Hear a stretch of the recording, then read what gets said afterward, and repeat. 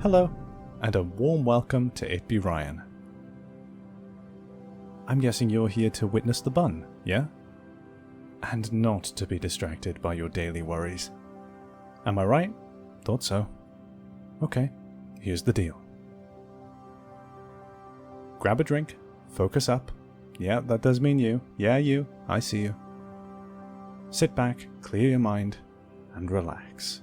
It's time to witness the thickness. But first, the ads.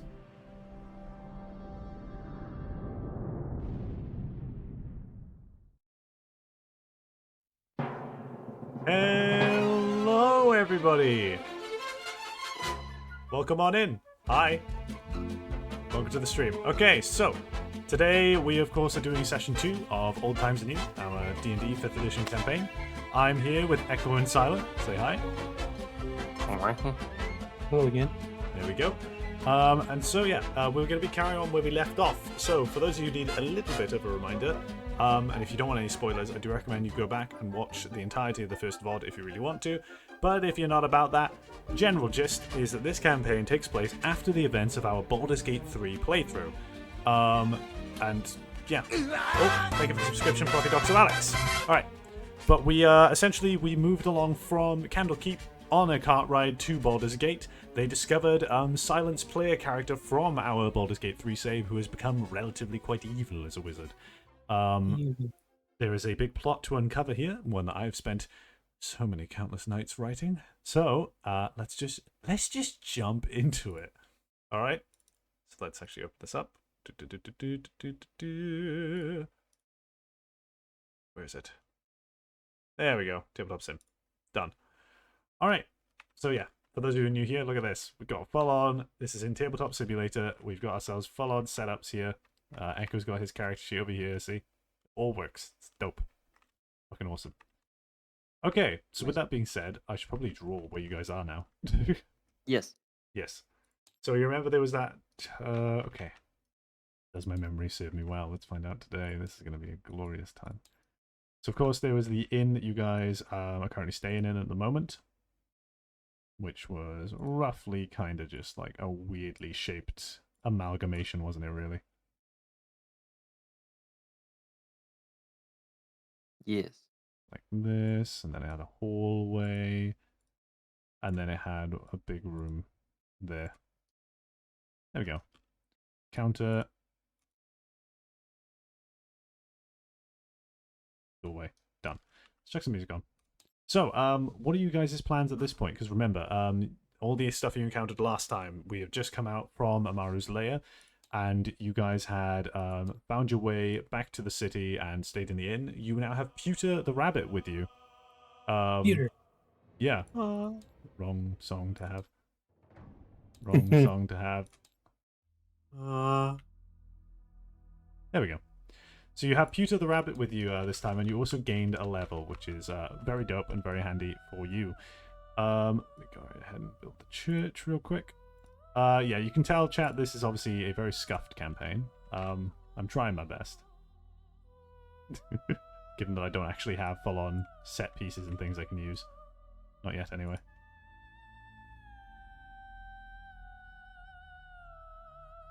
My headphones are running low on battery. So yeah, go ahead. Discuss your plans. What's the thoughts for you guys at the moment? So we're basically just waking up in the new day, right? Yes. So, of course, I'm gonna do my morning routine. You know, get up, make sure everything's clean, with precipitation, clean everything. Mm-hmm. And now that I have Peter with me, I am gonna go head outside, actually, to the marketplace that we were passing by the other day. Okay, at the marketplace, which was like... It was like somewhere like around here. There was like a balcony, wasn't there? Then there was like path that leads off, path that comes back. Balcony connects over here. There was like stairs that went down to it. Marketplace was like here.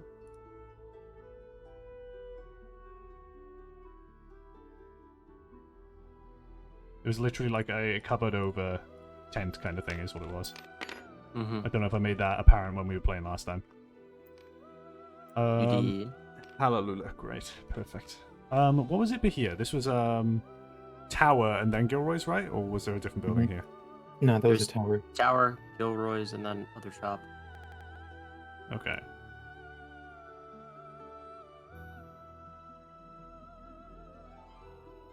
And then I think like the lair entrance was roughly there-ish. Yeah. So we had Gilroy's along here, and it was in between the tower and Gilroy's. Or was it? I think it was like more so here, wasn't it? Oh, Ooh. fuck. I've really got to learn that the undo button is the most violent fucking button in this goddamn game. Okay, Oh, it's disconnected. Disconnected you? Yeah. Right, the undo button is fucking violent then. Okay, try and reconnect. Oh, you'll have to invite me again. You, Not no, fine. yeah, you're fine. You guys are both in game. Oh, there we go. Note to self, don't ever undo, just erase.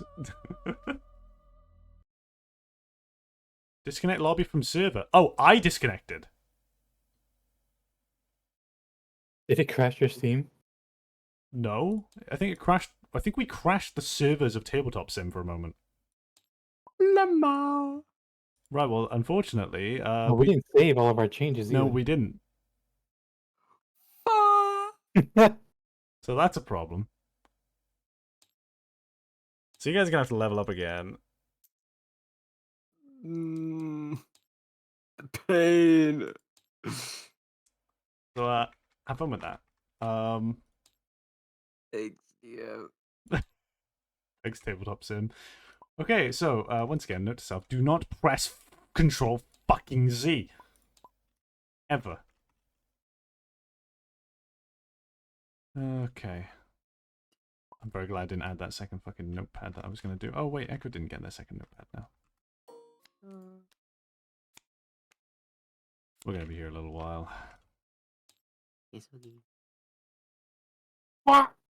That's okay. Duality of man.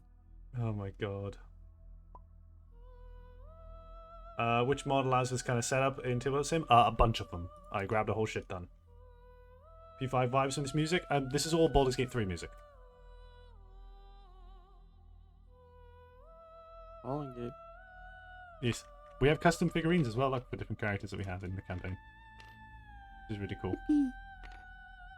So for actual players as well. We got Sant over here playing Salem the Bard, Violin Bard, Baxi. And we got Echo's character over here, which is Ithrit, a shifter rat artificer. Fucking rat. Fucking rat bastard. Fucking rat bastard. A lot of people.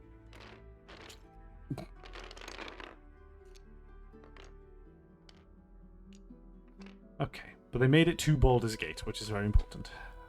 Let me redraw the fucking map. So don't worry, you guys are being tormented by the fact that you don't have your goddamn character sheet done. Is white more visible on the map? Let's find out. Oh, white is so much more visible. Okay, I'm going to be using white from here on out for drawing the maps. Okay.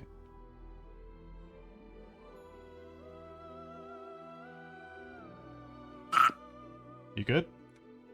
I tried to write 5 where the artificer thing was, but it just deleted the entire word, so I had to retype artificer.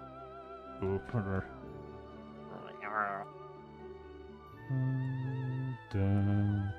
da, da, da.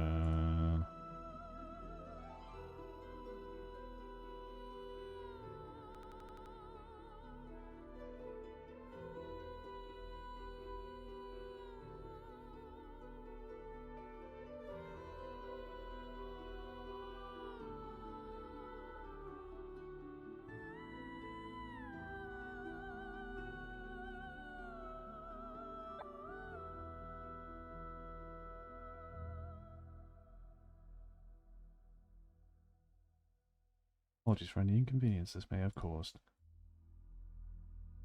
It's caused a lot to me.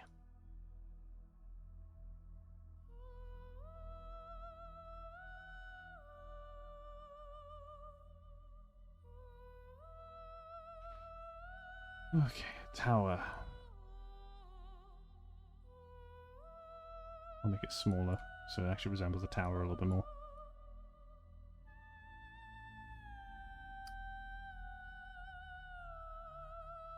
Gilroy's shop. Shit, I think it's up. Yeah. Wasn't that bad for me. At least you guys have already made your choices and stuff, so you can just sort of speed through them. Yeah.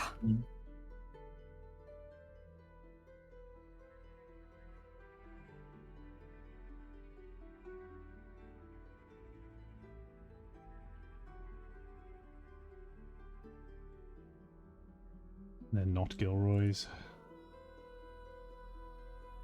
The titular shop, not Gilroy. Not Gilroy's.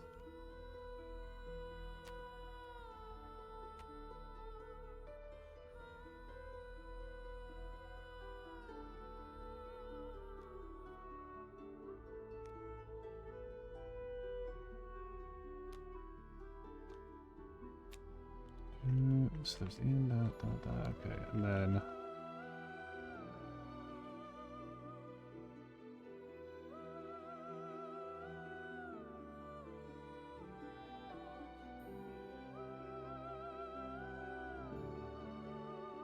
accidentally drew that line in 3D. Please ignore it. It's a piece of string.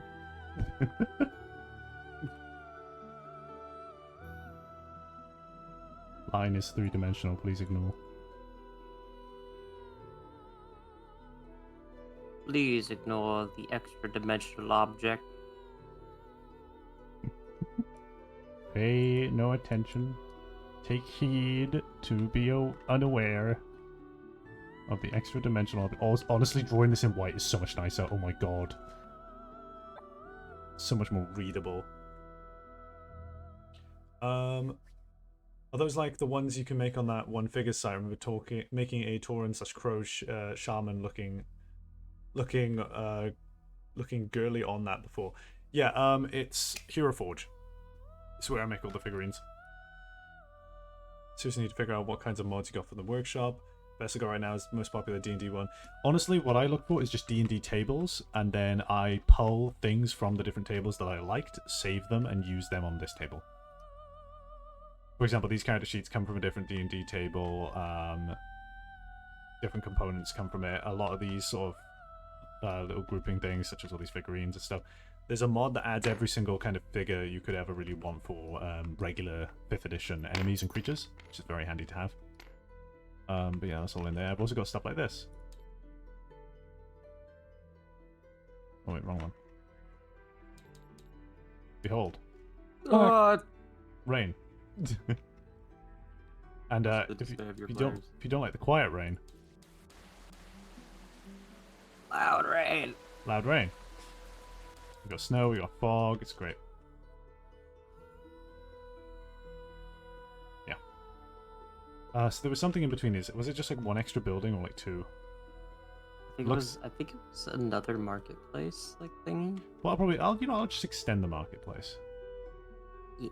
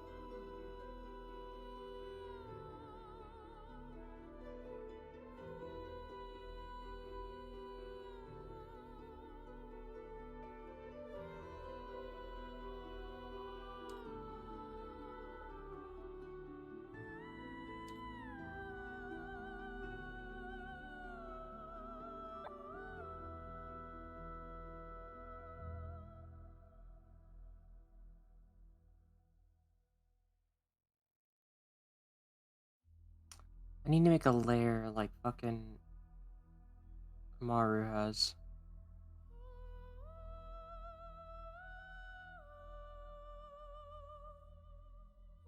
Fucking layer? Yeah, like a workshop. I'm thinking about this now.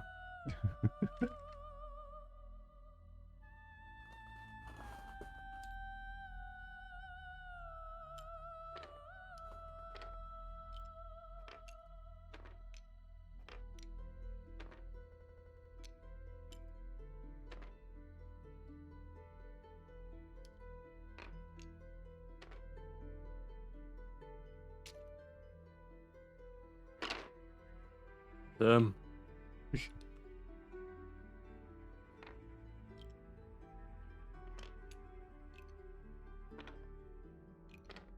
Did we just steal a payment first card? I put them over near the church. Okay, good on you. Thank you. I just heard someone pick him up. I'm like, did you just take? Hang on. Stolen. Freaking abducted the poor bastard.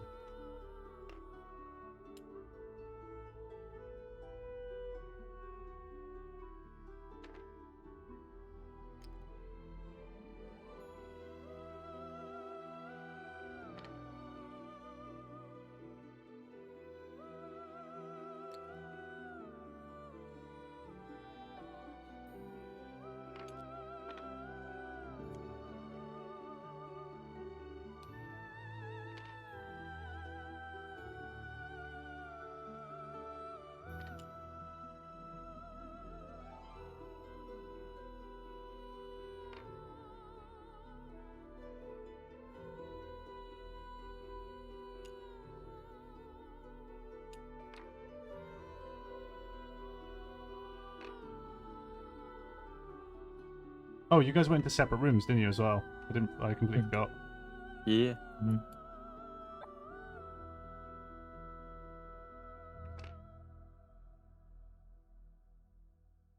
Okay.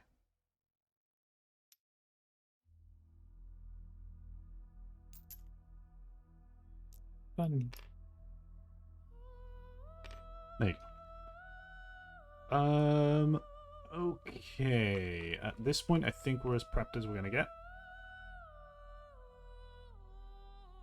I think. Good. Unless there's more characters I want to fucking throw into the damn town.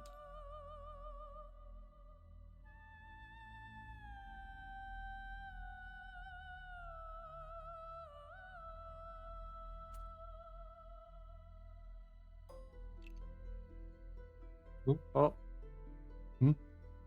We disconnected again. I'm gonna save. I'm gonna fucking save. I'm gonna fucking save.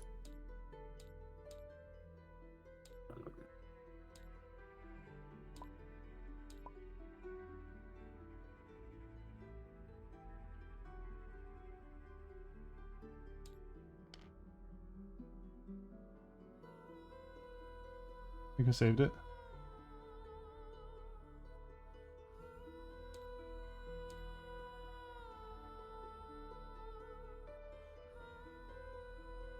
could you shoot us at a village?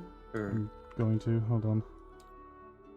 I'm being Alright. very careful. I just don't want it to fucking crash out again. yeah. What day is it today? Tuesday. Monday. Today's Tuesday? Oh, it is Tuesday. Disconnect from lobby. When is Steam's maintenance day? Oh, fuck off. No way. This happens every time. But it's usually not this late. They would have done it by now. I think. 3 hours ago, they made a post saying 98% of their servers are back up. Hmm. So I feel like it's not that. When was this? Yeah, about like 11 o'clock is when they went down. Oh, Hmm. UK, London, 75%. Hmm. Of course, I just so happen to be on the one server that is still on its way back up. Okay. Luck of the draw. I hit save. I did hit save, so we should be alright.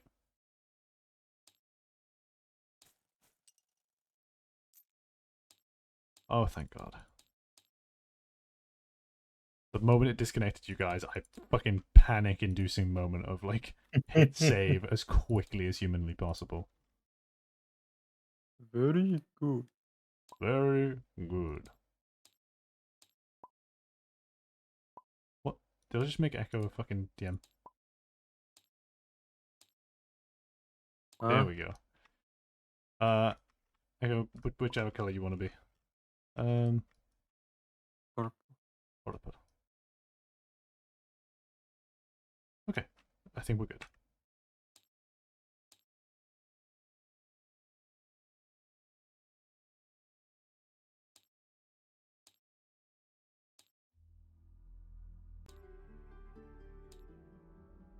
And you're back in the room. Okay. So, hopefully this clears up relatively soon. Apologies for this. No fault. I apologize on Steam's behalf. I wouldn't have expected them to do it so fucking late, though. God. Oh, my potions are messed up. What do you mean? They have notes on them. What do you mean they have notes on them? My healing potion has a note that says evil plans. Not actually that evil. Find steel watcher, find components. Yeah, that's my thing. Hang on. Do both of the, And all then of them My have plans. Do they all have Not the all, issue? no, only Which my healing ones? potion and my heroism potion. Yeah, I see it. Heroism says, How about now? We good? yes, go. Okay, because I'm very worried that it could reveal some of my GM notes behind the fucking screen if it does that. So if you see those, just yell and I'll fucking delete them. Read my evil plans. Goes really good evil plan. Where have you written your evil? Oh, there it is. Oh, read my evil plans. God. Okay.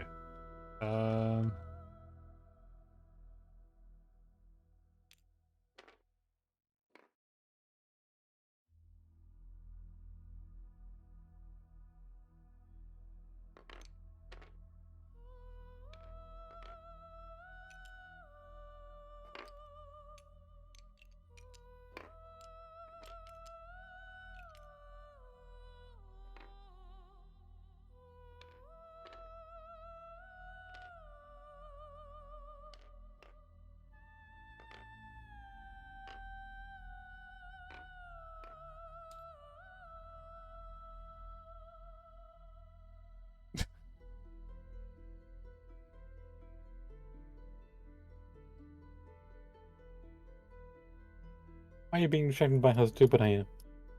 Why am I what? Why are you being distracted by how stupid I am? Because it's cute. Right, I need to also mark down this man.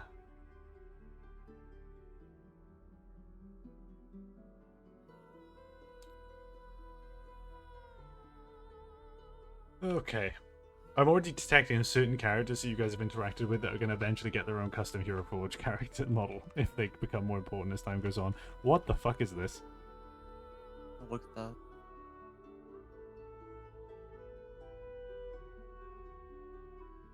Echo, you scare me. You chuckle Stop me. looking at it. Is this a plan of how to make a motorized Stop vehicle? looking at it. Fucking artificer. Alright. Should we get going? I think we're good. Have you guys you've marked all your level up stuff? It's all good? Yes. Yeah.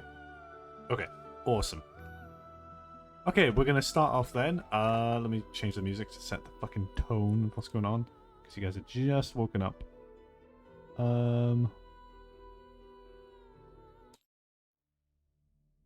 Here we go.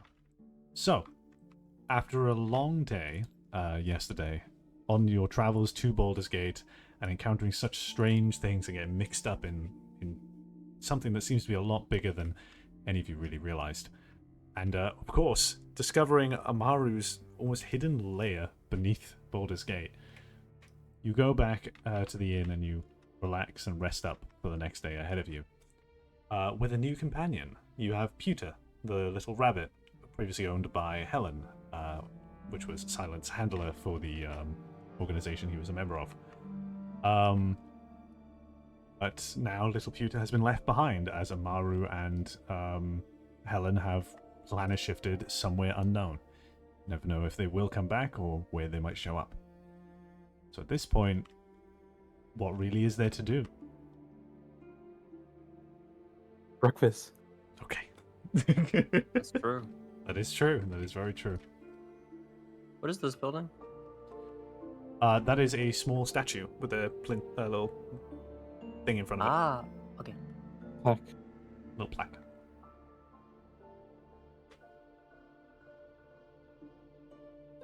What's this? That doesn't say anything. I am gonna go to the market. Okay, straight to the marketplace. Yes. Indeed. That Pewter somersaulted over that guard without it being an issue. Yeah. Do you have Pewter on your head, canonically? Yes. Pewter, no. I think I'm. Oh yeah, well, I'm gonna loiter and follow. Okay. So you're both immediately going for the small little marketplace with the Dragonborn trader outside yelling about his amazing goods and bread and various other different gubbins. Yes. I want to buy 3 things specifically. Okay. I want to buy a little bit of lettuce for Pewter. You want to buy just what, a little bit of lettuce? Mm-hmm. Okay. I'm gonna buy a singular apple, Okay. and I'm gonna be buying a wedge of cheese. Actually, bread and cheese. Yeah, that actually goes really well. Okay. Hang on. Do I have a prices sheet for food? No, we'll say it's a couple coppers. Okay, player. Hang on a minute. Silence player. Silence, player. Give me a minute.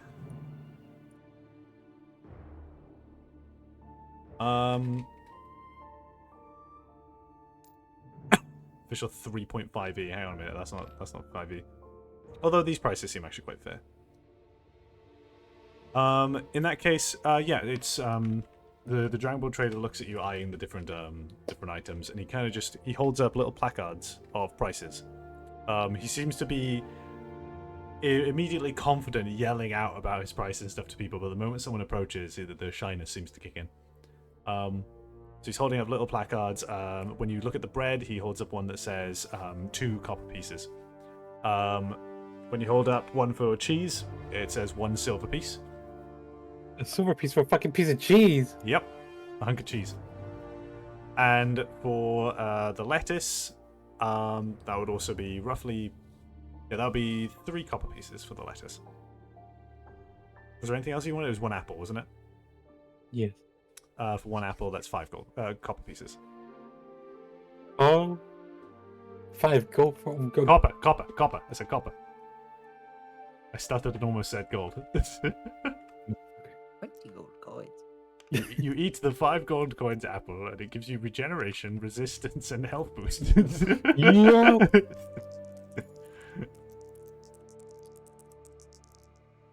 Right, I am gonna go haggle with him. Get a discount. I propose 1 silver for everything. 1 silver for everything. 1 silver and 2 coppers for everything. The Dragonborn trader kind of looks at you and like squints and just like taps the cards again. Oh wait, do you want to do a persuasion check? Yes, I'm gonna do persuasion. Yeah, do a persuasion check. Where's my d20? Echo, where's it? I don't know. It's your d20. Where'd you put your d20? Is that it? But there? Huh? Here. Oh, it is. What about here? Here? What? What's your bonus? For persuasion, that'd be +7. Okay, that's a pass. Yeah. The trader kind of like looks at the money, looks back at you, and then gently pulls out his little a little coin purse of his and opens it, and he just looks into it and with a solemn sigh, kind of like puts out his hand for the money. Hell yeah. Congratulations, you've scammed a man. It's called haggling. Go ahead and, if you want to call it that, sure. Go It ahead. is. The fuck? Go ahead and add that kidding. you've got some lettuce, a hunk of cheese, and lettuce, hunk of cheese, some bread, and an apple into your inventory. Is there any benches or like a fountain nearby? There's no fountain, but there is, of course, the statue thing there. These are benches here. I'm gonna go sit on the bench, and I'm gonna have breakfast with Pewter. Okay.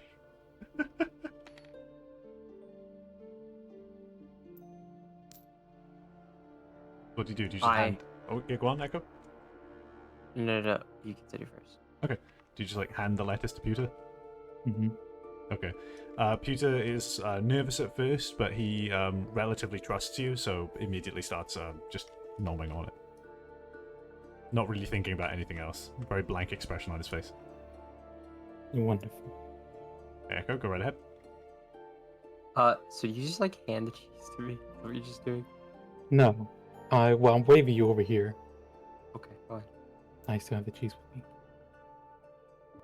And now that you're gonna be sitting down next to me, then I'll be offering you the cheese. Specifically the cheese. Only the cheese. I'm keeping the bread. Like, you know I'm not actually a...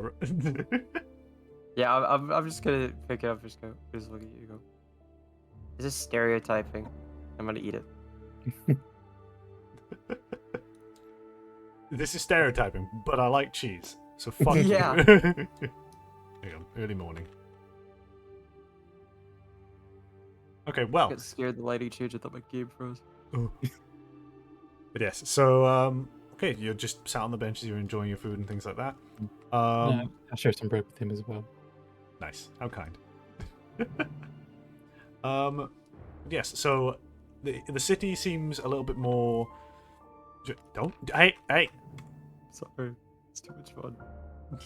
Leave him. He's intentionally upside down. I know. Okay, yeah, so the city seems quite, just dark and dreary as usual, especially in the morning. It's a little bit too quiet. Especially knowing what you know now after the fiasco that went down the ground. How do you really want to progress from here? Because now you've got you've got an extra loitering creature with you. I still want to meet back up with Gilroy, see if he's actually there or not. Okay. He still does Fallout Shelter. Mm-hmm. What do you think, Echo? I was gonna go to the other shop if you want to split up. Yeah, alright. Yeah. You go first. Okay. Wait, who's going first? Son. I shall go first. So you two enter into Gilroy's shop. Mm-hmm. As you enter, the door makes like a little like a tinkling noise as it hits a little bell that goes past. And you hear like a slight cog turning and whirring as you see slowly rising from behind the counter. Gilroy is back, rising from his almost like bunker below the shop he has. Gilroy! Gilroy!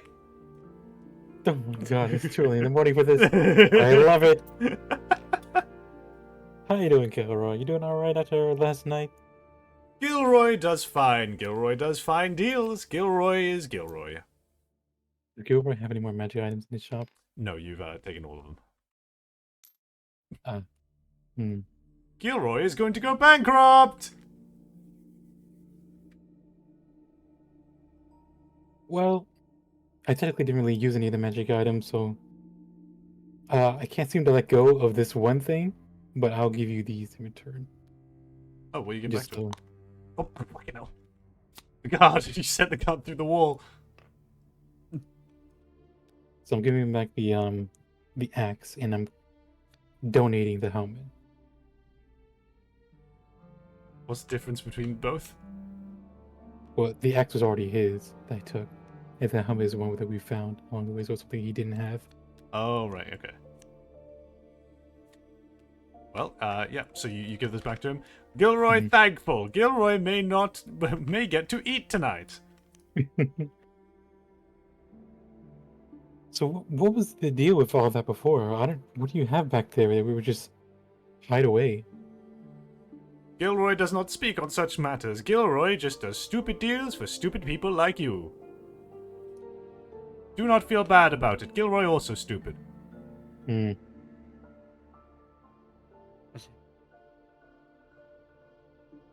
you didn't happen to have anything else within the area, like you wouldn't have heard anything since then, because after the fiasco, they kind of just managed to escape from us. I don't know if you managed to hear anything.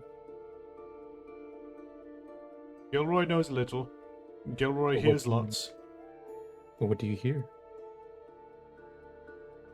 Gilroy leans over the counter, like with a stern expression.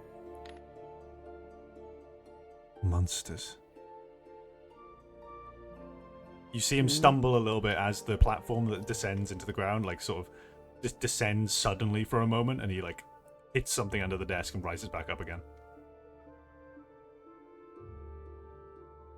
You know, I think I have a friend who can fix that for you if you don't want to have that keep happening. Gilroy can fix. Gilroy need no help, because Gilroy have good deals. So true. That is. I'm so talking true, out of Gilroy. my ass. I don't know how that's true. That is so true, Gilroy. I So absolutely have faith in you. Matter of fact, Gilroy, I know what you can do. If you'd be willing to help, of course. But I bet that you have a few things, or even some lessons, for my friend there, because my friend likes to tinker. He actually, and I pull out the rock that Echo made me in the first session. The lavender scented rock. Gilroy kind of looks at it and like squints and goes, "Rock." He made this. Look, smell it. His name is Steven. Gilroy lost scent of smell You lost scent of smell? many years ago. Say scent of smell. Yes. I'm owning that. I'm going through with it. Oh, absolutely no, I love it. Well, I don't know how he did it. He basically was just hitting it with a hammer. I'm not entirely sure how it works. For some reason, he made it scented, and I adore it, and I needed Steven. Look at him. And I showed him like a smiley face. I paid him Steven. Gilroy stands upright for a moment, salutes, and goes, "Hello, Stephen! Captain Steven. Welcome, Captain Stephen, to Gilroy's stupid home of stupid stupids for stupid rocks like me."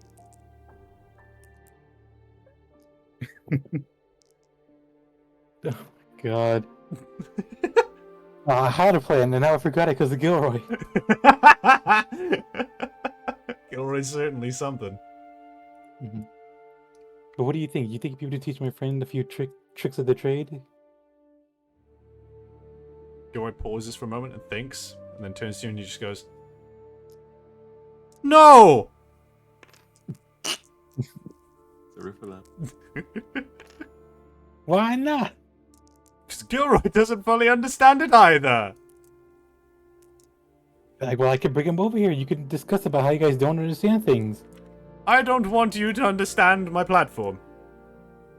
I'm not going to be understanding it. He's going to be understanding it. No. You mean no? No. Why not? He sounds so fearful. No. No. What secrets do you have, Gilroy, huh? Gilroy has no secrets. Gilroy has good deals.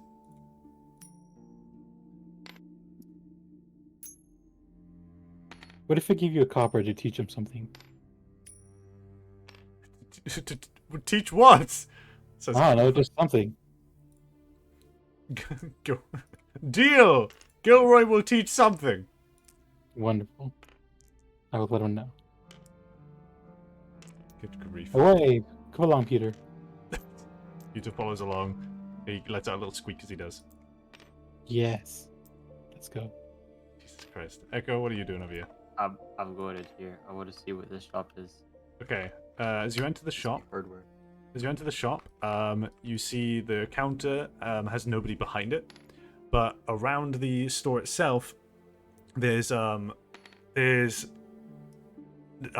knickknacks of like little wood carvings of like little statuettes and various different things. You see horses, carts, you see people in different poses, and like even these two tables here are set pieces of little battles of various different soldiers, all carved out of wood. Behind the counter, it says on the counter as well. There's a little bell that just says "Ring me if you need me." I'm walk up to it. Oh, my bad. A little stupid. Okay, so you approach the counter, you ring the bell, and you hear a sudden thud followed by a man like letting out a little grunt of pain. Before he comes walking up the stairs. You see the top of his head, just a little bit of hair poking up over the counter, and as he gets closer to the counter, he takes one little step up onto what appears to be a step stool, and it comes into view. and through a Scottish accent, you hear him go, "Oh, it's you! What are you doing here?" What are you doing here? I thought you didn't know where you got your money. You make things. I carve things for a friend, but I did expect you guys to be coming straight through. Yeah, no, we're making our way right now. I was actually just gonna ask, where do you guys get your wood? Well, we get it from the woods down south. There's let me consult the map. We've got the cloak wood, but the wood there tends to be a little bit more magically inclined. Not the wood itself, the place, a little bit more dangerous. The wood of sharp teeth is also equally dangerous, but if you stick to the outskirts, you can kind of get some supplies from there. I see.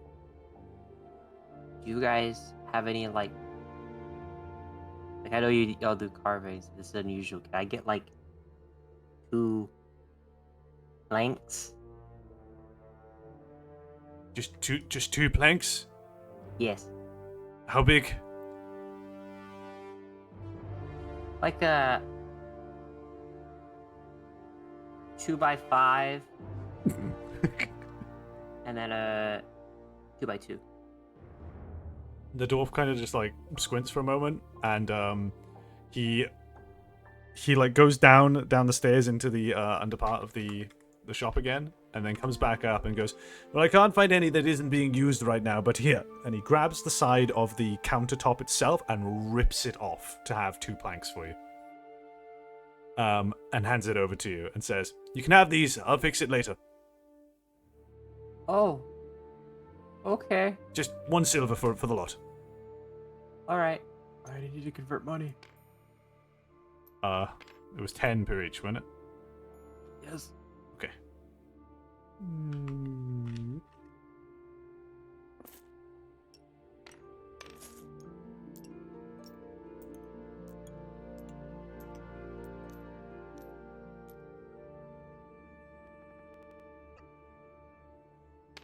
Money.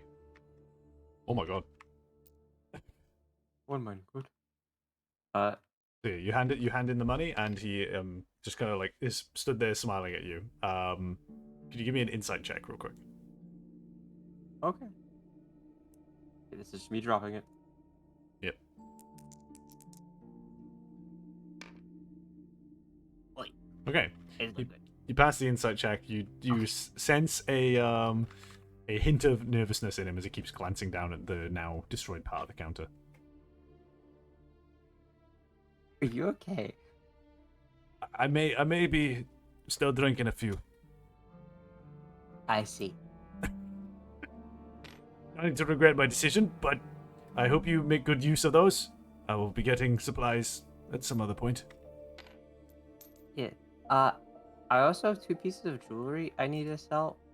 I don't know if you want to buy those. And if you don't, do you know where I could sell them? Jewelry. Are they enchanted in any way? No. Not that I know. Well, I'm sure you might be able to find someone at the market. There could be anybody there really who'd like to sell things on. You probably won't get a very good price for it, but it'll be something if you want them off your hands. Okay. Thank you. Have a skedaddle. And out you go. Away from Felrar Gilda's shop. As Zither comes out and I'm walking up to over yonder here, can I shout at him in the same tone as Gilroy? Say, Ithrid! What? Come here! Come hither! Thither! Over there! Just says, "Oh dear, this is an amazing series of events. Is this a Warhammer LGS? What the fuck is LGS?" We shall go back to Gilroy's. Why you go back to Gilroy's? What's happening? We're gonna show Ithrid to Gilroy so he can teach him something. Oh, right. Is this a Warhammer local gaming store? No? Why? Oh, what, the fucking wood carving? Fucking no. Because it's not overpriced like Warhammer. Limbo.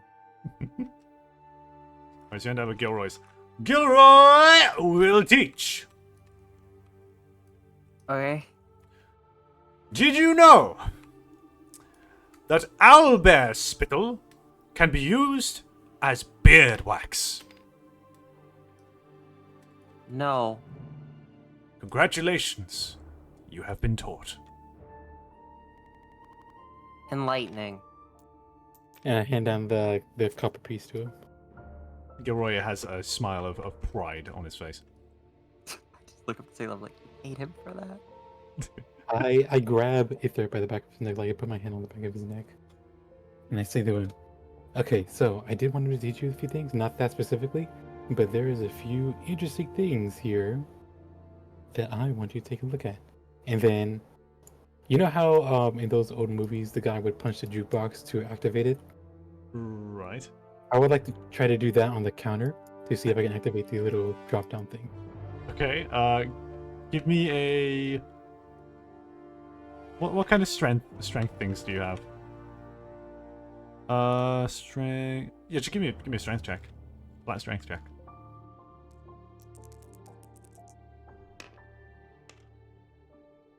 Holy shit. Was that 16? Yeah, what's your bonus? 17 for straight strength. You smack the counter and a little dent is left in the counter itself when you do so. Gilroy doesn't just slip slightly, the platform falls straight down and Gilroy is gone beneath the ground for a moment. And you hear a thud. You hear, ah! You hear a thud. And then you see him like slowly inch his way back up one piece at a time, just like up, stop, up, stop, up, stop, until just his head is visible. And then he moves the rest of the way. And he goes, "Good demonstration, friend!" Wonderful, isn't it? Sorry about the counter. He can fix it. I how do I buff a fucking dent out of wood? The same way you did the envelope. I was gonna correct you. You're actually totally right. I'm gonna use mend as a cantrip. You're gonna just mend the desk? Yeah, I'm just gonna mend the desk. Awesome. You do so. You cast mending, and the desk, the wood splinters and contorts back into place, and it looks good as new. Amazing. I'll look up at Gilroy, and I'm gonna look up at Gilroy, and I'm gonna be like, I have jewelry. You want to buy it?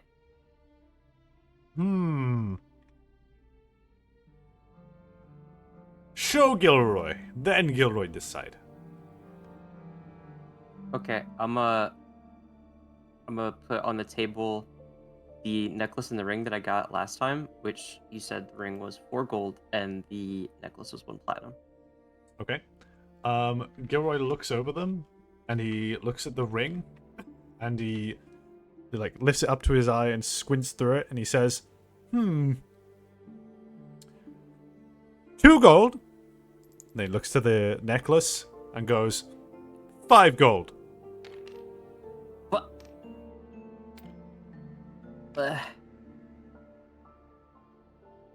God damn. Would I have to roll insight to see if this is a fair price or not? Go right ahead, roll insight. Yeah. That my insight is fucking. What is my insight? Oh, my insight's 0, so that's just 14. Gilroy is very clearly either not giving you what it's worth, or isn't knowledgeable on how much the items are actually worth.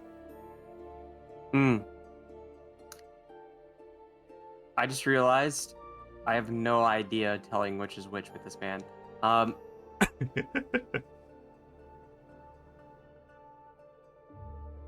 I need some money.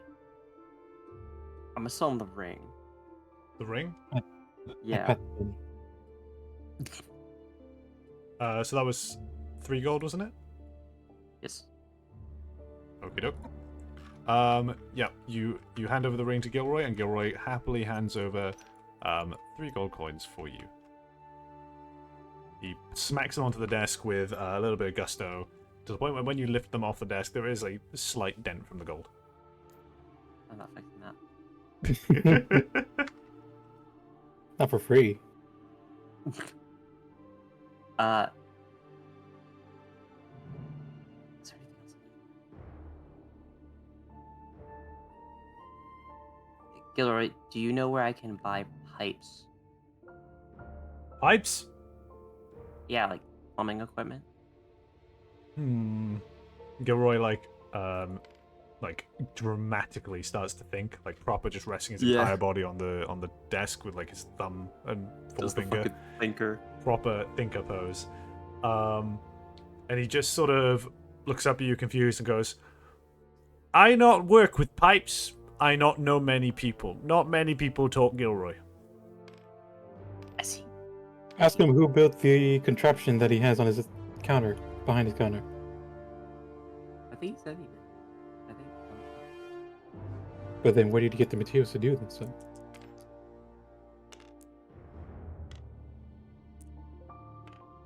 Also, as they discuss, can I ponder my orb, please? The orb card you got? The orb. Oh, the fucking iron sphere. Yes. Oh, wait, I forgot. Do you guys have the crystal ball? Yeah, you do. Okay, so you're pondering the iron sphere. The iron sphere itself, it seems to just have a bunch of like markings across it in what languages do you know, actually? I know Common and Sylvan. Sylvan's the Fey language, right? Yeah. Yeah, okay. You can't make sense of what these runes actually mean, but they are carved along its surface very faintly and very precisely to have some kind of meaning to it. Give me a perception check.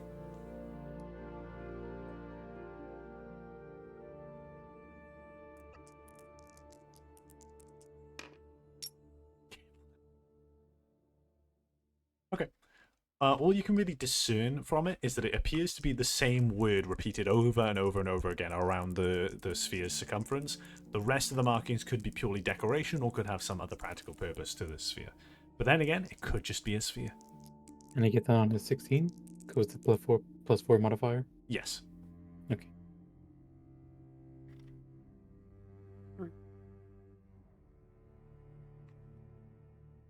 The orb. Orb.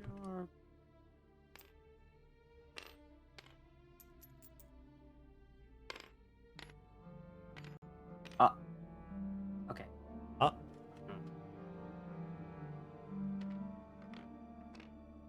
pondering. Pondering what? Need pipes. Pardon? Need pipes. You need pipes. Echo out here laying pipe. Oh my god. Ooh. I just got an idea for a curious thing. I'm gonna put the orb back in my pocket. I'm gonna put the other orb. Okay, the crystal ball. Yes, and I shall look into it. Okay, let me. Oh boy, here we fucking go. Good morning, you must give a full turn for kicking the ball. 46 movement, you do not physically move. Okay, what is your movement distance? 40. 40. Okay, yeah. Where do you move your mind to when gazing through the orb? I would like to look beneath the platform that Gilroy's standing on once he was down there. Okay. You stare into the orb and your mind almost gets separated from your body and cast past Gilroy and down below the ground. Below the ground, you find that there is almost like a small bedroom with a few side tables, very much just a personal living space. He doesn't really seem to have much to his name, though, except there are many different shelves that have nothing on them. So clearly he intends to have personal belongings eventually. In terms of the mechanism that actually allows him to rise and fall on the platform, you don't see any mechanism. Instead, what you see is a small kobold that is holding on to the platform, and there's a locking mechanism that locks the platform in place when pushed all the way up. So when you smacked the table, you just startled him. Oh. I guess that makes sense. I don't know how he smuggled a kobold into Baldur's Gate, but you know what? Go off, Gilroy. King. Play King. Slay King, Gilroy.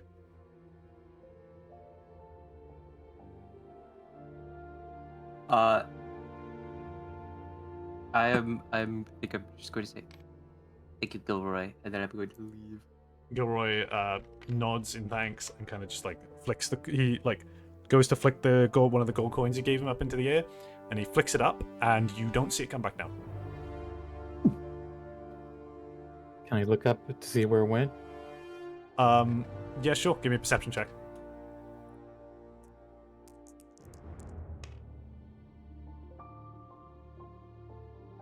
There are beams and banisters up above, and you can see the very edge of a tiny gold coin that has landed on the beam perfectly.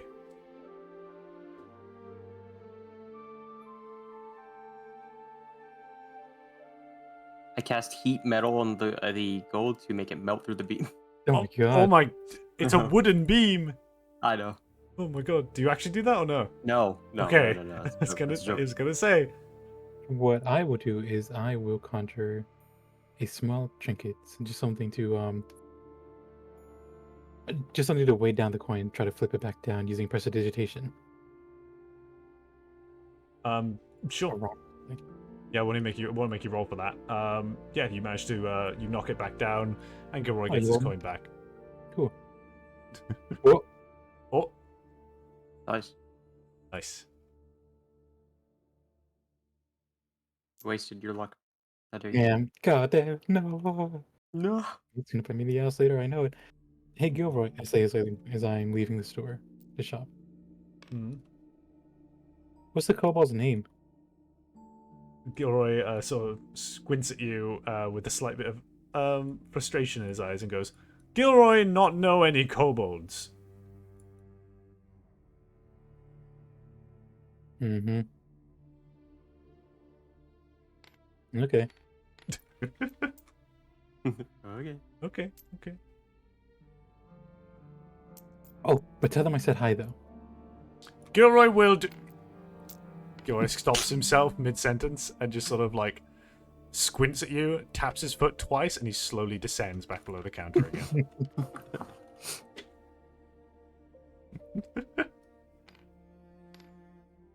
Give me, Silent. But both of you give me a perception check. Oh, fun. And the I bunny. rolled a Help me? 19. 19. Can the bunny help me? No, the bunny cannot help you. No. Okay, you don't hear Uh-oh. it, Silent, but Echo, you hear Gilroy muffled saying, "The cat says hi." No. And I'm the one who doesn't know the kobold exists. I'm like, who the fuck is he talking to?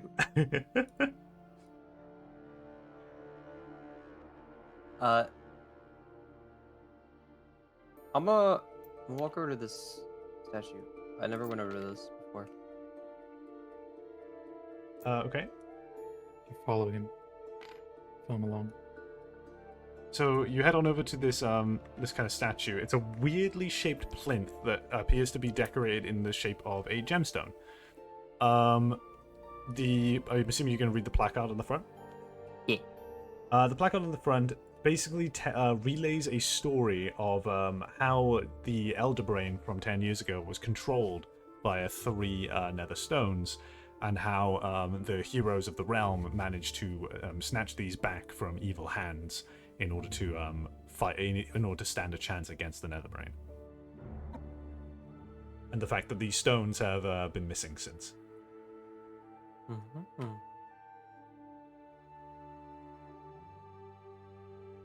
Oh, fuck. Oh, I just pieced something together that I didn't before. Okay, we're gonna... Anyway, okay, where did the arrows go? Where did the arrows? The arrows are the different directions you can leave this area. Okay. Yeah. So, where do you want to go? I kind of want to go back down to the lair. I know we blocked out the path. Actually, did we block out the path? Because I know It's not blocked off, but it's like... caved in. And I don't know if I'm comfortable going down there, honestly. I want to go back down there. I want to see what else was down there still. There might be stuff that they left behind because they did just warp away. You are going to have to roll a persuasion check on me. Okay, go right ahead. Because that's not...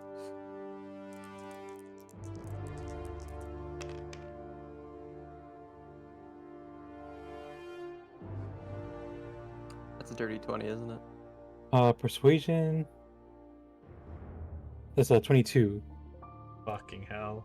I don't wanna... But fine. There could be contraptions down there. Metal things, like tiny metal things. I start following you. Let us go! Oh no. Okay, so both you head down. I'm going to Theater of the Mind this, so because since you'll probably be coming back out. But yes, so you descend down into the back into the layer that Amaru had built for themselves. Of course, inside you find what you had found before. Nothing really has much changed, but aside from it being quite hard to get to the layer itself due to the amount of gravel in the way, due to all the shatters that have been cast throughout the cave. Especially the fact that as you descend through the cave, you see bits of dust still descending from the ceiling here and there. Whatever you've done has clearly made the cavern a little bit more unstable than it would normally be. Are the corpses from before still there? Yeah, there are still the same bodies as before.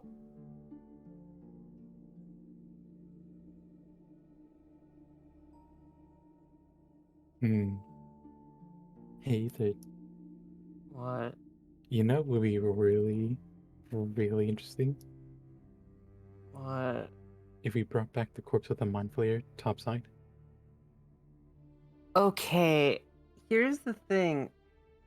We're gonna get arrested. For what? For bringing a dead body? For saying that we've Okay, found this is the same fucking thing that happened when you guys killed Raphael. Yeah. Like, we can't... Okay, look. If we come up there dragging a dead mind flayer in the middle of the town street of the one town in Faerun that has had the most issues with mind flayers recently, it's gonna cause panic. And we are going to get arrested for, you know... For what? A, disturbing the peace. B, bringing a fucking dead body out into the middle of the street. C, having possession of an illithid. You're really cool, though.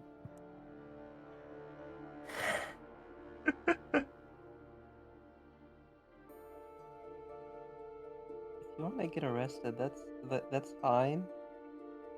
I think we have other things to do, though, honestly. And I don't have money to bail you. We'll leave it for now. We'll come back for it. We'll leave it for now. It's definitely gonna be rotten by then, but yeah. Well, I don't know. How long do you think it's been in this tube? It's contained in like a tube. Oh yeah. Well, then the human body's gonna rot. Oh yeah, the human body. I forgot about him.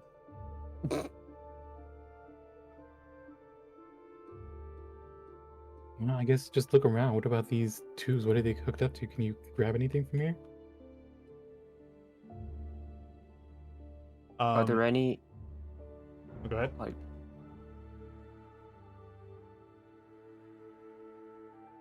Any pipes? Any pipes? There are a couple of metal tubes and pipes that are connecting specifically to the different specimens in jars, etc.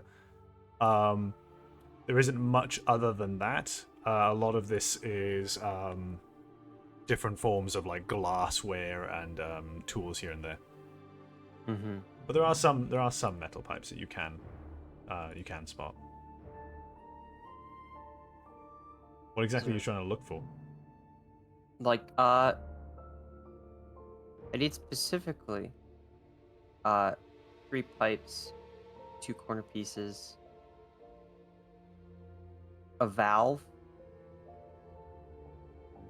gauge, and like a metal canister. Okay. Stuff like a gadget. Stuff like a gadget.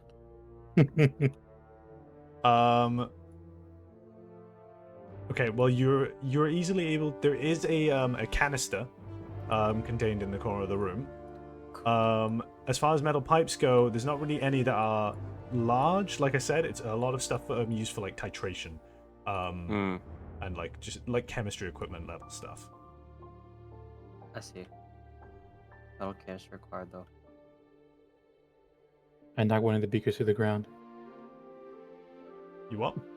And knock one of the beakers to the ground. You do so, and it smashes unceremoniously on the ground. Nice. Dude. What? Why? And I reach over to grab another beaker. Oh, I see. You're a fucking cat. 3 cheers for impulsive destruction. So true, my chat member. God. I'm leaving here. I want out of.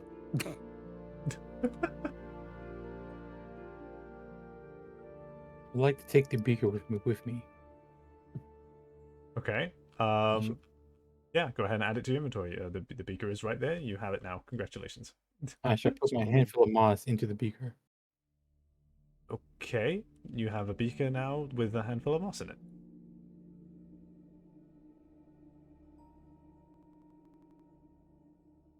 Okay, wait. Don't you now have a ball of moss and a beaker of moss? No, I put the ball of moss inside of the beaker. Okay. I'm not going to try to understand the logic. I'm just going to let it play out. Think your fucking terrarium?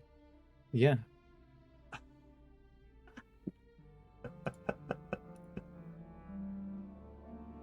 My adventuring terrarium of moss. I'd never go anywhere without it.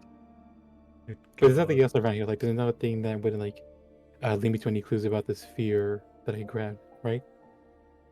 Not to your not to your knowledge around you. Oh, oops, didn't mean to grab that. Not to your knowledge around here. No, there's nothing really that would immediately be directly helpful to the fact that you've now got an iron sphere. Oh, I just, like, throw it at somebody. Seems pretty weighty. I mean, you could. That is definitely shot put. Artifact, go! It magically works. Oh my god. But yes, there's only like really one other thing I wanted to do, and that was to talk to the tavern owner. Mm-hmm. That's right outside of Baldur's Gate. But Echo, was there anything that you wanted to check out? Any of these other areas you wanted us to go? Not especially. Because we have no clues. We don't really know where to go from here. Yeah, I mean, I know this way. That's down towards statues and also harbor. That could be cool.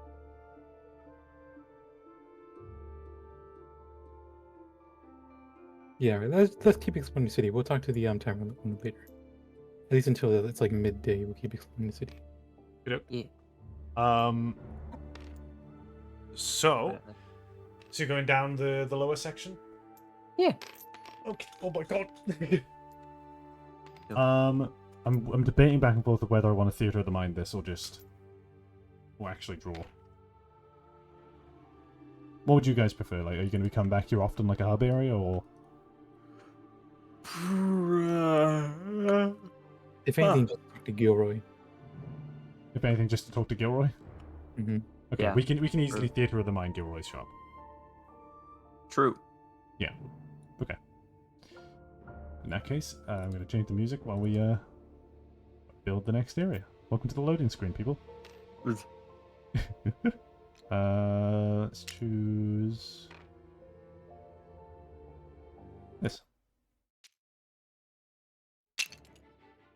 That's a fucking boss music. Why? The road to Baldur's Gate is dramatic as fuck. I did not anticipate that. I mean, yeah, do you know how intense it fucking gets when we actually got to fucking Baldur's Gate? Yeah, if you could just group up the characters for me, but don't let them overlap with each other. Just make sure they're all upright next to each other. Makes my job a lot easier.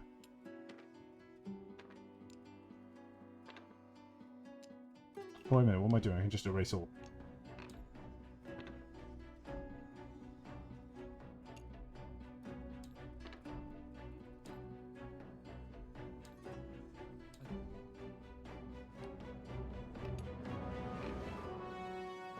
Once again, way too dramatic.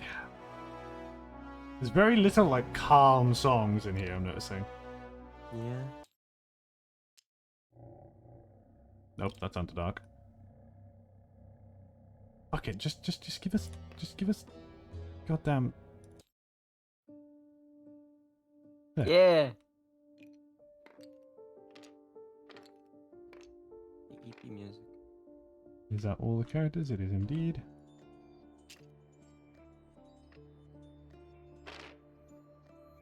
Okay. This is the fucking lyric one. Oh my god. So, progressing forward now from here. So, you went to the lower section, which means along this entire area as you enter, there is just the... That's not ruler.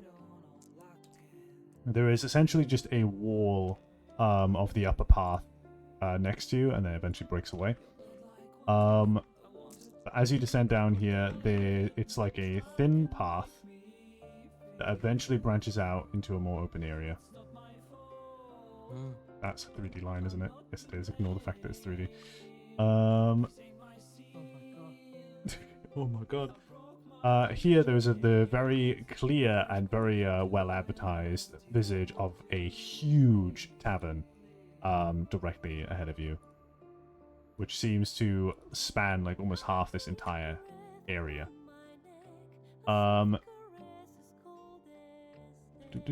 It's got a larger like sort of outdoor area compared to like the other one you saw when you're outside the actual city itself. This lyrics is starting to fucking break my brain. Hang on. I'm sorry. There.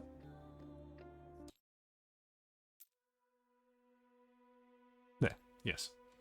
So the tavern itself, there's like a whole lot of patrons milling about. This is clearly quite a popular one. There's seating arrangements on the outside, as well as assumedly some on the inside. You've not gone in there yet.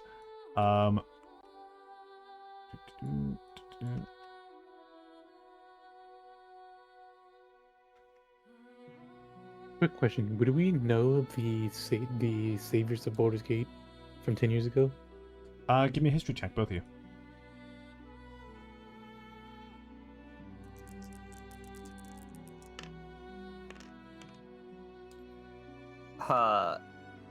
No. What's your bonuses? That's a 9 total for me. Well, It's a 9 for me as well. okay. You both have heard tales, but you don't know much about them. You didn't really take much of an interest in them at the time. But now that you're kind of living the legacy of what has happened here, it maybe takes your interest a little bit more than prior.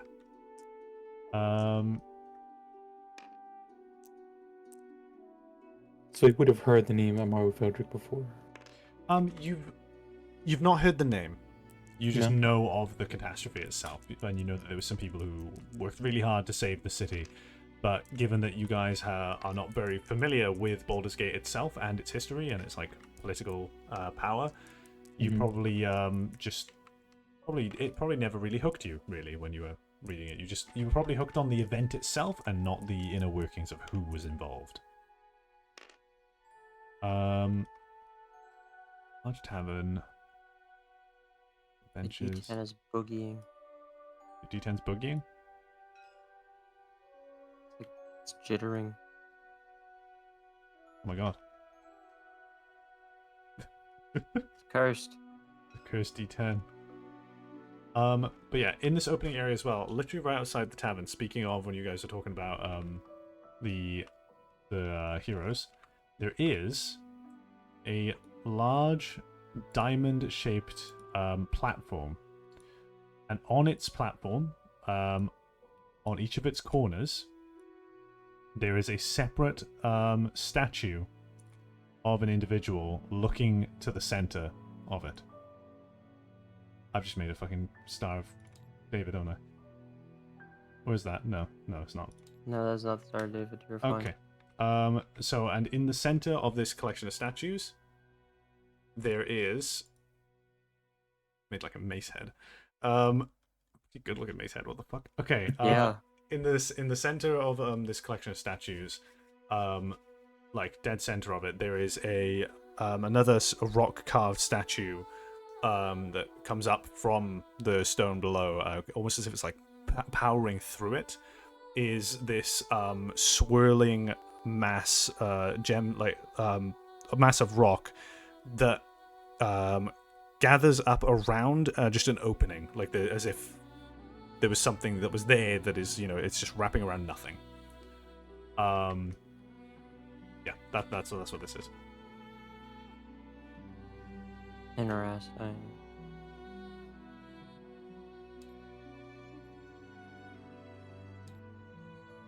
Yeah. And so in this clearing as well, there are just people milling about, going about their day. There are a couple of benches, and then alongside that, there are some just houses. These appear to be more so just actual living spaces for people, as opposed to anything market-wise, because you're now no longer in the main touristy section of Baldur's Gate, so to speak. Yeah.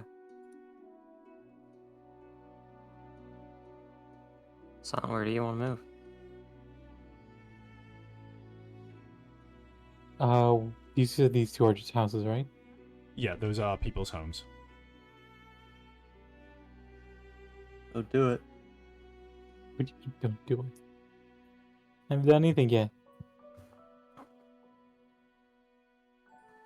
You're a bard that is like has the hard-coded DNA of a rogue. So you scare me. Oh, it's worthwhile to remember as well that because of the way you guys are on this platform, the entirety of this area Yeah. is still like balcony that like you can look down and see the docks from there. Oh.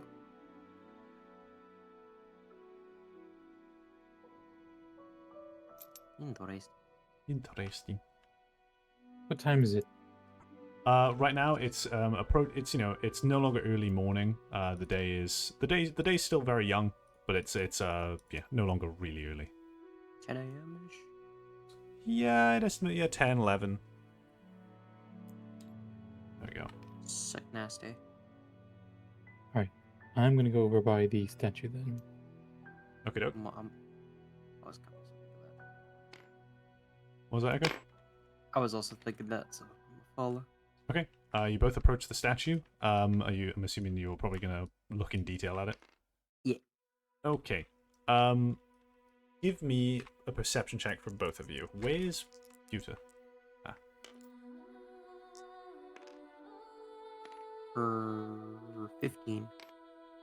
15? So Sam, 20. is that your roll? It's not rolled a nat 20. Okay.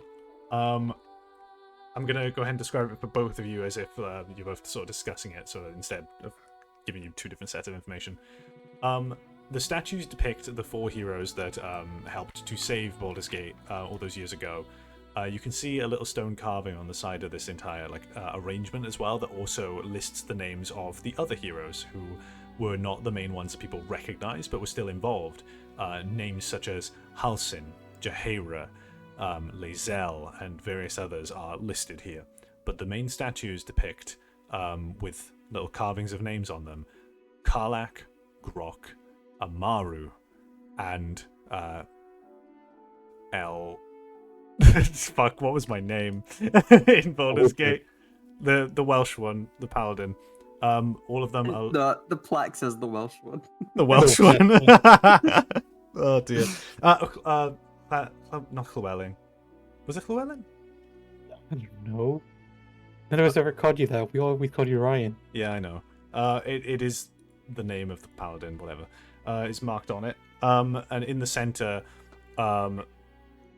carved along this spiral, like along the tendrils of it that wrap up around this opening, it has writing that describes the harnessing and downfall of Netherese magic returned again from whence it came.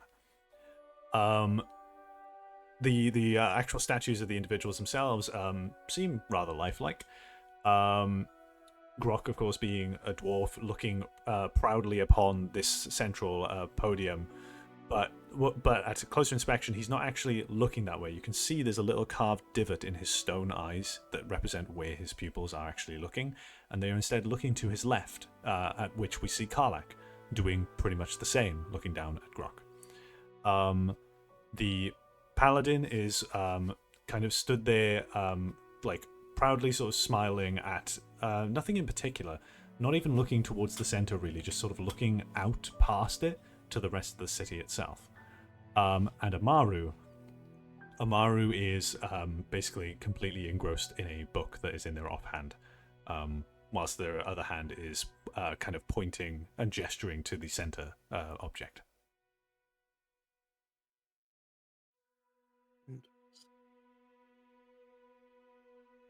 We wouldn't fucking recognize him because he looks so different. Oh, fuck.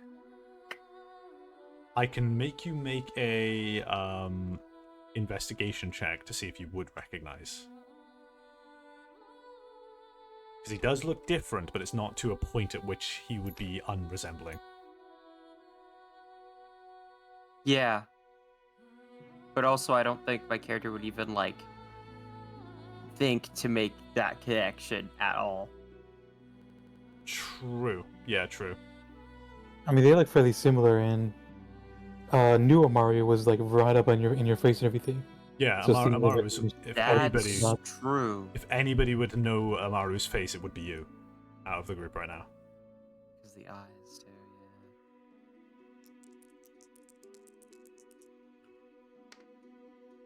yeah. You know who the fuck this man is. Well, you do have the thing to re-roll if you want to. Remember, you have the Oh my god, you're so right. Please be another one. Oh, that's a 19. Okay, right, good. I was gonna say, I don't know what the fuck I'm looking at. Yeah, it's a 23 on investigation, I think. Awesome. That's what the one. Okay, you as you get a little bit closer to the statue, being careful not to step on this, as it might have some a lot of significance to the Baldurians that live here. The statue itself, unlike the rest of them, its eyes are not carved in stone. They are actually small gemstones sunken into the rock of the eye socket. You recognize the hue, you recognize this color, and you flinch in recollection. This might very well be the same Dragonborn that stared you down in the caverns below the city. You kind of get this sense of dread overwhelming you slightly. I look uncomfortable. I'm not. However, you now know his name, Amaru Feldrick.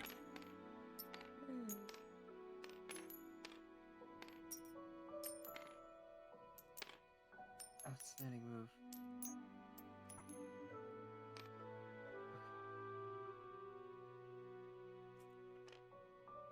I'm not going to the tower now. I'm uncomfortable.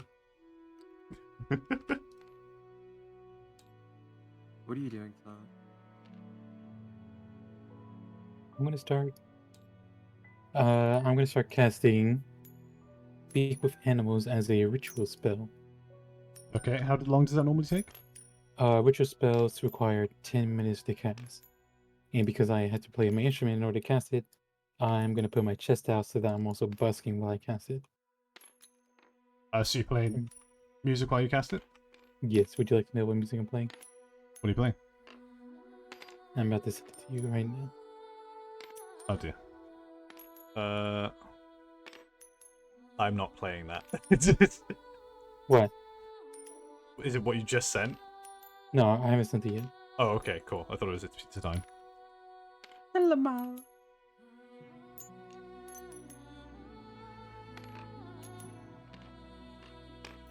There you go.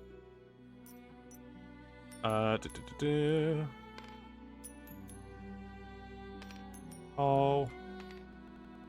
Oh dear. So chat can hear this, but you guys can't. Sandra's playing Hearthome City from Pokemon Diamond Pearl and Platinum on violin. Yo. Yo. So yeah, you begin your casting, and you're busking as well. Throughout the duration of you playing the song, we're gonna theater of the mind this. Some random yeah, people do come along, and as they're walking past on their ways to wherever they want to be, you see occasional ones stop to listen to your music and are absolutely adoring it, and they especially love the little rabbit that is behind you, bobbing its head to the music. Every now and then, individuals will flick a couple of coins your way. Nothing too major, except for one who does actually throw a piece of gold your way. Nice. So throughout the duration of the spell, you get this much. Alright. Well done. So you got 2 copper, 2 silver, and 1 gold. No. You good? Yeah. Where was I? So you're casting that. So yeah, you've successfully cast Speak with Animals.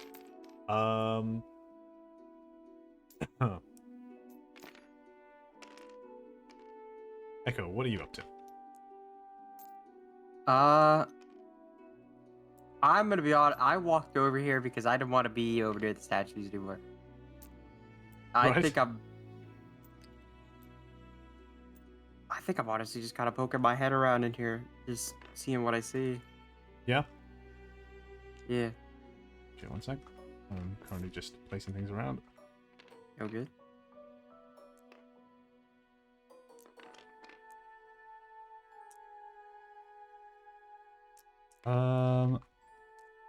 Okay, yeah, so as you poke your head into the bar, you see that there's quite a few patrons milling about. A lot more than I could depict here. But there's this place is fun. So I'm gonna need to step out real quick. Just a few minutes. Okay. Continue. The place is immaculately well decorated and well maintained.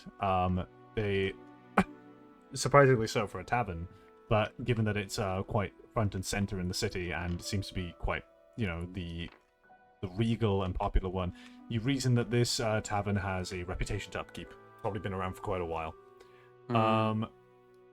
And so the tavern is labeled as what's it called? The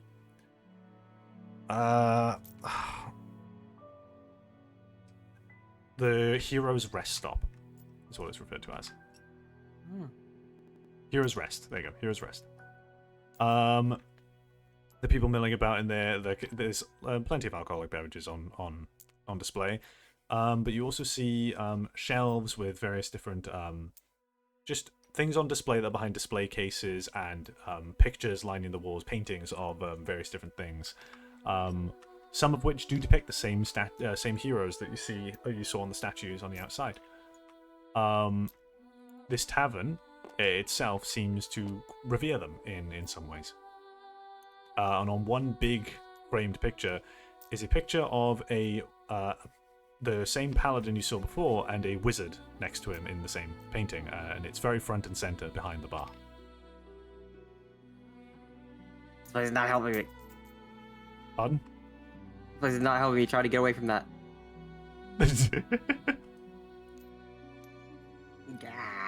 I will leave it again.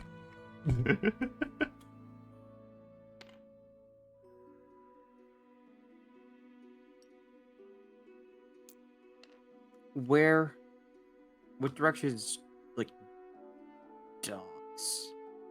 Docks will be along this way. Okay.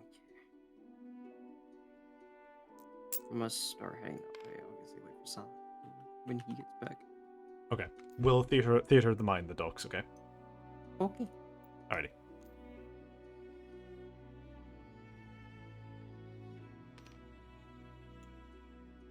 In fact, we don't have to. I think there's enough space for me to kind of draw what the docks would look like here. At least a section of them. If you wanted at least something to represent. Your choice. Yeah, what I'll do... In fact, I'll do something even better.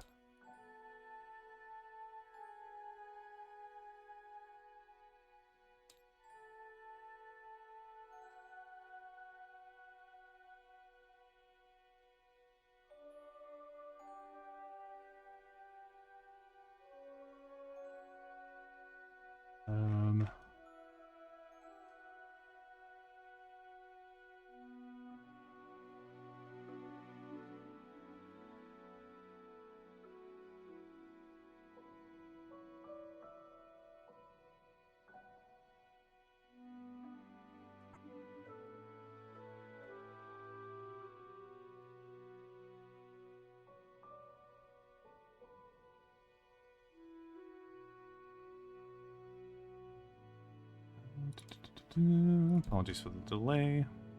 Nah, you're all good.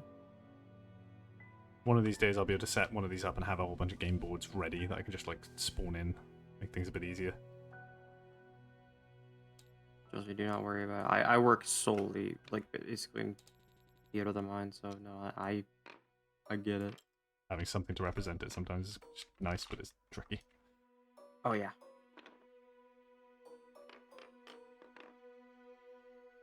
Okay. Yeah, so if you want to progress now, because I've got this here now, I'm not going to erase the entire thing, but you see the idea I had here is like cut off this bit, this kind of leads you back to where you were, but this is the representation of the docks. Mm-hmm. See. You want to wait for silent still, or? I feel like I want to. I kind of want to because, you know, he's the other player. Yeah, we'll wait. I obviously don't want to leave that there.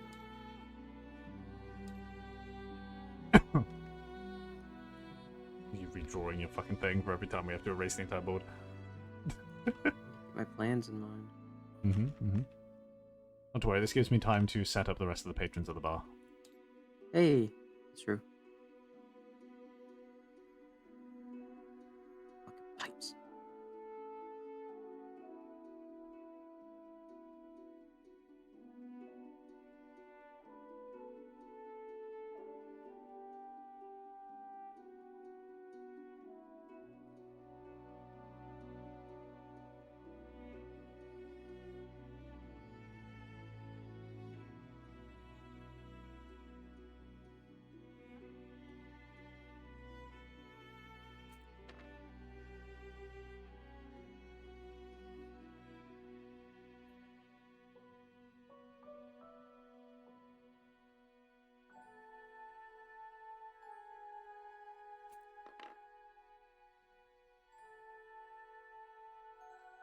Somebody said, been lurking. I'm guessing you can make up any story campaign with us? Yeah, this is super flexible. I mean, this is basically as close as you're gonna get to really being there on a table with other people. Yeah, it's pretty much straight up D&D.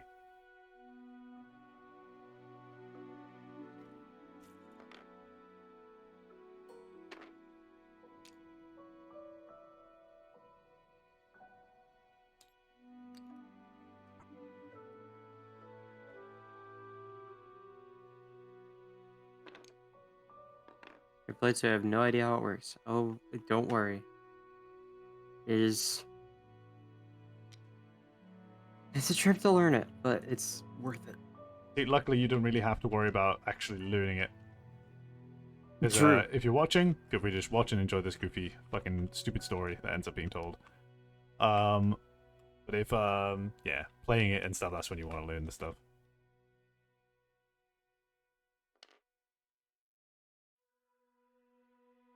Yeah, these bits of downtime that we get is actually kind of helpful because it does allow me to, like I said, I can take my time to actually put some stuff together. Yeah.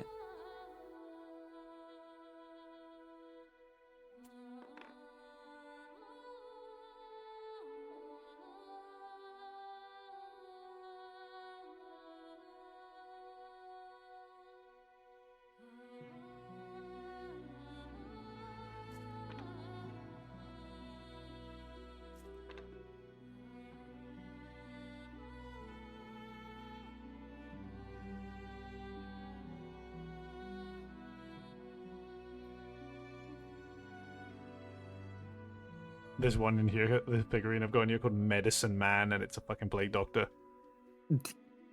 Medicine Man. Medicine man, medicine plan.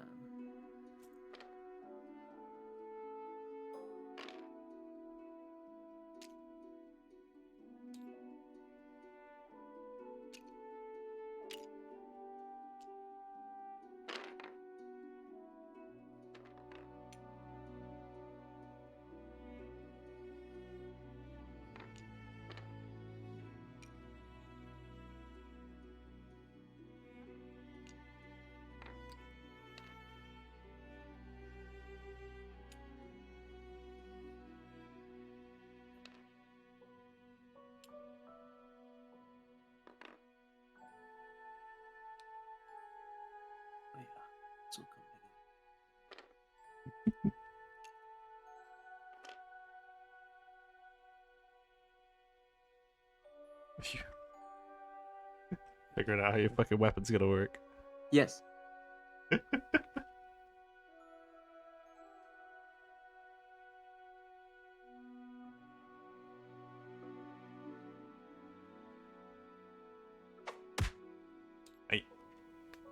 Sound like it's a little funny. Yeah, the story is a little bit funny. I have a feeling that, at least to echo, correct me if I'm wrong, it's a little bit more emotional than you thought it would be. Yeah. Last time I was shitting my pants for like an hour.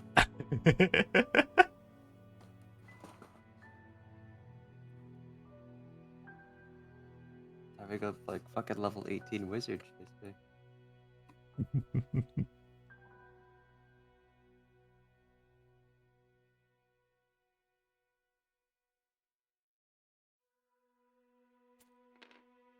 I am just level 4 artificer, please.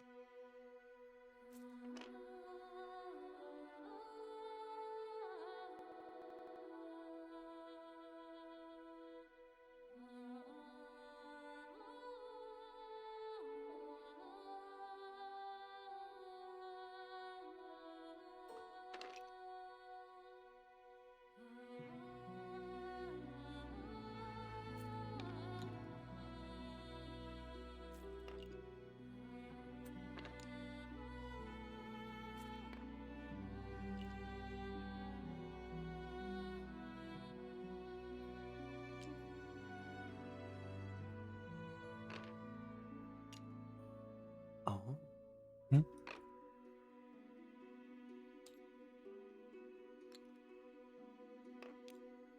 We'll save that. Save what? What's going on? What have you done? I figured out 2 firing modes that my weapon has. Oh, Normal and extra spicy. We'll get to that. oh dear.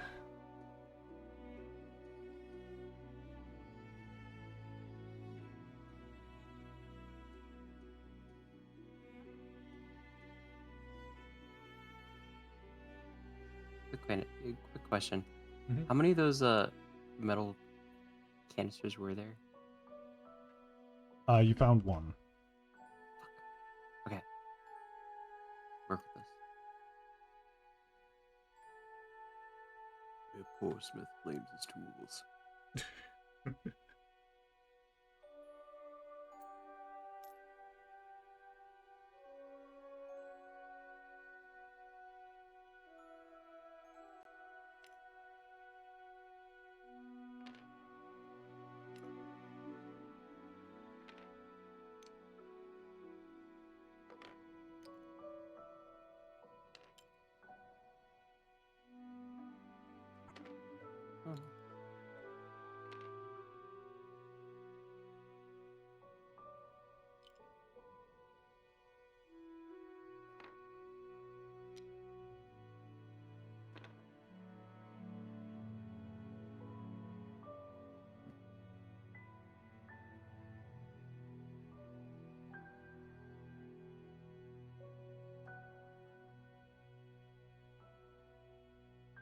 Hello?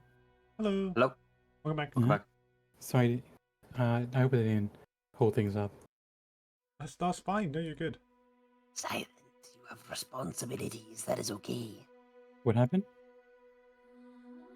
I went to the tavern. There was other pictures of Amaru. I got uncomfortable and left, and now I'm going to the dogs. Are you just leaving? Yeah. Because I'm like, I don't want to see him. I don't want to see him. I don't want to think about him. I guess we'll follow you. Okay. I'm also going to talk to Peter along the way as well. Okay. Well, what we've got here is the way down to the docks. We've labeled the docks over here. So you guys can continue on without us having to erase the entire area. So you talk to Pewter. Yes. What do you say to him? I say... What I say to him... fuck, what was I going to say? God damn it. Those Such a... kitchen curse words. I can feel my vocal cords contorting.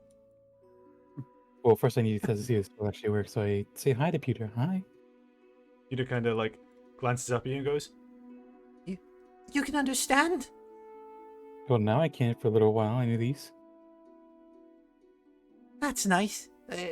I don't often get people who talk. Doesn't Helen talk to you? Helen talks. She can't understand. Ah, I see. I'm very sorry to hear that. How shameful. Oh well. Well, I guess the thing that I really wanted to ask you is, can you tell me more about Helen? Because I don't know anything about her. Oh, she's wonderful. She takes care of me and makes sure that I'm well fed and that everything's okay. And I go get things for her. What kind of things? Anything, really.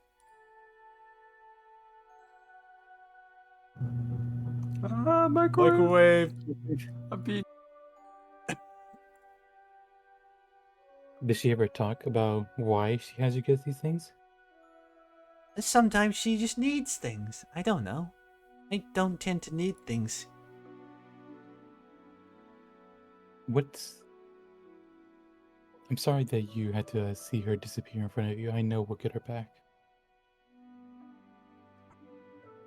That makes me feel a little bit better, thank you. Did she say anything beforehand? Because I know we were talking before. That's actually the first time I met Helen. But did she say anything about that? Did she say anything about what she was going to do? Not to my knowledge, no. I don't really pay attention because all that stuff confuses me. Hmm. But can you think about it? Can you think about it really hard to see if you remember anything? Anything important that could help us find her again? I can try.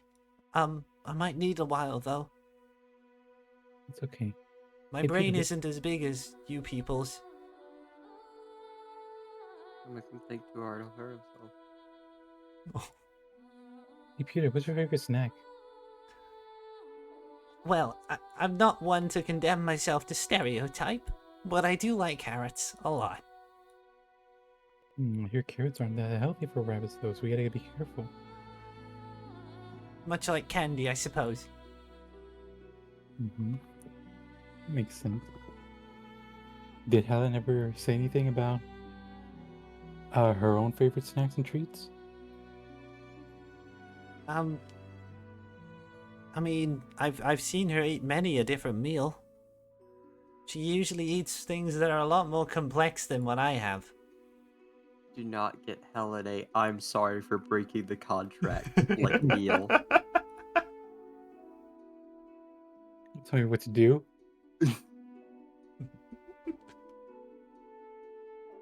Listen, I'm gonna be interrogating the bunny and see what all I can find about her. First of all, because I know next to nothing about this one, so I'm just gonna be asking Peter a question. Talking to them since they haven't had someone to talk to in a while, in a long time, if any at all. But I'm just gonna be talking to Peter about things that they like, think about what Helen likes, and see if I can gather any more information from them. What happens? Yes. If you want, you can just summarize it. Pewter basically just describes to you a couple different things as you continue on along your line of questioning. Saying about how Pewter doesn't really tend to value much complexity in his life, very clearly. He just kind of goes along with whatever's happening. But it's very clear to you that he cares about Helen a lot, and that Helen looks after him very, very well. And it's clear that he misses her.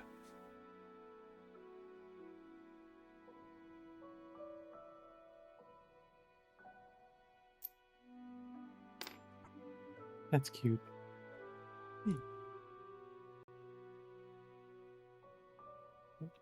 But yeah, I just wanted to basically just gather information on Helen, see what their plans were and everything.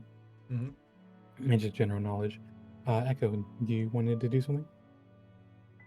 I'm going to the docks. Yes, we're going to the docks. Okay, well, both of you head on down to the docks. Your entry point to the docks is here.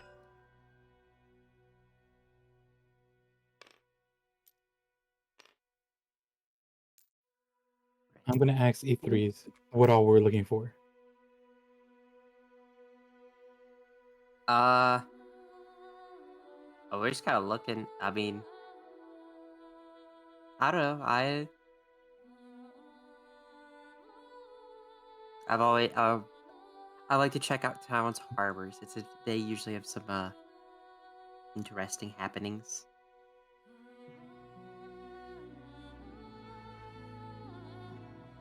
Okay. Uh, I guess basically we're just gonna explore the city, see if we can come across Okay. any money or mischief. True. So real. Okay. What are these chests?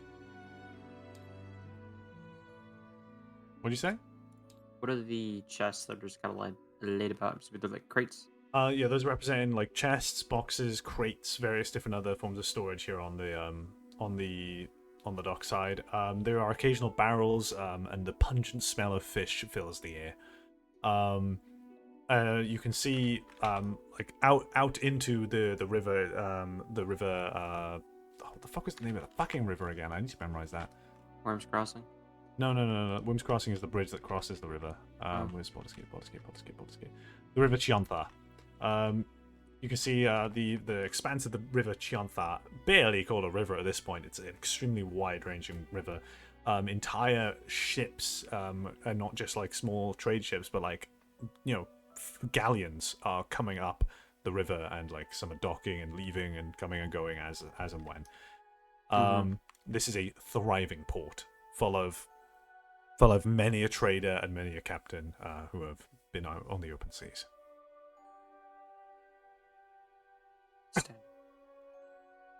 Since we're in a new area, just to throw this out there as well, I'm just gonna keep busking in all the different areas of the city as we travel along. Okay. You know, with these guys specifically, I probably do more sea shanties type of things as they work. Okay. You can do exactly that. So you're gonna busk now? Is that what's going on? Yes. Okay. So yeah, you give me a performance check.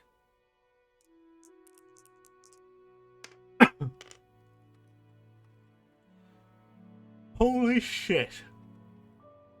Well, goddamn. Okay, you begin playing your music. You sort of step forward into the middle of the dockyard, and as you start to play your music, a small crowd starts to gather around you, a decently sized one, and they're enjoying you playing the violin, going full sea shanty with it. Some of them are even coming up with lyrics here and there. One of the members of the group is a captain who's come over from the very edge of the pier itself, and he's coming up with many a wild tale to fit to your music, like random lyrics being thrown out that result in amazing displays of sea monsters and various other different encounters out on the open waves. The music is so poignant, in fact, that could you give me a second performance check just to see if this happens? Because this is a great success in on itself right now. You fucking.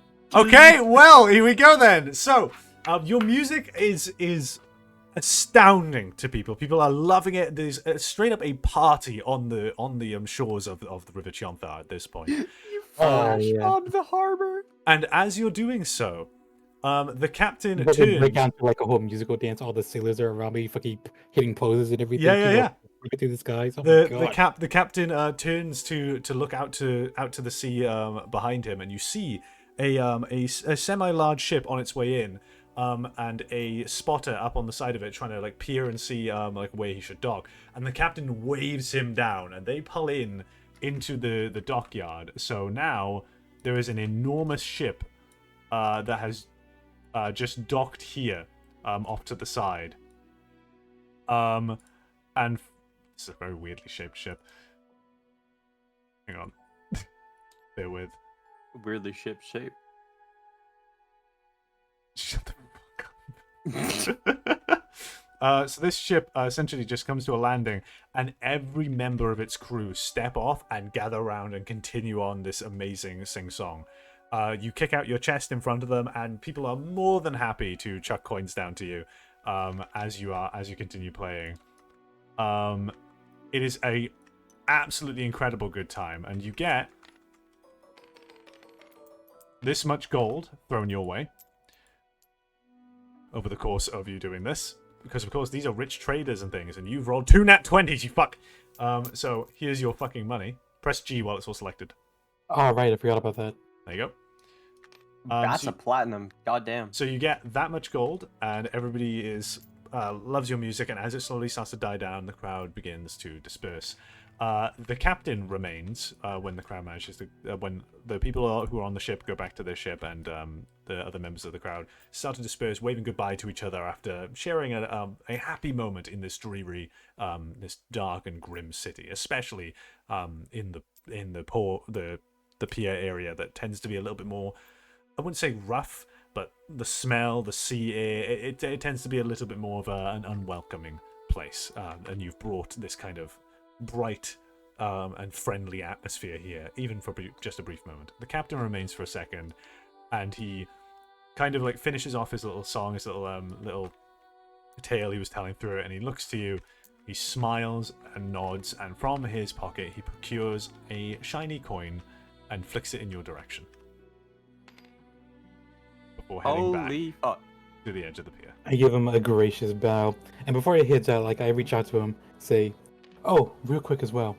I am looking for someone, so if you don't mind, if you manage to see them around anywhere, I just really hope to meet up with them again and really get the band back together. You know, Sure. What kind of person are you looking for there?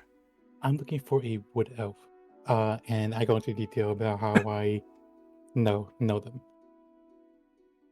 Well, not how I know them, but like what they look like and everything. The Okay. description. Since we still haven't discussed what they actually look like.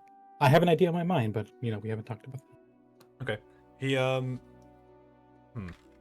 on.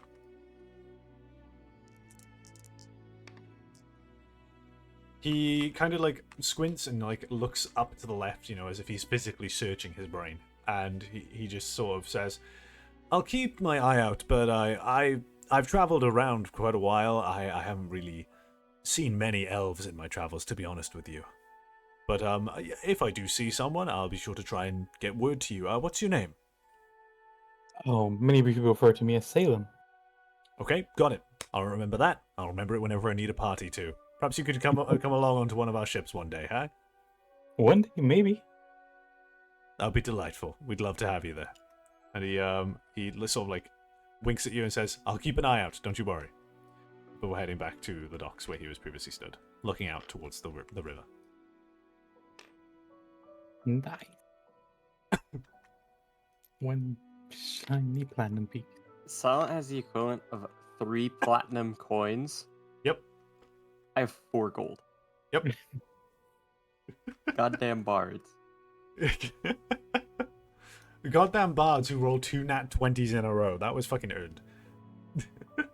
I know, but I'm just like, God damn it, I'm so broke. Oh, fuck me. I mean, back with Ither, who I imagine was just like hiding away with all this, with the big crowd that appeared. Yeah. Yeah. Pewter kind of like hid himself behind one of the boxes, quite afraid of the environment, because the amount of people, it was quite overstimulating for him. Yeah. He slinks out from behind a box once you're done playing, and he just sort of sits there and goes, Hey, are they all gone? Don't worry, they're all gone. You don't have to worry about them.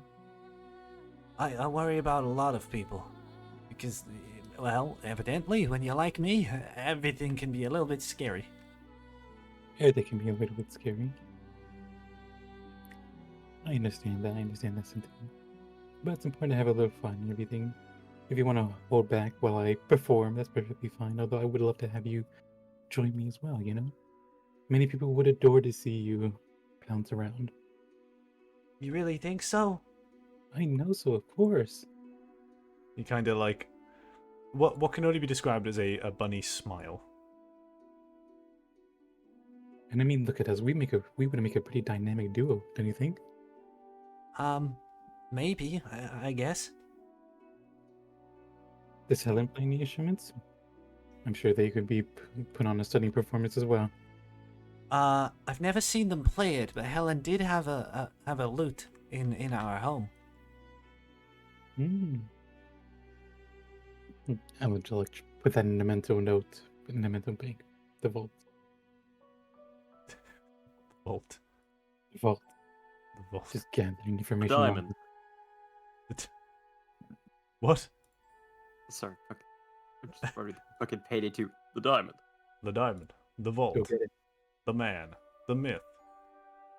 The legend. The Gilroy. The Gilroy. The Gilroy. Mm-hmm. Captain Jack Gilroy. God, I don't know how to follow that up on the fucking arbor. That would.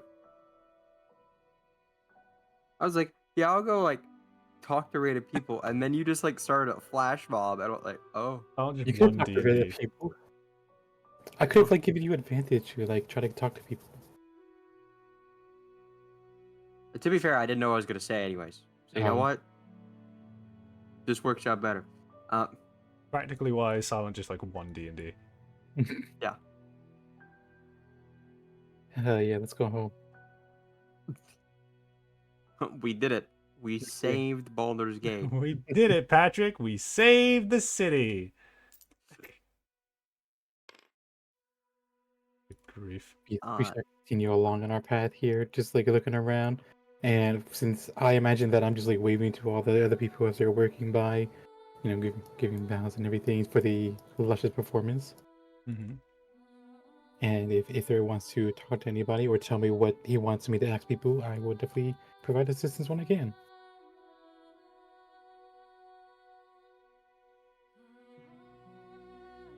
Well, Echo? Uh.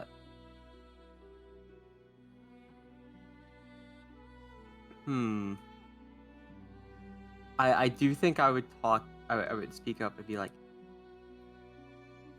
"Hey, so I got something that I'm thinking about. I'm worried Mm-hmm. with the you know, scary lizard guy, right? Right.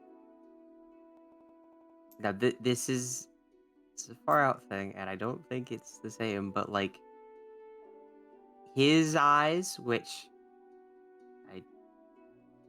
I got a pretty good look at, and the other dragonborn's eyes, it's like in the statue and everything, they have like the same eye color, like exactly. Their stature is vaguely similar. Why You were you think looking into his eyes? Were you enamored by them? Were they really that I was crystal? literally frozen in place and couldn't move. Hmm. I could not look anywhere else. Want to tell yourself that? Sure.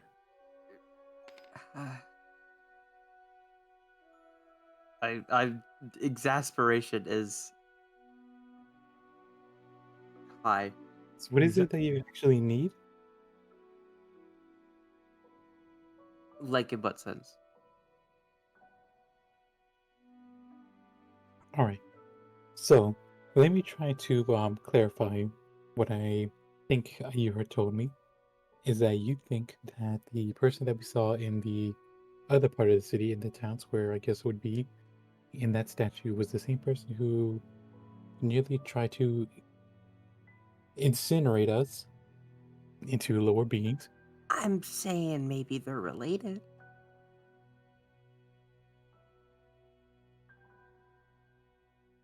I mean, I don't know how old they are. Maybe it's his son or something.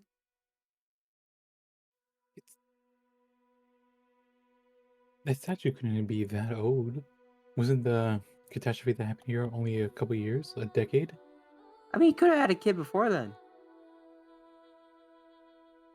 I don't know. I don't know. I will tell you this though. I know that the person that we were facing off before is a very highly respected and high-ranking individual. Because I'm sorry for leaving you down there with them, of course, with the crazy murderous wizard. And that is honestly, I cannot blame you. Yes, thank you so much for that. But what I did discover is that I was able to put on a disguise, impersonating them. But when I attempted to approach the guard and to, quote unquote, convince them to chase after me while I was wearing their face. They were not inclined to follow me, but rather they were immediately on their knees. Oh. So this is someone who is very influential around here. And I don't think, if they did have a son, I don't think they would hold this amount of power. I do think that you may be into something correct here in that it may be the same person. And how this came to be is unknown. But for right now, we need to focus primarily on finding out what we can do. Yeah. I just want to find my friend, my partner. Yeah, you're Hmm? you're right. I don't know. I'm just trying to analyze information so that way we know our options, you know? Or that we have more context for what options are better. I don't know, words are hard. Yes, I can tell that that is a common problem for you. Oh, speaking I of feel like I should be problems, insulted. I'm going to pull out the orb again. The orb. The arm. And I shall show it to him because I did not know what it does. But I know that's important because I stole it from the wizard. Should I roll Arcana for For the Iron Sphere. that? Yeah. Go ahead, roll Arcana, yeah. Reroll. Reroll. That's better. 17. That is a 22. 22 total. Okay. You recognize what this is. You've only really heard tales and stories of these iron spheres. What this is I've got the actual name for it. You can't discern a name for these things, but you know that they had a history of being created by an elven craftsman over the years, who has since been long dead, almost like an age ago. But these spheres are very rare indeed, and it is said that those who are able to hold the sphere in their hand and read out the inscription on it in its language will attune to said sphere and have command over the iron sphere. It will you know that these things would levitate around their users and absorb any spells directed at them, almost like a form of protection against magic. They are extremely rare indeed. Okay. You even wager that it would be unlikely for you to be able to find someone who would buy it, not because of no knowledge of it, and not because of them not really knowing, what they would price it at, but because whatever price this thing could probably fetch is probably more than any man here would probably own to their name. Ah. Hey, so that Yeah? orb. Yeah? What is it? I was thinking I could maybe just use it to, like, chuck it at someone because it is pretty heavy. I wouldn't. You could, and I think it'd be fine. I wouldn't though. Because that's like you don't see those. They're very rare, and I know you like money. And Really? yeah. Good luck finding a buyer for it, because that's a lot of money that you're holding right now. It's a defense orb basically. Oh. For like absorbing spells and shit. If you can actually read it. I can't read it. And I'm assuming you can't because you asked me what it was. I kind of turn the orb over in my hands. I give it to Peter so he can sniff it and inspect it as well. Pewter, sorry. Pewter gives it a little sniff and then sort of backs away. He just kind of doesn't seem to really like it. Hmm. An evil orb, I see. It's not really evil. It's not. It's think just it's kind of a evil. magic orb.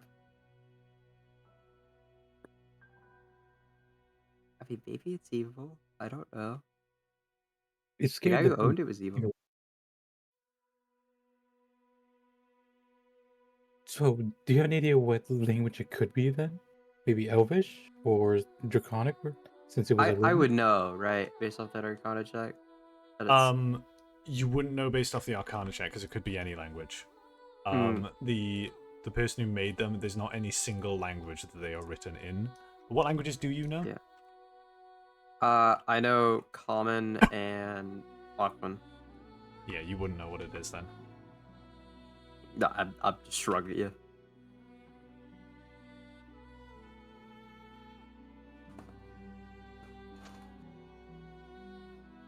I got no fucking clue. We should find a wizard. Not that one, but yes. Of course, not that one. Actually, I mean, that one would definitely know. that one would definitely know. No. They wouldn't know that was us. We can wear disguises. We can find them out. We can figure out where If we they are. walk up to him, okay, I want to emphasize there aren't many of these. If we walk up to him with his orb, he's gonna be like, "How the fuck did you get this? I'm gonna kill you for that now." Oh yeah, you also know that when it comes to these orbs, every single one of them has a different inscription of different writing in a different language. Ah. So this is a wholly unique orb.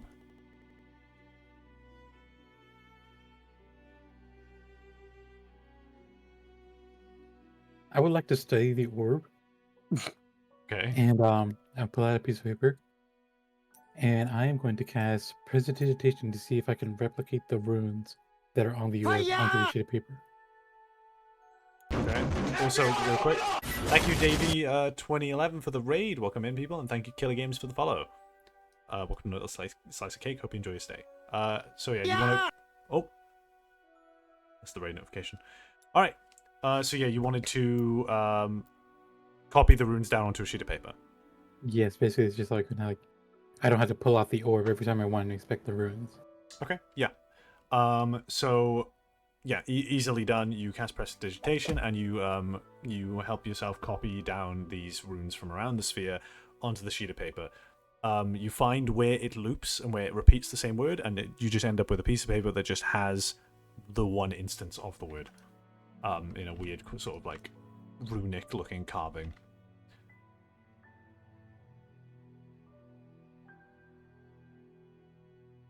Alright, so basically I have the word now, I just don't know what it says. Yeah, you don't know what the word says, no. Okay, cool. We could find a library. We could find a library. I also want to see about maybe joining up with another group as well. Because as much as I appreciate your company, of course, we've just been wandering around the city for a few days, and you said you were looking for work yourself. If we find another adventuring group, then maybe we could tag along, get a little bit more powerful, and be a bit better defended, so that we aren't fully alone in this. That's You have a magic deflection orb. Yes, but none of us can use it. True. it is basically a glorified iron sphere. We mean a glorified iron sphere. It is an iron sphere. It is an iron sphere. You know what I mean?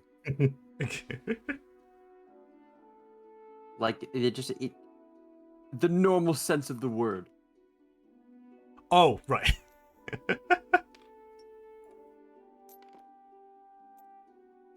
I mean, like again, the most useful thing we can do with it right now is shot put. That's about it.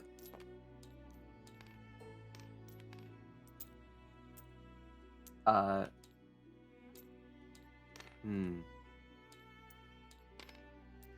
are you going? We're going down to the dock. We continue along our path. Okay. Let me talk to this lady. This lady. Okay, one sec. I'm saving an object real quick. Speaking with woman.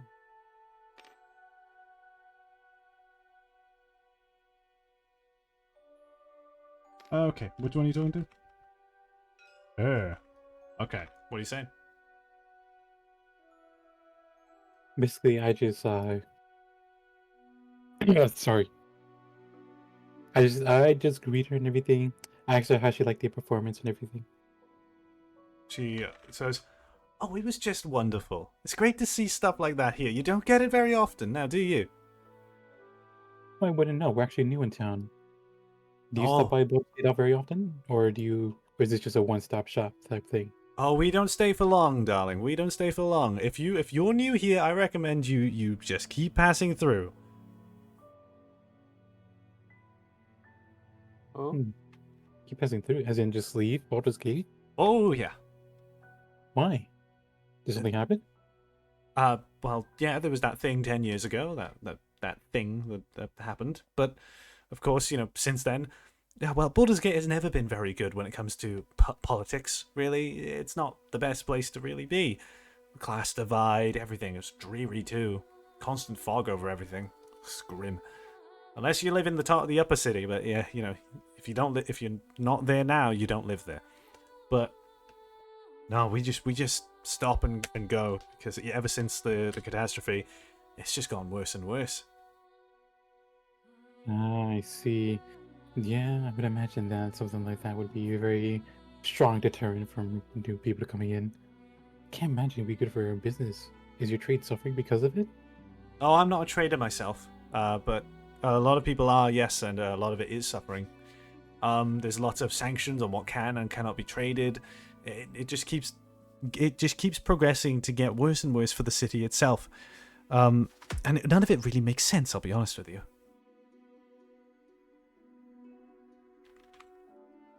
oh. Right. Actually, I was talking to someone before. They were mentioning about how all the politics seem to go against one another, and how when everybody finally agrees on a policy, something completely unexpected happens, and it ends up just turning on its head.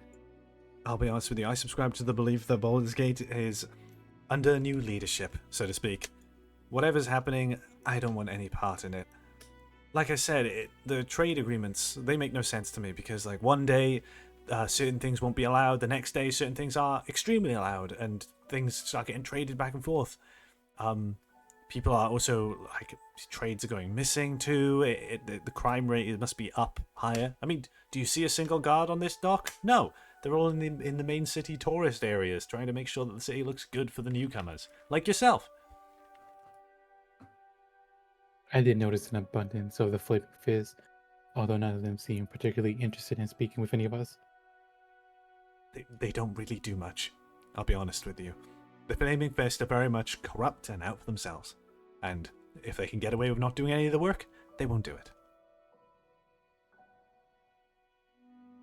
Mm-mm.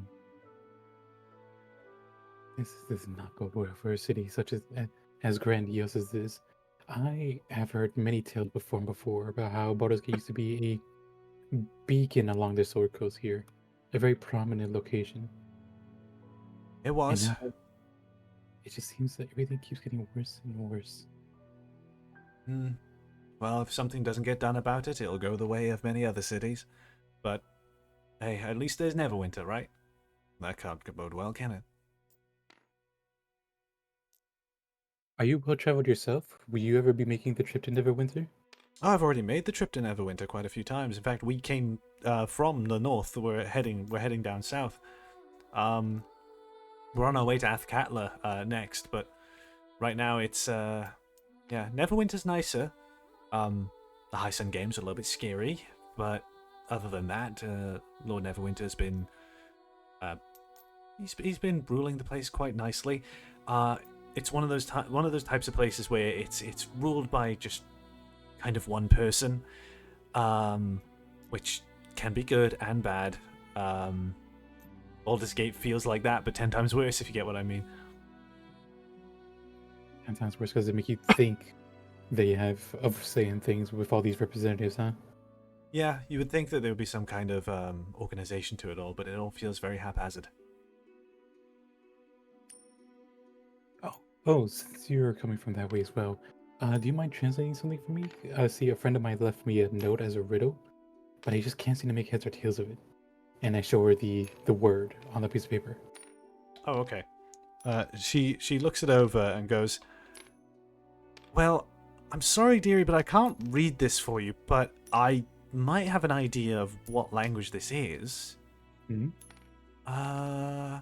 Wait there, just a second.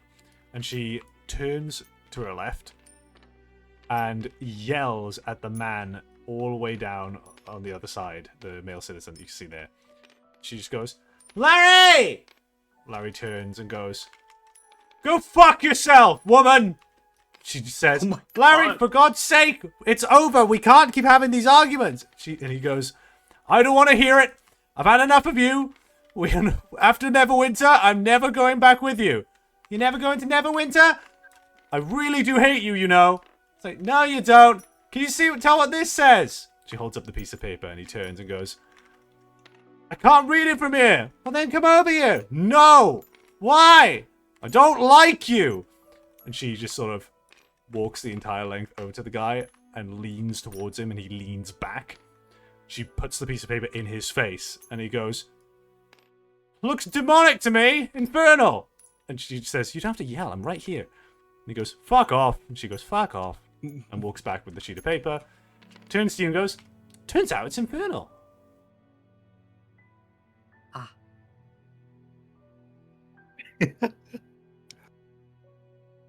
Pure improv, was that any good? Yes. What? I am flabbergasted. Like, how do I build on that? That was amazing. Well, now I want to know what happened with you and Larry. He's just a bit of a prick. Don't worry. He'll calm down and he'll come round eventually. After a round of drinks, I suppose. Oh, always. He was dancing with me when you were playing music, but I mean, you know, once the music ended, he was just a little bit more angry. Again. Well, thank you so much for your help and everything. Oh, is that your captain, by the way, over there, or is that someone else entirely? I don't know. We see him here every now and then. Our captain is currently off having some drinks somewhere. But, no, I don't even know if he has a ship. So he just kind of hangs around? Yeah. Maybe he's an aspiring captain, who knows? Although he looks quite grizzled, don't he? He seems to have a sword with him. Do you know if he's actually used it before? I wouldn't be surprised. Any person who has a sword has probably been trained with it in some regard. What about collectors? Well, at that point, they wouldn't have the sword out in the open now, would they? What do you think, Ether? What do you think, Ether? He could have lost his ship.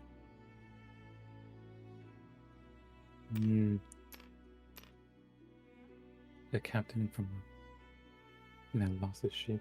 What a tragic tale. I wonder what could have happened. I Could also ask him. True, but it's fun to make guesses. If he is such a supposedly strong person, it has to be his only power that took his ship down. Maybe he had faced off against a... I'm gonna go ask him.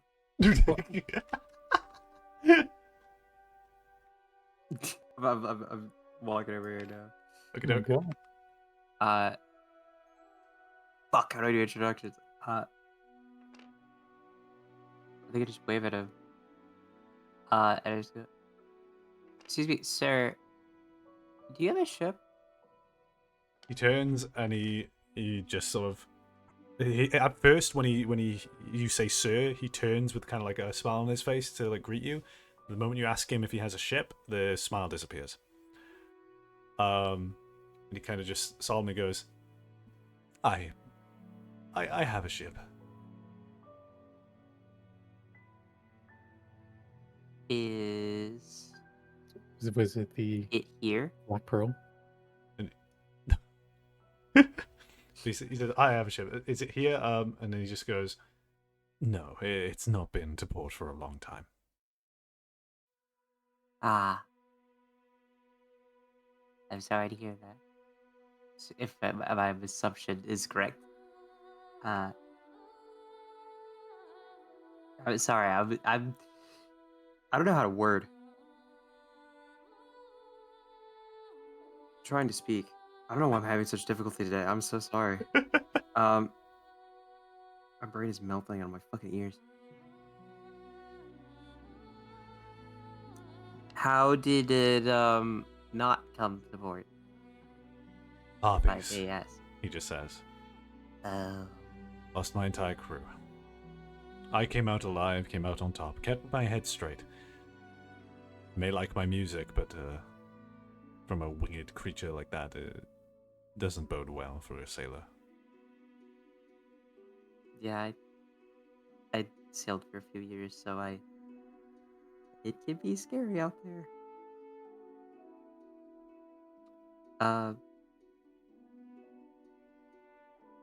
Fuck! I keep forgetting where I'm going with things.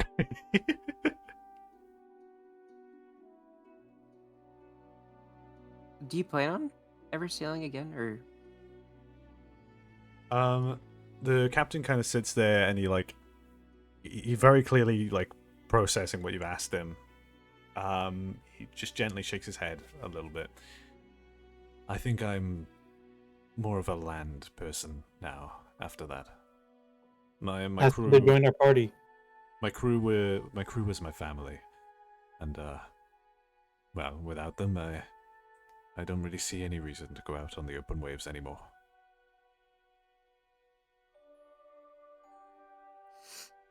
Ryan, pulled a good thing here. What do you mean? I mean, you really not realizing what you're doing. Wow.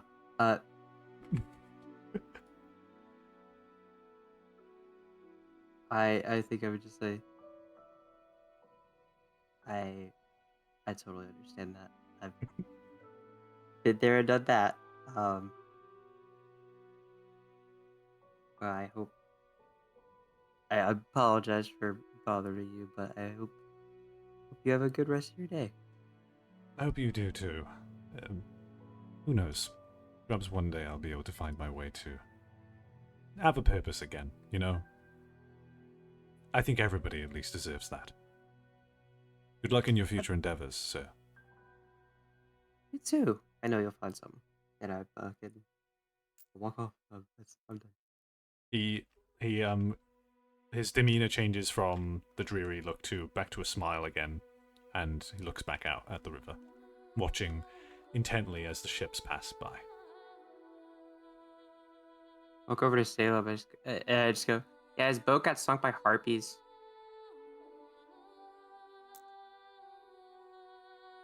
Well, that's not nearly as interesting. Oh my god. His entire crew died, dude. You just walk off after that? That's it? Yeah. Damn. What's your fucking alignment again? Oh yeah, neutral evil. Yeah.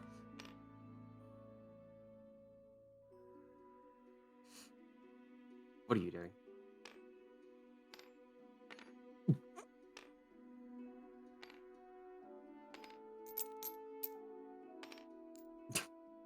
I wanted to just slam my figurine against the chest there. Basically, I'm wanting to make sure, see if anybody is looking towards me, and check the chest here, see if it's locked. It is indeed locked, yes. With a golden padlock on the front. For golden padlock.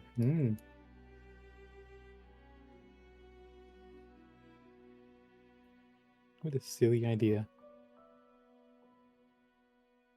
You can see if the padlock would be worth something. Hey Ethan, what do you think is in this chest? There's about 5,000 different things, roughly. So Yeah, but guess. it's a gold padlock. So I don't know. Probably jewelry, maybe. You say jewelry? Probably something like that. Something valuable. Generally. Let's find out. And describe. I'm as soon as you say that, I'm like, I'm not associated with this, and I am walking away. I'm gonna make sure that no one can see me. Should I Yeah. roll a stealth check? Roll a stealth check. As you try to unlock this chest. What's your bonus? Stealth. That is going to be 8 plus 6. 14. Okay. So you start picking the lock of the chest. The sound of the river rushing by and the various ships with bells and things are masking the sound of clicking as you pick away at this lock. Nobody's really focusing on you. The woman is that you were talking to earlier is still yelling at their friend from across the entire pier. Larry. Pardon? Larry. His name's Larry. Yeah, yelling at Larry from across the entire pier. Let me actually just mark him as Larry. Damn it, I was about to do that. Yeah, just yelling at him from across the pier. So she isn't really focused on you. The captain himself as well, he is just staring out at the ocean waves. He probably wouldn't even care less, honestly. So you pick the lock of the chest and open it comes, and what you find inside is a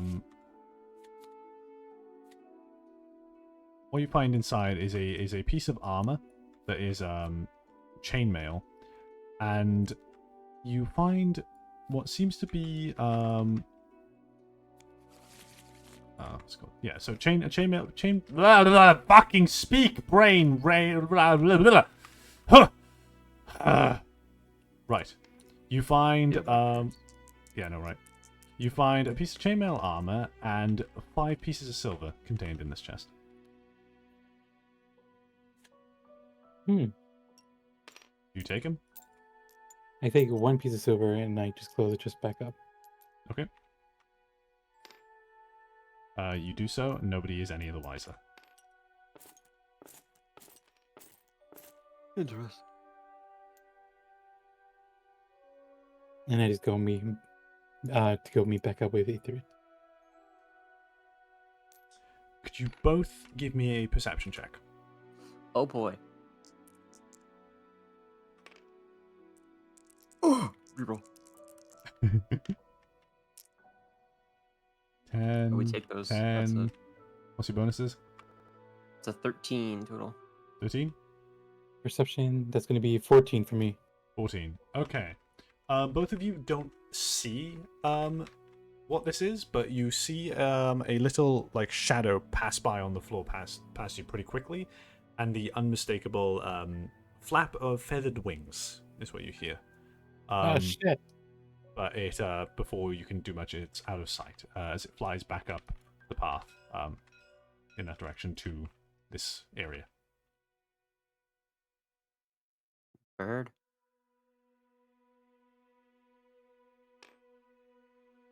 Anyways, Aether, What? you were wrong. It wasn't jewelry. Oh. It was a piece of chainmail. Well, I mean, the chains are typically made by jewelers, usually, because they're so small. What?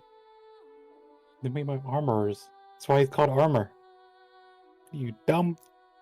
Let's go, Peter. I literally...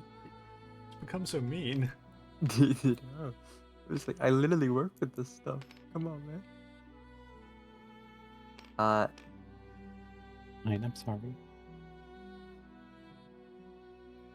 But it wasn't jewelry. It was armor. No, I believed you when you told me that part. Fuck, where are we gonna? There's no other way along here, so I guess we go back up to the path. Yeah. This Okay. way. We'd actually come out. Yeah, you come out from this here. side. Oh, So as you come along, I want you to give me another perception check as you enter this area. Oh boy. it's not my dice. That's a 15. That's a 18 total. Damn. So Echo, That's you got Maybe 18. Yeah. Okay. So where you have the stone statues in like to your left, there is a new creature that is here. They stood in front of the statue of the paladin. and looking up at the paladin's face, is a small cat with calico patterning to it. It is black and orange with a white underbelly and almost white mittens on its paws in the way that its fur is coloured. Could you? What was your? Yeah, you know what? Yeah, I won't make another check. But yeah, so that there's a cat just sort of sat there looking up at the statue. I think I literally just say, "Go cat, keep walking." Okay.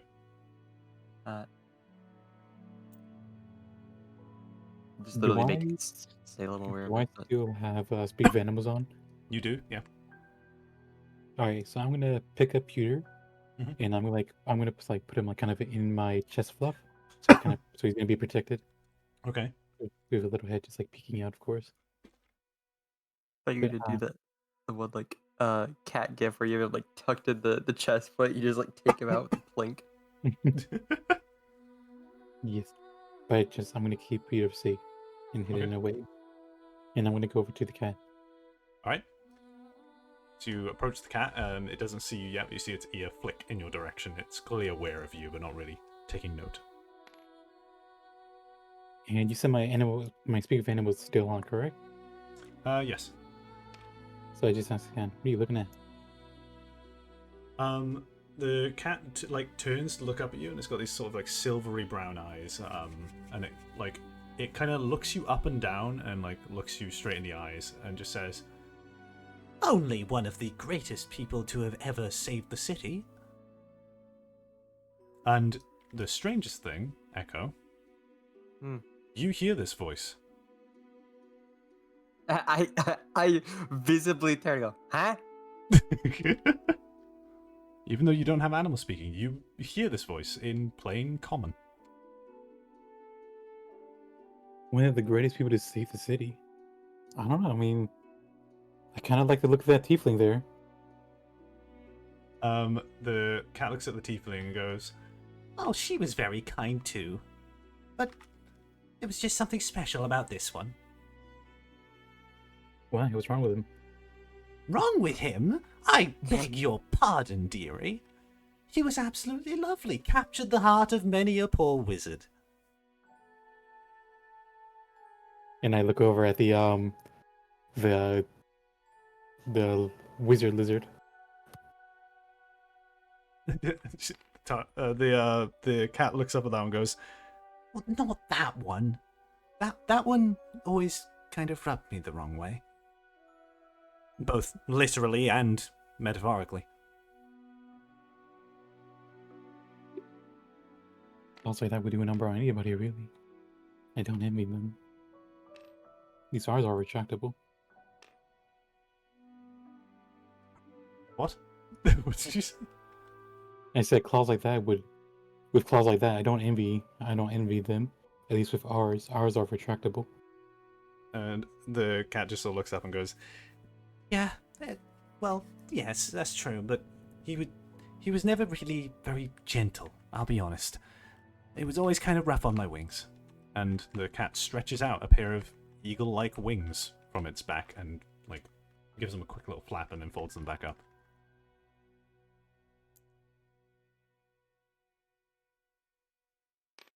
Oh my god. What have I guessed? I'm gonna.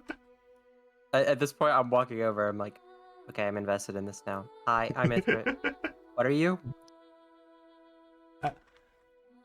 Don't you know a Tressim when you see one, dearie? No. Well, you should. This is a You very don't noble you- creature.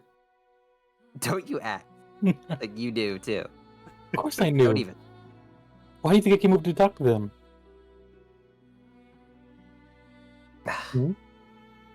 Because you were a cat. Cat.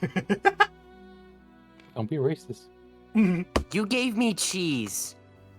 You're a rare creature that you also did not tell me about, by the way. Even though I asked you if there was anything important that I should know about you, you still decided. Does anyone not ever think- tell you how loud you two are? Honestly. No. People usually tell me to be louder.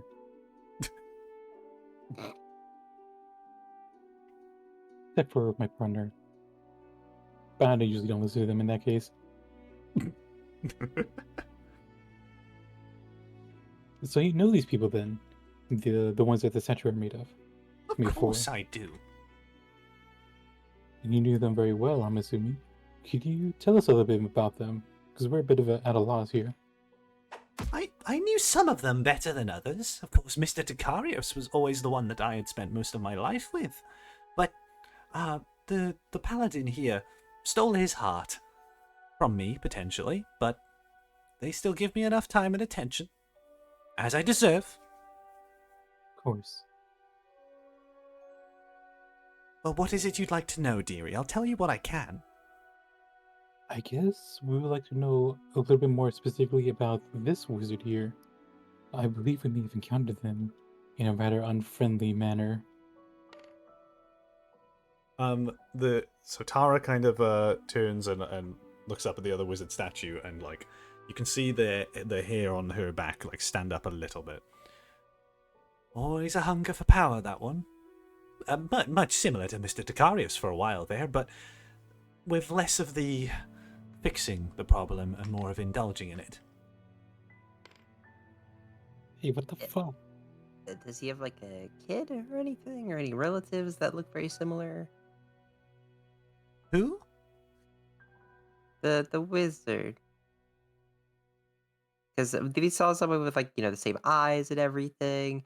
He didn't look exactly the same, but it was like kind of same stature. Vaguely.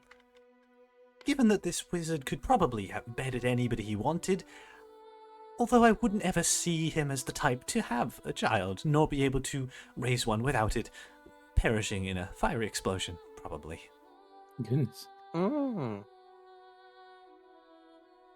Frankly, I doubt this wizard would even care. Well, that narrows it down. And you don't know if they have any other living relatives then, because the one that we encountered, like my friend was saying, did have very similar striking blue eyes. However, they were in possession of a much deeper, darker scale hue. It looked as if they had just dragged themselves through the fires of a furnace, as well as a separate pair of horns that were adorned on their head. Oh, that he very did, my dear, that he very did. I'm sorry, what? Ray did what? Avernus. Oh, so this is the wizard that we saw. Most likely. I have heard that he frequents Baldur's Gate. Fuck. I'm just audibly just. After all, his friends did of course want to remain updated on his whereabouts and what he was doing, and I was providing that for a short while. They worry about him, you see. I don't know why. I can't make hide nor hair of it, but I would have cut ties many, many moons ago. But then again, my lifespan is way too long to have to worry about such matters. I see. Are you still in contact with the others then? Did they follow a similar path away? I still live with Mr. Dicarius. And the paladin? The paladin still lives with Mr. Dicarius too. What of the other two? The other two, I don't hear from them very often.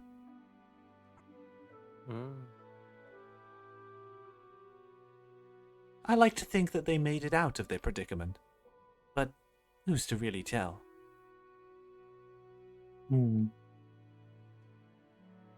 I see. Well, I suppose to provide you with a bit of an update regarding the wizard, if you were still were inclined to pass the message along. Of course, dearie, I will do just that. Well, if you could tell Mr. Vicario and the paladin here, and I look over the nameplate and I see all the letters, and just kind of like look at it for a moment longer, like, how do you pronounce the name? Tara kind of like tilts her head and goes, I have no idea.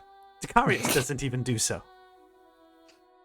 Is there another pseudonym that they go by? Dicarius just says my love. He doesn't really say much else other than that. I think he's afraid to attempt it. I would be too. Well, if you could just pass along an update regarding them. The wizard seems to be dealing in something much, much more powerful than anticipated. And they are extraordinarily hostile to anybody who even gets close to them. I'm not sure what their relation may have been before, but I do know that they seem to have a rather, what's the proper word for it? Perverse inclination towards mind flayers, and are keeping one hostage, I assume. Well, hostage is a strong word. It was dead, and its brain was gone. But yeah. Tara sort of shudders and once again her hair stands up a little bit. Well, that can't bode well now, can it?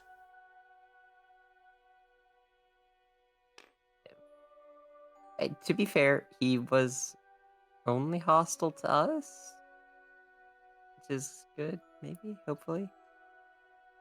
What about the person that was dead on the table? Okay, well, 3 people. Plus, who knows, however many others. I'm just gonna keep 3 Political in my mind. assassinations, random people they can use for experiments, the I'm guards. keeping it 3 in my mind.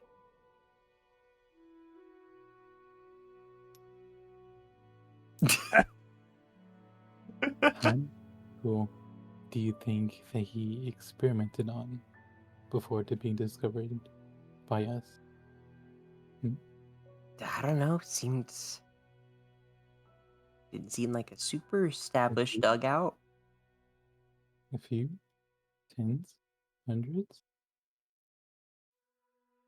How many people were Why are you felt pressuring me like this? It's fun to see you squirm. Oh! Trips over Peter, falls face first.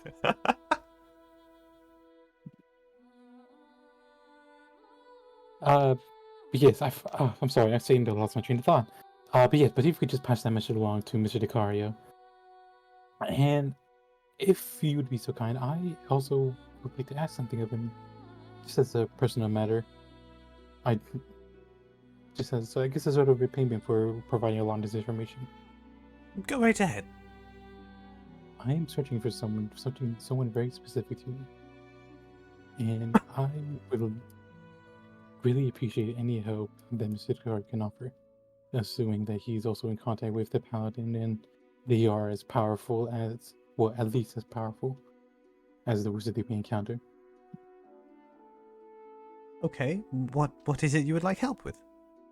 I'm searching for someone, a wood elf. Someone that yes. I'm just searching for them for wherever I can, trying to get any hints and inclination for where they might be. Okay, well, as much as I wish I could provide you with a list of all wood elves in existence, I doubt that would very much help you, dearie.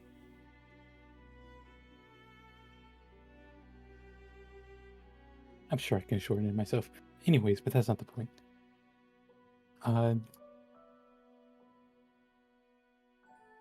Hey, Brian. Okay. You invaded my personal space. Right, hi, yes. You took him out of zone. Oh, You ripped him out. holy shit. Grab him. That's where you take the USB out before ejecting it. Right, yes. DM, Ryan, yes. I was gonna ask you if I actually knew the name of my partner. Given that you were with them for quite a while, I'd imagine... Wait, this is part of the guild, right? Mm-hmm. You probably only know them by their codename, then. whatever that may be.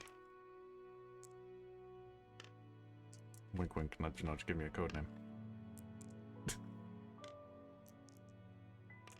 I am looking for a wood elf male who is very commonly associated with the name Mystic. Mystic, you say? Yes. Well, I'll be sure to keep my eye out, dearie. I do fly the path up and down the Sword Coast very often, so I'm sure I'll find something. Some kind of code name, I assume. Yes, yes. Oh, and actually, let me double check this. I am certain that I could use. Where is it? Here it is.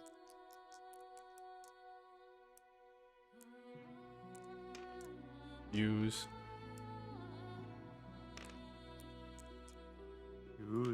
Use.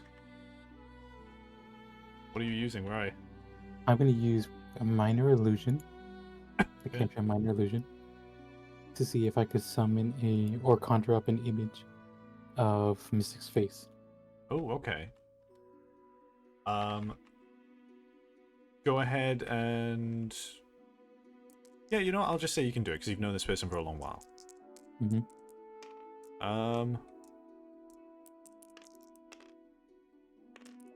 Okay. Tara sort of squints at the face, and her eyes widen a little bit. She goes, Yes, I do believe I have seen this face before. Could you tell me where?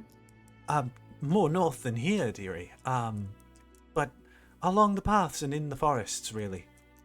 The forest. Yes, hang on, let me look at the map so I can pretend I'm Tara and have knowledge of the Sword Coast from above. I often fly the distance between Baldur's Gate and Waterdeep, and I do believe I have seen a face similar to that one, up near the High Moor itself.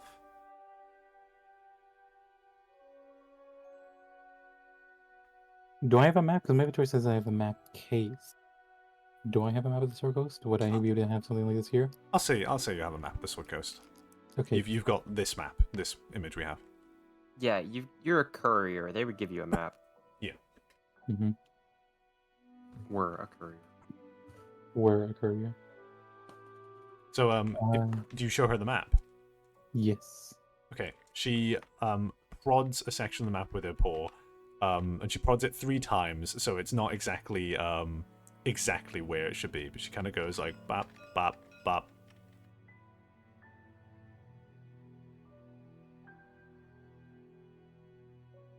Is that an autograph, technically? Yes. I'll do you one better than this. Hang on. One sec. Can I make this line smaller? Unfortunately, no. Hang on. I got something for you. Look out! Watch out of the way. Fuck out the way. I was gonna do the exact same thing, except I was making mine bigger.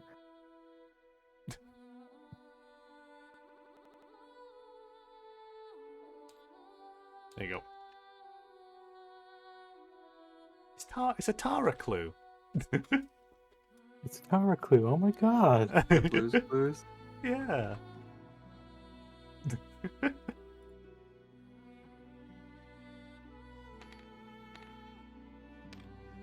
It's everything long distance though. Yeah, flip the cat. Alright. I'm gonna bow and thanks to Tara. The Tresson. You're gonna what? Bow and thanks to Katara. Okay. Tara doesn't really bow in response. She kind of just sits there and licks her paw. Thank you so much for your assistance, Tara. This has been invaluable. Oh, it's nothing. And she kind of just like stretches her wings a little bit and says, Now, if you don't mind, I feel in the need of a lovely little catnap, so I'm going to head back to Waterdeep, okay? I'll relay your message, dearie. Don't you worry about that one. You have a safe trip then. Oh, and also, please don't expect me to get Gale Decarius involved in all of this. Mr. Decarius has had enough danger for once. That's fair. I suppose that'd be perfectly fine, just as long as they are made aware of the situation. I'm sure some other adventurer will be sent your way, but like I said, Gale, Mr. Decarios and I have had conversations about this many a time, and he is settling down and is just content with teaching. Nothing else, no more, no less. Give me an insight check. Both of us? Both of you, yeah. That was just me dropping it. Well, it was a 15 anyways. Okay. What's your bonuses? I have a 0 plus in one insight. for me, 18 for me. Okay. It is clear to both of you that Tara may be speaking more on her opinion on the matter more than Mr. Decarios is himself.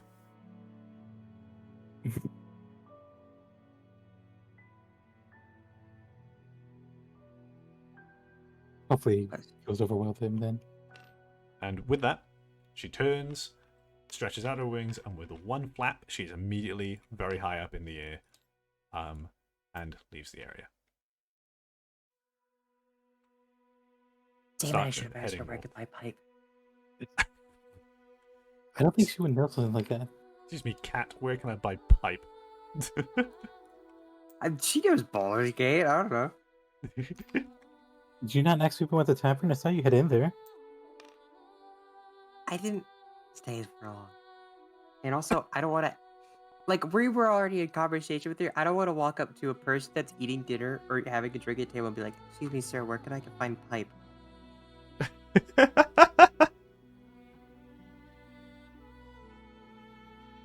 Bet you guys weren't expecting Tara to be in this campaign, eh? I was not expecting her to be here, and especially not so soon. Yeah. I was expecting a harpy. You expecting a harpy with the flapping wings? Uh-huh. At what point did you realize it was Tara? When they were just When like... you brought up the voice. When I brought out the voice? Yeah. Shit. I noticed it exactly when you said that there was a cat looking up at that paladin. Ah, yeah. I will also let you in on the fun fact of that figure for Tara Yeah. was made during this campaign and bought and imported in while I was describing stuff to you and doing stuff at the pier. Oh, Oh, that's why it did seem like you were. It was a I little never bit, saw your cursor moving around much. yeah, because the entire time you were doing those interactions at the pier, talking to the captain, doing the music and stuff like that, I was making the Tara figurine.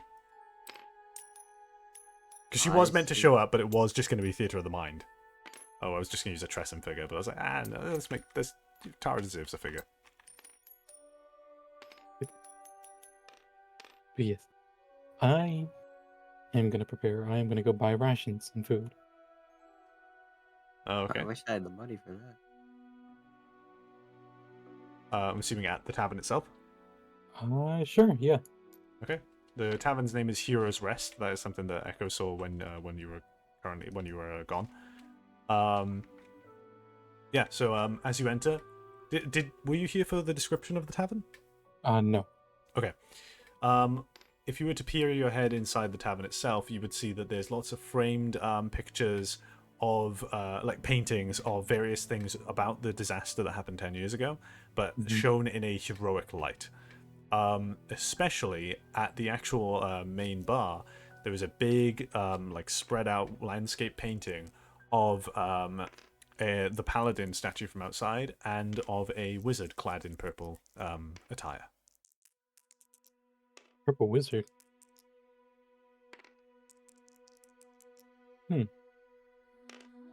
are many patrons milling about, more than I can depict here with the figurines I've got. Right. But it seems to be quite a popular tavern. Very immaculately well kept as well. It's not very messy. And the patrons here seem to be quite respectful, honestly.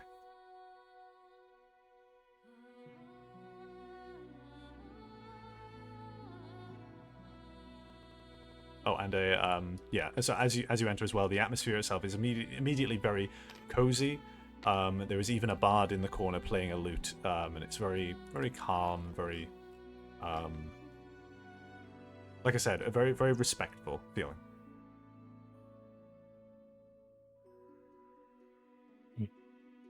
I guess I'm just gonna go to the bar because I'm looking to get rations and stuff like that. Food. Okay, let me just grab a song because of the freaking bar. Is it they're not gonna come along? Or are they avoiding the bar? What? I mean, I can come in if you. Yeah, I was just gonna wait out here while you did your business. No, come along. Come along. Okay. Come.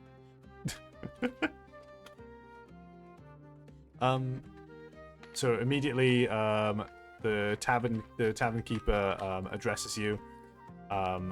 He's like clad in very regal, not regal, very well kept attire with a little flower on his jacket as well. He gestures to the two of you with open arms and he gesticulates a lot as he talks, like moving his hands around and stuff like that. He goes, "Welcome to Hero's Rest. Oh, great to be able to take the load off, isn't it? You look like you've been traveling for a while. How about you take a seat, take a load off, take a drink, take anything. Have a good rest." Actually, as a matter of fact, we're looking to go prepare for our next adventure. Oh, as many do. What would you like? We were wondering to see if you knew where we can buy any rations for the long trip ahead. As a matter of fact, we do stock rations, actually. We don't keep them on advertisement stuff, but yes, Hero's Rest, designed for heroes, by heroes. And so, yeah, we stock rations for long journeys and for many different trips and treks and tribulations that you may find out and about. I suppose you have a lot of adventures coming along through here as well. Oh, certainly. Plenty of them. Well, other than me and Mike, this associate here, have you noticed any new faces stopping by? Wouldn't mind sharing a drink? A few. There was an old sea captain who had lost his ship to harpies on the rocks. There was this this little small group that came through not too long ago. It was strange fellows. They discussed all hush hush in the corner. Didn't really interact with me very much. But I mean, they look like adventurers. You know that they'll just. I mean, look at yourselves. Dramatic clothing, nothing really too common to commoners. A group of rogues then, more than likely. No idea. One was clad in all purple and looking very, very regal. Definitely the figurehead, chatting away.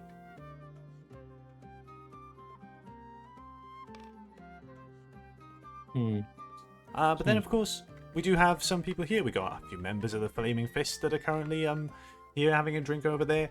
I wouldn't bother them too much. They're a little bit rowdy. The Flaming Fist around here can get a little bit strict. We got workers from all sorts of different places. But we also have that there is a solo, a one-man adventurer who he travels from place to place. That's all I really know about him. Really, he talks very big of himself, but I don't know. To me, from his outfit, it doesn't look like he's got the riches to prove it. I see. Well, I'll probably just ask around and see if there's anybody interesting within here. But for now, I am looking to purchase some rations. How much are you charging them for? Sure. How far are you looking to travel? What kind of distance are you looking to make?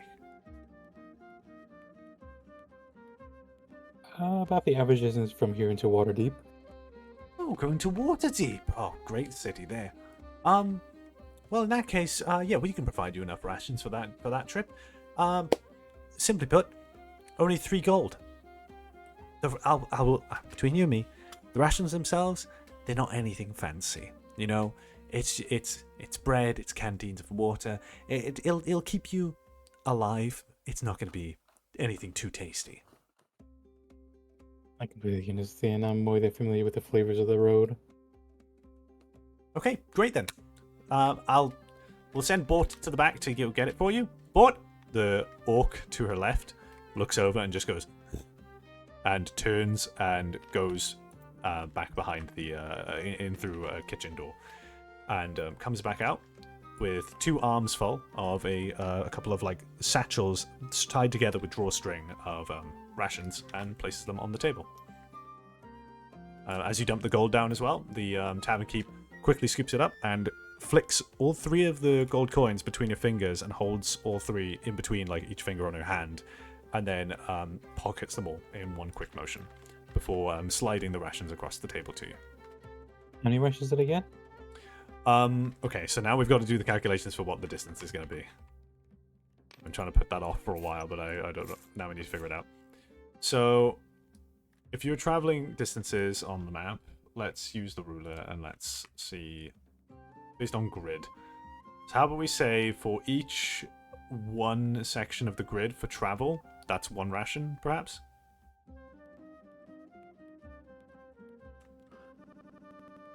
What would a ration be? Ration probably, like, imagine the equivalent of, like, you have a loaf of bread or something. Would be, like, the size of, like, a ration, in a way. So, given that it's from here to water deep, is this ruler going behind? It is. Hold on. I don't think I'm actually measuring on the map. Silent. So I did in 3D. No, you are. No, but you aren't. But Silent is. Yeah, so He's I did doing in 3D. 3D, yeah. Oh, you gotta switch to 3D mode and it works. Okay. So yeah, from here to water deep. Yeah, so they provide you with basically 10 rations, is what they give you.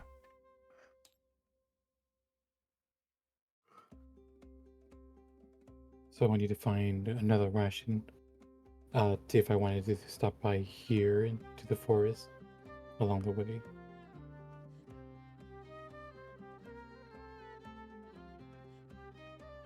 I mean, they can provide you with more if you need it. Yeah, just get like one more ration. Okay. When you say that you need one more, the tavern keep themselves actually goes back behind and grabs one extra one and just places it on the table and goes, "Hey, on the house, okay? After what you did down at the pier, you deserve something like this." Oh, you saw the performance, did you? I'm pretty sure half the city here did. Yes. Well, I certainly do love to have drawn the attention of a crowd. Sailors are loud. And how's the other bard in the corner doing? Oh, her? Oh, she's doing just lovely. I mean, can't you hear it?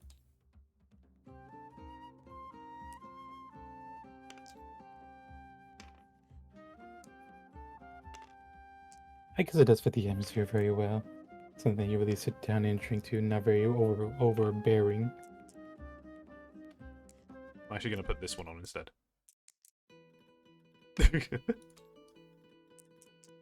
She comes from quite a far away place, but she's doing well. She's all self-taught, actually. She doesn't come from a bard's college. Really? No, not at all. Well, that's really interesting. Wonder what her story is. Maybe I'll start bothering them later.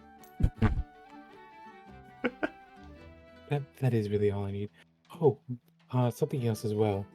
Have you dealt with any tieflings in here before? Tieflings? Yeah, we've dealt with a couple. Why do you ask? Well, see, I have a friend who left me a riddle on a note, who left it in Inferno, so I was really hoping I could get that translated. Oh, Inferno. So I wasn't sure if you were familiar with the language, or if you knew where I can find someone who was. Bort, are you familiar with Inferno? Bort turns and just grunts in response again and looks away. And she goes, "Even if he was, I doubt he'd be able to relay. Well, I mean, adventurers tend to go to many different or wilder place. Actually, that adventurer I mentioned before, who I said probably couldn't put his money where his mouth is, one of his stories that he gave was how he went on an adventure to Avernus to procure the tears of an imp, if such a thing exists. Maybe he'll know if his story is true."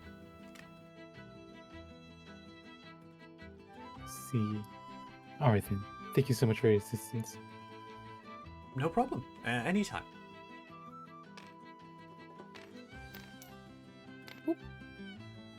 Bort looks at Ithrit and just sort of grunts at him. I just wave at him. Bort goes back to polishing a tankard. I would turn to the tavern keep, go and just ask. This is a weird question. You know where I can find pipe? The tavern keep kind of just like, not flinches, but like visibly stutters for a moment when you say that. Yeah. She was just like not ready for the question. And she goes, I mean, what for, really? What are you trying to get? Like, pipe for dealing with stuff like water pressure, explosive pressure, generally. I will pardon my concern for your uses, and recommend Blackgate.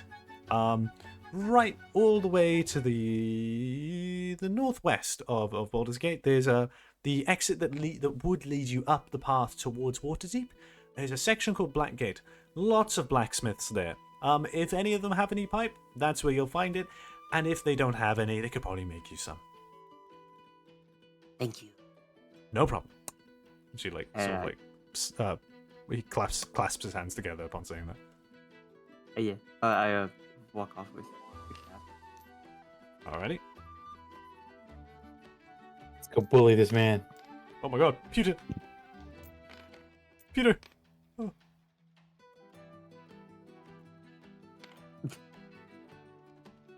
Perfect. Oh. Skills. Okay, so as you approach the table, the man himself looks up at you and just goes, "Well, what are you guys all on? Huh? You approach me at my table? What is it you're looking for?" I am looking for answers. I have heard many a tale about you, and now I have some questions for you. Oh, many a tale. All good things, I hope. Hmm. He kind of like, once again, like the bartender, like, visibly stutters and just sort of, like, tenses up a little bit, waiting for what you say next. Well, I just heard tale of your recent escapade where you supposedly went to Inverness to bring back something precious. Yes, indeed, yeah. The tears of an imp. Yes. And how did you procure this, if you don't mind me asking? See, I am a bard, much like the one in the corner there, and I absolutely adore stories. So when I get to hear stories from an adventurer such as yourself, of course, I want to know more about it. I want to know all the details of it. So maybe I can tell your story. You understand? Yes, of course. That makes perfect sense to me. Perfect sense. It was a dreary, rainy day here in the material plane, and I really wasn't feeling it. I wanted something a little bit more hot, you know? I'm feisty, like fire. And so, I found this lovely lady here at Baldur's Gate who, for a pretty expensive fee, but knowing if you've already heard tales of me, you know that I can afford almost any fee. And so, I pay the fee and into Avernus I go. She opens the portal for me and bids me good luck and farewell. And in I go, darting in and amongst the mountains and the fire and the awful, bad-smelling creatures. And I find some imps. And I've heard that, I thought that whatever you get from Avernus is going to be worth quite a fair sum of money. But the tears of an imp, now that's something to look out for. And what he does, he takes this little, like, vial out from his pocket and puts it on the table. And sure enough, inside of it seems to be a clear liquid. He goes, "The way I got these is I managed to charm an imp into not harming me. By that I mean I tied it to a rock, and I told it a long-winded story, a tragic one, a tragedy, and I made even an imp's heart quiver in sadness as a single tear rolled down his cheek. And that is what's in this vial you see right here, gentlemen." Would an imp's tears be magic? They probably would, yeah. I'm gonna put on my goggles real quick. I'm gonna cast Detect Magic. Okay. What does that require? Is that any rolls, or is that just a thing that happens? I'm pretty sure. Is Detect Magic? Do you have to roll for that?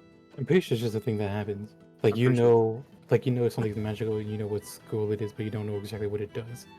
Okay. Yeah. You cast Detect Magic, and It does. Wait, what does detect magic say it is? Is it verbal? Like, what is it? I'm pretty sure it's like whatever is magical, like physically glows. Yeah, I know, but like, what kind of spell is it? Oh, like how you Uh, cast it. Okay. Like verbal, somatic Let me Google it. material.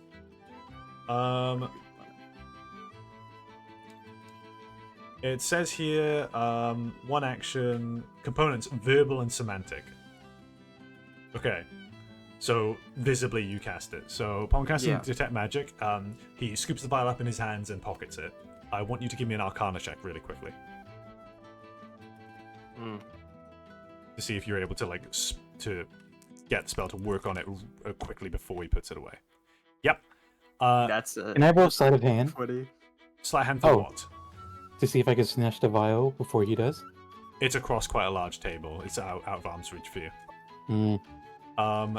So he pockets it, but just before he manages to do so, it's in range enough for your detect magic to catch a kind of glimpse at it. You detect absolutely no magical properties in that vial whatsoever. I take off my goggles and I look over at Salem. I just shake my head.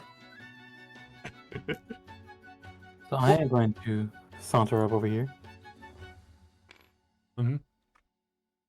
And I'm gonna lean in, and I'm gonna be charming. Like I know that tears aren't matching now, but I'm gonna be charming. I'm gonna be playing along, see if I can get him to slip up. And Okay. I will say to him, "Wow, so you made a imp cry, huh? That's quite an impressive feat. Like honestly, because I hear all the time about tales of demons and devils, fiends of all kinds, but to make someone cry like that is completely unprecedented. What kind of story did you tell them?" Oh, it was a long while ago now at this point. I don't really remember what story was told, but it was definitely a very tragic one. I almost shed a tear myself, but me being the adventurer I am, I kept it in. I had to hold those tears back, just as my father taught me to do. Ah, I see. But if it's so far back, then why are people saying they only recently returned then? Oh, I was in Avernus for a long time. I got the tear a long time back. So Verus was just your stopping ground for a bit then. For a little while, yes. And what are the tiers? I imagine something as valuable as that, where you must have wanted to sell it to the highest bidder.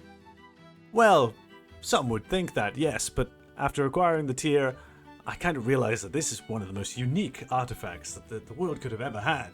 So I wouldn't be willing to offer it up for just any old measly price. I've been offered many, but no, nobody's managed to reach a price that I'd be comfortable with. And you say you managed to sneak into Avernus as well? How did you accomplish that? I didn't sneak in. I paid off a lovely little lady who allowed me to go in there. And what was her name? I don't remember, but she has a shop here in Baldur's Gate. Oh, so we could just ask them about it. Wonderful. You know, it's always a good idea to give other sources of information as well, just to credit the adventurer's tale. Yes, of course, yes. Oh, you know what, as well? I imagine that if someone like you were to come across Avernus and were to somehow make that name cry, news of that would travel all throughout the Hells. Well, I imagine this must be extremely treacherous for you to even attempt this situation again, because everybody in the Hells, and the 9 Hells even, would be out for your head. Because what you done was absolutely unprecedented. I mean, truly, heavily it was understated, like how remarkable an achievement like this would be. I Because heavily doubt. what you essentially done is that you changed the very nature of the Abertus. Something like this was never even thought to be physically possible. Nothing like this was ever recorded before. And now you have here before you proof. If you don't mind me, can I take a look at it again? Because I am just so, and I'm like fanning my face and everything. I am just so astounded at the thought of possibility. And to tell your story like this, could I please just see the vial again? The pride that he feels overtakes his. Like, he kept trying to interject and to say things, but you left him behind. You left him in the dust, and he just verbally trampled him. Yeah, you verbally trampled the man, and he kind of like goes, yeah, of course, yes, and he procures the vial and holds it out in the palm of his hand. I would like to pick up the vial and just like hold it up to the light, just like examining it very closely and everything. Okay. Yeah, you hold it up to the light, and you don't notice anything special about it. It's just a clear liquid in a vial.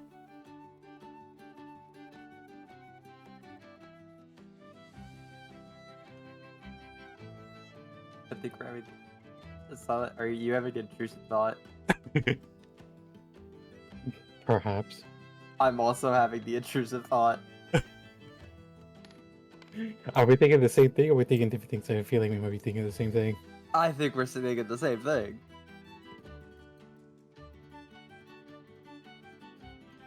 Ooh, I really want to. If only we could save game.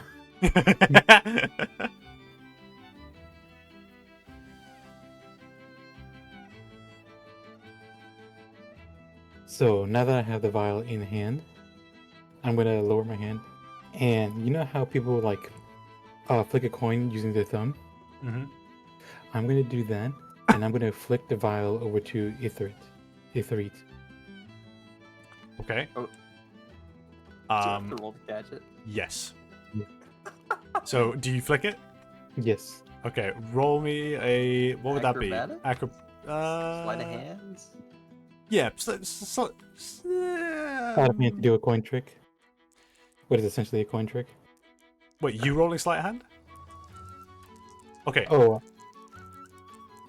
Wait, who's rolling what now? What's happening? Okay, just give me I a don't flat dex check. Give me a flat dex check. Just because this Okay. there's not really any Okay. form of specific to this. We reroll that. Okay. Ooh, That's a 6. a 6. The vial gets flicked in your direction, but like you were not given any warning as to this happening. You don't know how he should have expected you to be able to react to this. It skitters across under the table towards you. You try to go grab it, but it like flicks off the tips of your fingers and hits the floor. It hang on. It shatters on impact with the wooden floor and scatters the liquid across the floor. And the adventurer kind of sits there and stares directly at Ithrit with wide eyes and like not saying a word. He is completely still.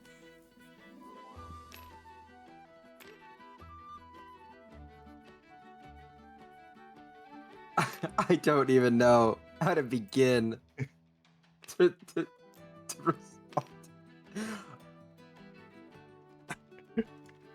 respond. Pewter heads over to the liquid on the floor and just starts licking up little bits of it. Peter, no, you're gonna swallow glass. Don't drink that. Good bunny.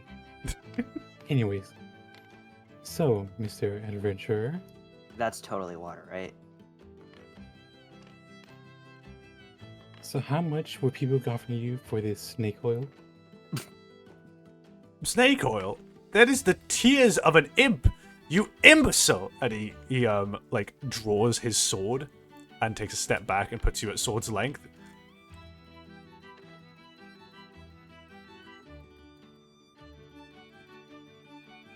I kind of just sigh and slump my shoulders and stand up, just like facing down the sword with a smile just starting to creep across my face and everything. And I am going to pull out a parchment. Okay. And as I pull it out, I am going to cast Prestidigitation.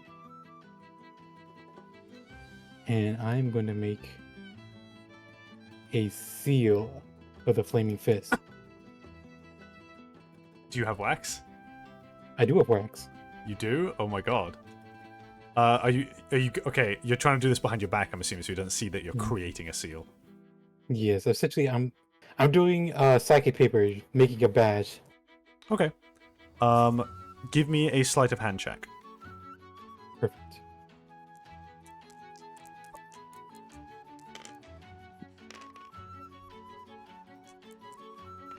What's your What? bonus? I can't give myself bardic inspiration now, can I? Damn. Nope.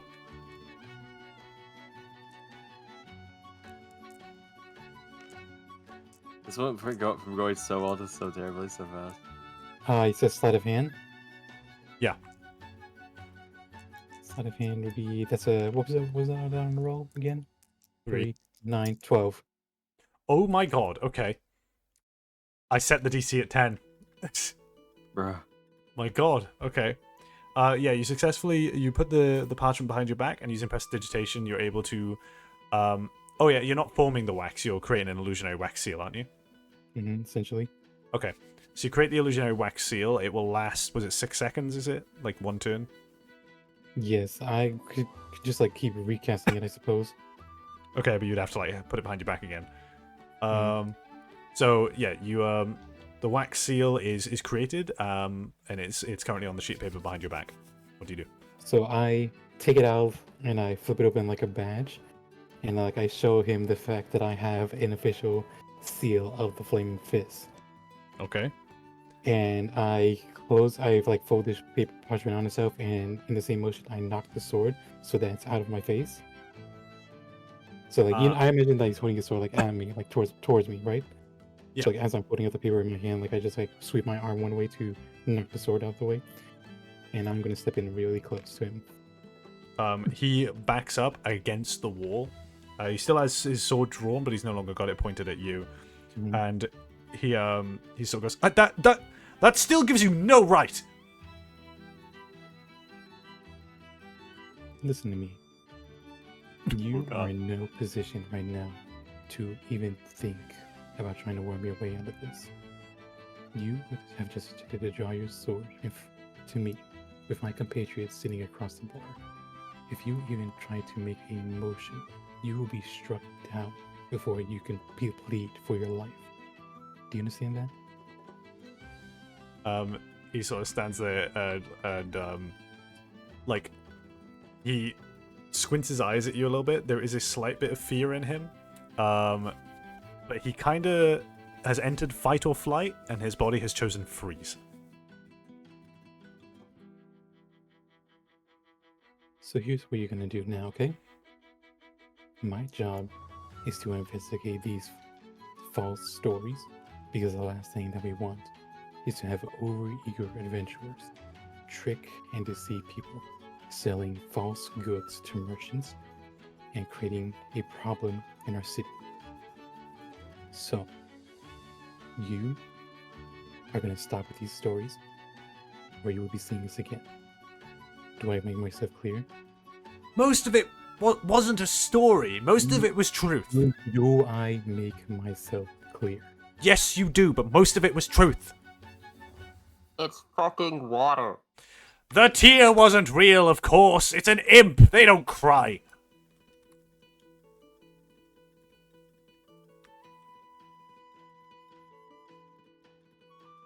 I hope you understand that you could be locked up for a very, very long time for trying to pass off something like that. This is Baldur's Gate. Do you honestly think they would do anything about it? I think they wouldn't mind if an adventurer went missing. Roll me an intimidation check. God damn. If you could give me some help here. Oh? I have a charisma of -1. I mean, just like the help action. Can I do that? I don't know how that works. What does help action do? Help action just gives me advantage if he gives in his assistance. How would he assist? I guess talking, but... Yeah, Oh, you just talk like go into deep like start rambling about something. Say something about the vial itself, about how like Hang on. I'm gonna make a decree here and say that with the help action, Echo, you tell me what you do to try and help, and I'll dictate as to whether or not that gets the help action. Alright, I'm gonna send my dice down real quick. Okay. God damn it. Oh my god. I think as he says, like, hey, they're not going to do anything about it, it's like, normally, no. However, when you start fucking with the economy and the merchants guilds and people's wealth by selling horseshit, then it becomes an issue. Silent, roll me intimidation with advantage. You preyed on what he values. It's 11 on the first roll. 2 on the second. What's your bonus for 11? 11 for intimidation would be 7, so 18. 18. The man kind of like, he looks at the two of you and like lets out a shaky sigh and sheaths the sword.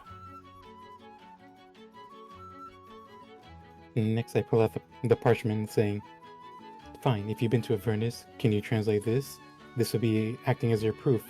If you can translate this, then we'll leave you alone. He looks at it and squints for a moment, and like snatches the paper out of your hand quite aggressively, and looks at it and like mutters to himself, and he's like squinting and muttering different like sounds and things, with a little bit of phlegm at the back of his throat too. And he sort of turns it upside down, lifts it up in front of the light. He's making a really big song and dance out of this, and eventually turns to you and says something in Infernal, like something that you probably wouldn't even be able to try to pronounce yourself.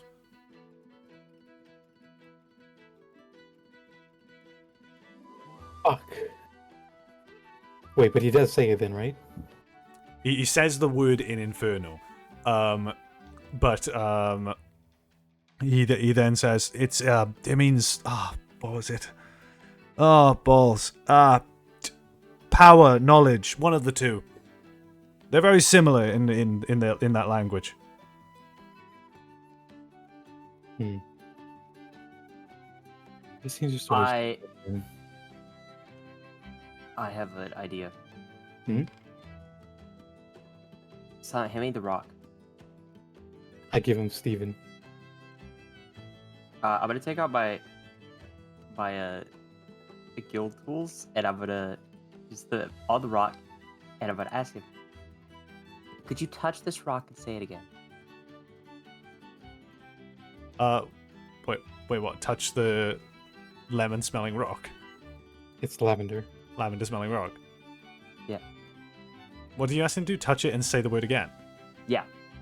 Okay, he squints, goes, why? Just do it. He puts his hand on the rock and he says the infernal word. All right, sick. I now have a recording of him saying that word. Oh. Wait, what? Can Sending Stones record? At Magical Tinkering, first level, when I can do that with mundane objects, one of the things I can do is whenever tapped by a creature, the object emits a recorded message. They can heard up to 10 feet away.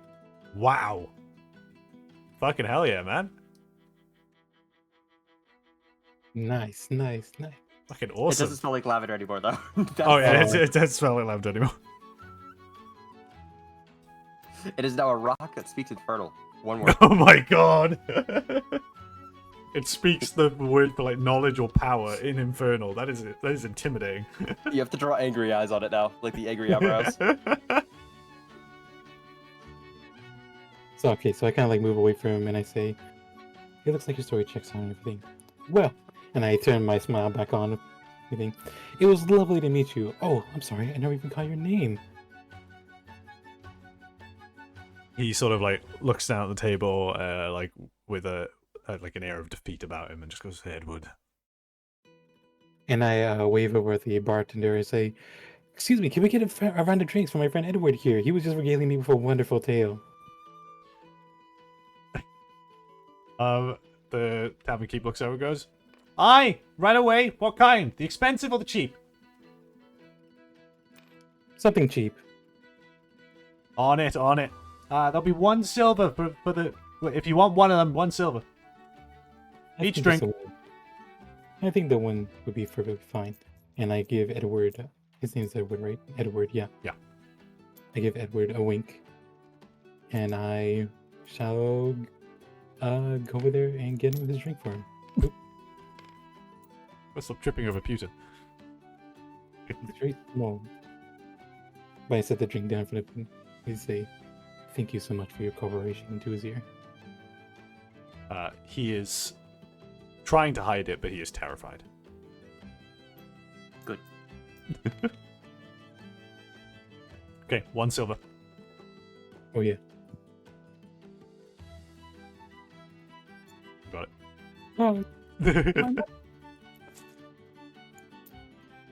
All right.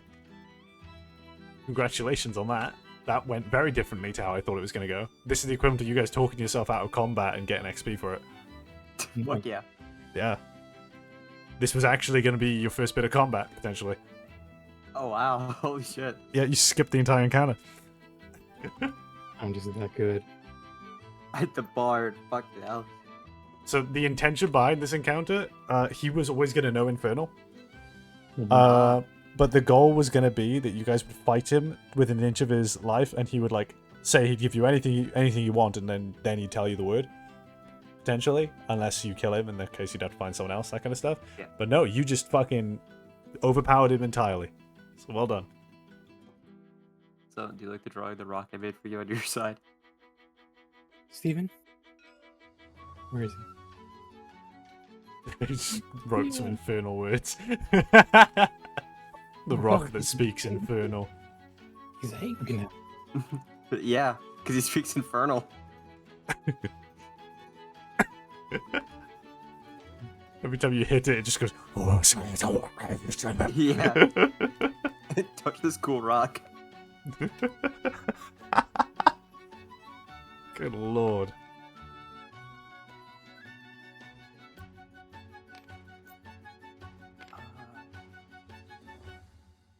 Yeah. So I'm gonna flip a coin real quick, innocuously. Oh. Okay. As while you're here, as you walk away from the adventure in the corner, one of the Flaming Fist guards, full force, decks the other one, and he goes tumbling back past a chair and onto the ground. Oh shit. You hear the crowd kind of just go, "Hey!" in response to it. The music stops for just a moment before the tavern keep kind of like silently gestures to the bard, and they continue their music. Damn. Okay. I kind of Man got his ass Molly rock. I kind of put my head in my hands, just like expressing exasperation over my fake comrades. But I pretty much got what I wanted from here. I got food and the word. Food and the word. The word. The word is bird. Listening to 102.7 of the word. Yeah, I pretty much got everything I wanted from here. Was there anything you needed, Echo? No. Not here. We leave. Okay. You head on out of Yeah. the tavern with the music fading out behind you. Okay. Back on the streets of Baldur's Gate. Quick question. Mhm. You said with the whole finding pipe thing, where is that is that in Baldur's Gate? That is Or on the outskirts of Baldur's Gate. So it's outer city again, but it's not where you came from. It's the other side of Baldur's Gate on the way to Waterdeep, like the moment you leave the city. I see. Yeah. Okay. I think I would talk to Salem in this case, be like, okay, so what is the planet with water deep and everything? Because like, are we leaving like tomorrow and just leaving the whole? Because we still have Helen to worry about. So what's the plan there? It kind of seemed like Helen was plane shifting, in which case we really don't have any other leads to go off of. And I know Helen. I know them by their work title. And I can assure you that there's nobody here that would really give us, nobody reliably who would give us information about them. If anything, if we did want to follow up on this, we'd have to investigate more into this Feldrick character. But they are a very powerful wizard. And as much as it pains me to admit it, they don't seem that inclined to listen to my words. Yeah. They did want to, or I thought they wanted to stab me pretty bad. What do you mean Uh, they wanted to stab you? Did something happen? When you left, they had every opportunity to literally kill me. And they didn't.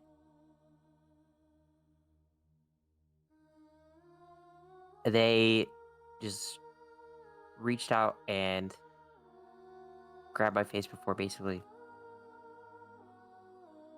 like eh, delving into my mind, but then they fucked up and then I looked into theirs for a second and it was exchange. I lost memory as a Kind of, result. What? what kind of memory?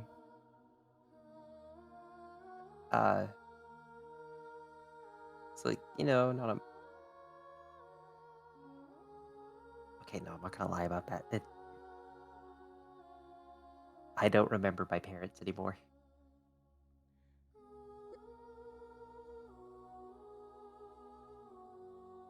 Like, kind of at all. I remember the situations around them, but not them. Did you have a good upbringing? It could have been worse.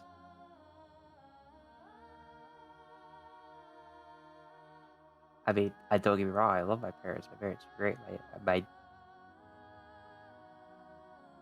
Well, I would tell you if I remembered.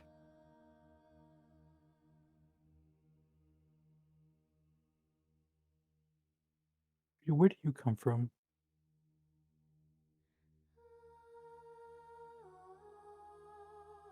Uh,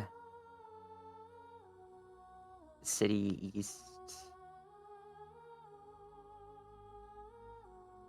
down the river a little bit. No, that one. And could you not go and visit your parents once again?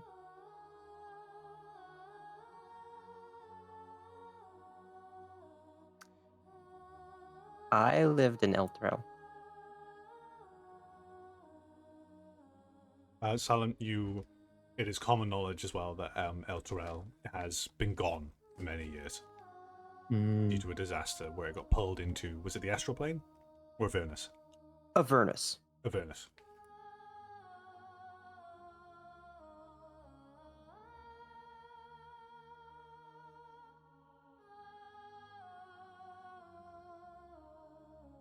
Salem kind of like opens her mouth as if they're going to say something, but then thinks better of it and simply says, I'm very sorry. It's okay. Don't like talking about it much, which, but seemed pretty fairly adamant on knowing earlier, so.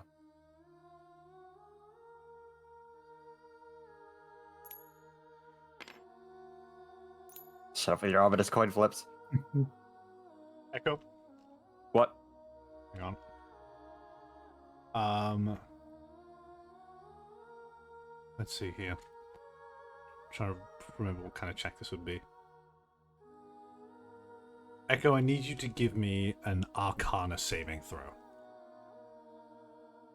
So an intelligence saving throw, or? An Arcana. Actually, yeah, intelligence saving throw. That is a... What is that? That's a fucking 20. That's a 20? Okay. Yeah. I haven't been able to update my saving throws. You feel your mind... actually, hold on. Need better music for this.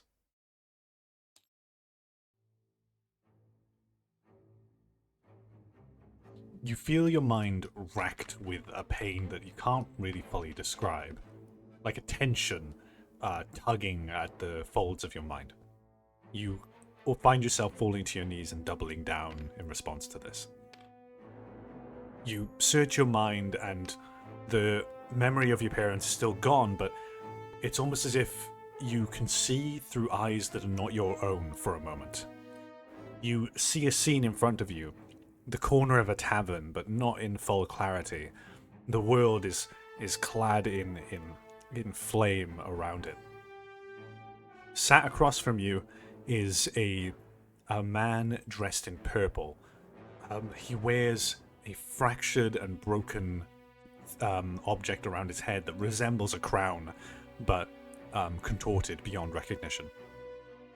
He is talking aggressively to you, and you somehow feel some sort of disdain for him.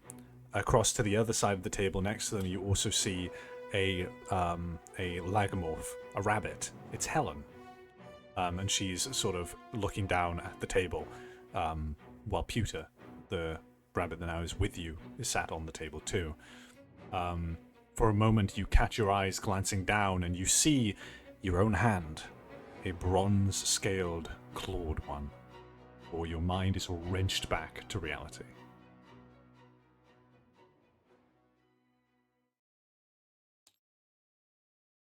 Ow.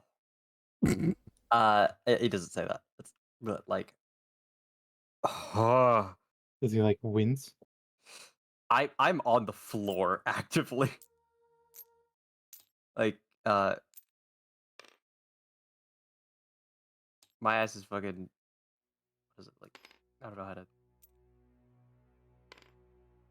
Ominous music. That worked.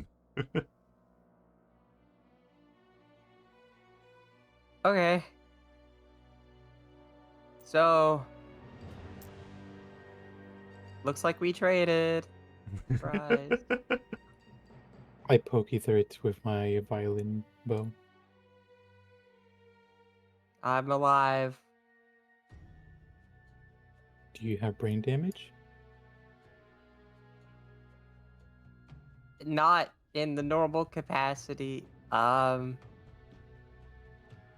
think it is damage to the fact that me and Spooky Dragon Man seem to have done a switcheroo on some memories.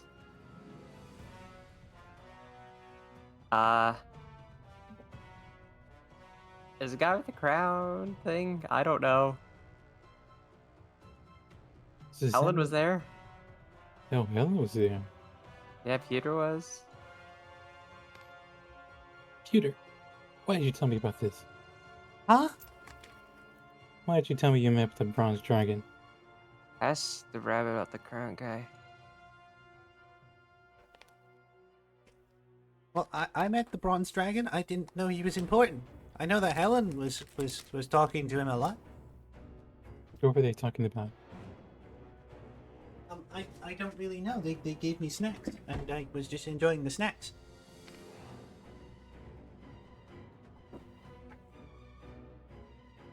Come on, Peter, this could be key. This could be key information that we need. Try to think, what were they talking about? What were they discussing? He said something about a crown? Something shiny? A shiny thing that people wear on their head? Yes, the man had a crown. Yes. What kind of crown? Was it gold? Can you see color, actually?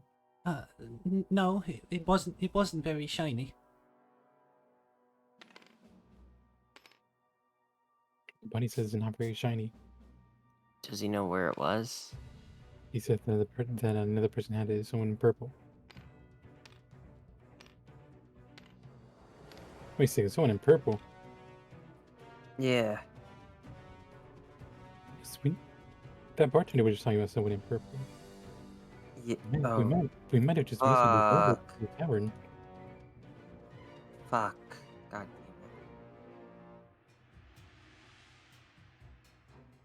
damn it.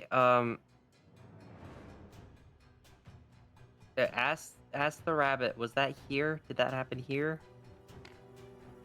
Peter, Yes, was that meeting here at this tavern? Do you know? yes, it was. He said it was. Okay, great. Hold on. I'm gonna run back in the bar Okay. and run up to the barkeeper. All right. Hi, sorry for bothering you again. You mentioned a guy dressed in purple earlier. He came in here at some point with a crown or whatever. Who do you know anything more about him? Where can I find him, talk to him? Not really. He was quite the eccentric fellow, very loud at all times. But no, we didn't know very much about him. He neglected to tell us very much. Okay. You know somewhere I could go to maybe get a lead on him at all? Or just on finding somebody? I have no idea. I think he had a run-in with guards at some point, but very quickly was, the guards left them alone once they saw that he was with Amaru. Oh, okay. Okay, thank you.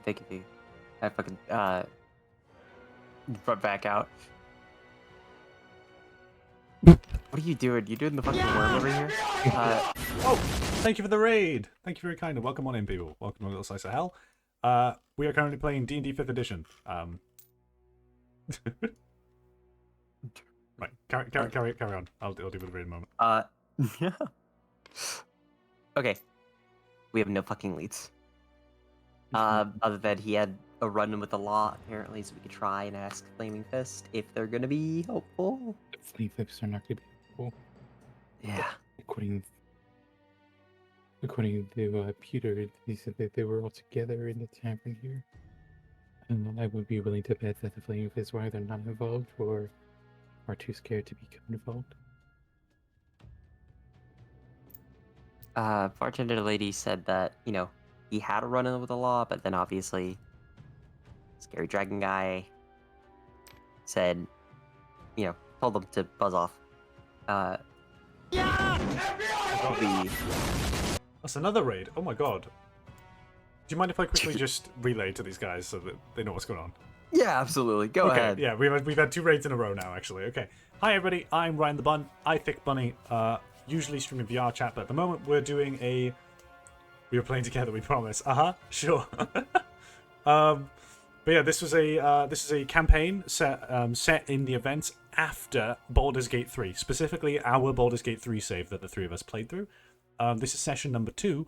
So if you wanted to catch up with session 1, that VOD is available on my channel. It's also on YouTube under itbevods. But yes, general gist is there are cameos here from Baldur's Gate 3 and from our campaign of our main characters, which is quite a little bit of fun that we've been doing. But right now they are dealing with the fact that Ithrit's mind over here has currently had his memories of his parents stolen by one of the main characters from our Baldur's Gate 3 campaign. But he's also managed to retain some memories from that character as well. So it was a two-way street. We did like a 5% of a Freaky Friday. Fucking hell. Oh dear. Alright, go right ahead. Well, What did she say? Which Flaming Fist guard? she Did you just said remember? one of them. I'm assuming. I mean, obviously they probably shift around where they are. But I mean, if he had a run-in with the law once, he probably would have it multiple times. So maybe he's well known to them. He's not a very good rogue then, if that's the case. Ah, you're right. Fuck. Damn it. You're a bard. You persuade. What do you mean persuade whom? Go try and talk to one of them. I don't know. I can't talk to people.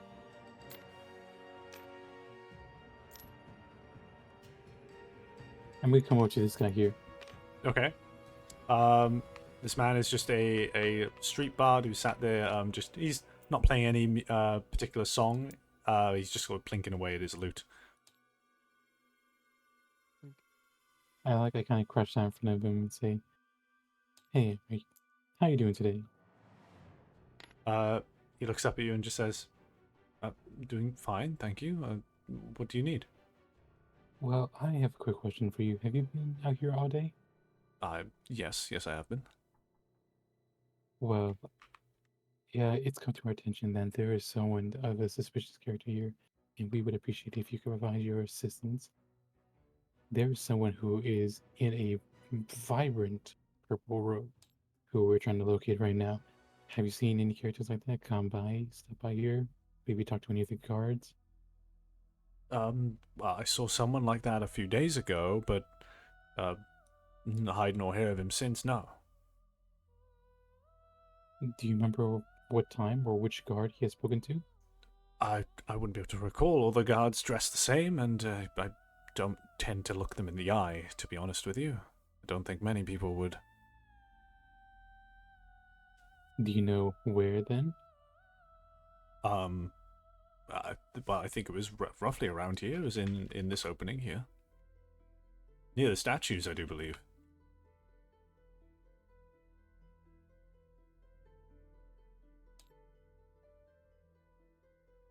If these guards are stationed here, I imagine they come to this area very regularly. Like, these are their spots that they hang out and keep watch at. I'm gonna see if I can convince this bar to tell me exactly which of these areas the encounter was had, and I will slip him a silver piece for that information. Okay. Like I said, I'm pretty sure it happened near the statues. There's not really much else I can tell. I don't tend to get very well versed in a lot of these things. Hmm.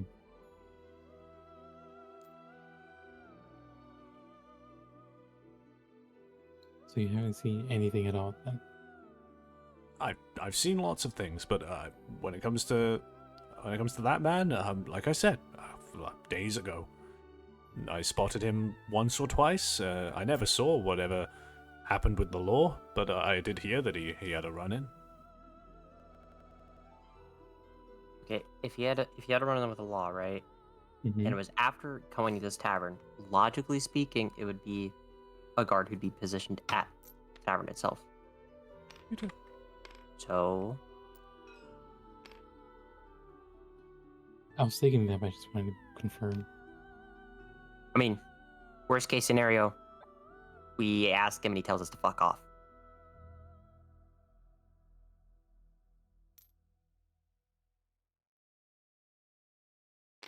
Well, here goes nothing, I suppose. I'm actually gonna check my spells real quick. Okay. Oh, Or anything. I just got rid of that spell too.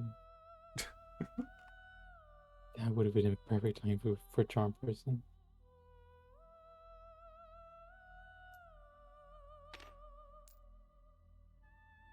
Alright, let's see if I can lie my ass off. All right. How do you approach this?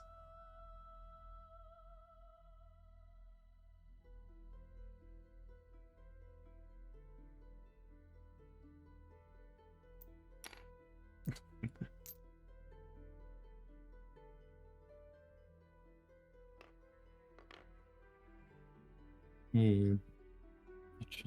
I love the idea of just walking up to this guard who's now looking at you as you approach, and you're just stood there staring at him, going, as you like think of your approach as what you're gonna say to him. And he's like, huh, hello? Can I help you? It's like, what are you doing? I'm looking at my dialogue options. What? Oh, if only were that easy. Unfortunately, our dialogue options are yes.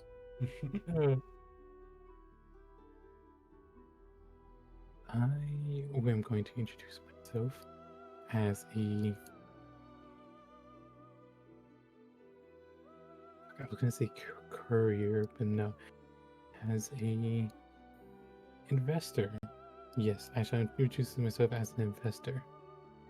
Someone who is looking to speak to someone who is very prominent within the magic circles, and that I had heard that I was meant to be meeting someone here, someone in a purple robe. However, since I did not see them here, and I am running a bit late, I was going to ask this guard if he had seen anybody of similar demeanor stop by here recently. Okay. So he listens to what you're saying, and he kind of like, is not fully focusing, but the moment you say purple robe, he kind of like straightens up his back a little bit and goes, purple robe. Hang on a minute. Rolf! And he yells across the entire courtyard, and a guard from across goes, yeah, so tempted to do the fuck you joke again, but he says, come here real quick, we got a question for you. And he like sort of like starts walking his way over and he goes, come on, fucking run, you bastard. And he sprints, gets here, he goes, remember the guy in the purple robe? Is that dude you had the other day? It's like, yeah. Wait, well, the one by the statue. A purple robe, weird crown. Is that what you're looking for? Yes, exactly. I was actually supposed to be meeting him, but I seem to have lost track of him. Have you seen him around? Do you know where he had headed? Do you want to meet him? Oh my god, what are you up to? Business as usual, of course. Okay, well, I can tell you that he is spending time in a dungeon until we can get where he hid the goddamn gem. The what? The gem. Are you new in Baldur's Gate? Oh, he's just my traveling servant. Don't mind him. I think that's this. Sometimes he just asks questions, and I really do appreciate his input. I find his questions very charming in a way. Entertainment so kind. purposes, you would say. I suppose so, yes, if you'd be so kind as to humor him as well. Fine by me. The gem, yes. The statue. The statue's in the corner. There was a gem in the center of it. The coiled part in the center. It coiled around this lovely, beautiful purple amethyst-looking gem that we had from a long while ago, and the guy in the robe, he stole that. He literally, I watched him walk up to it, remove the gem from its holding place, and then cast a spell, and the gem was gone.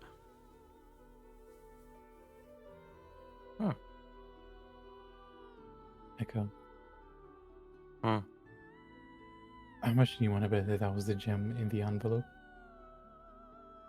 What color was that gem? There wasn't a gem in the envelope. No? was It a was shard. It was like a slightly blue and purpley tinted shard. You see. For a second, I was going to be a heckin' concern.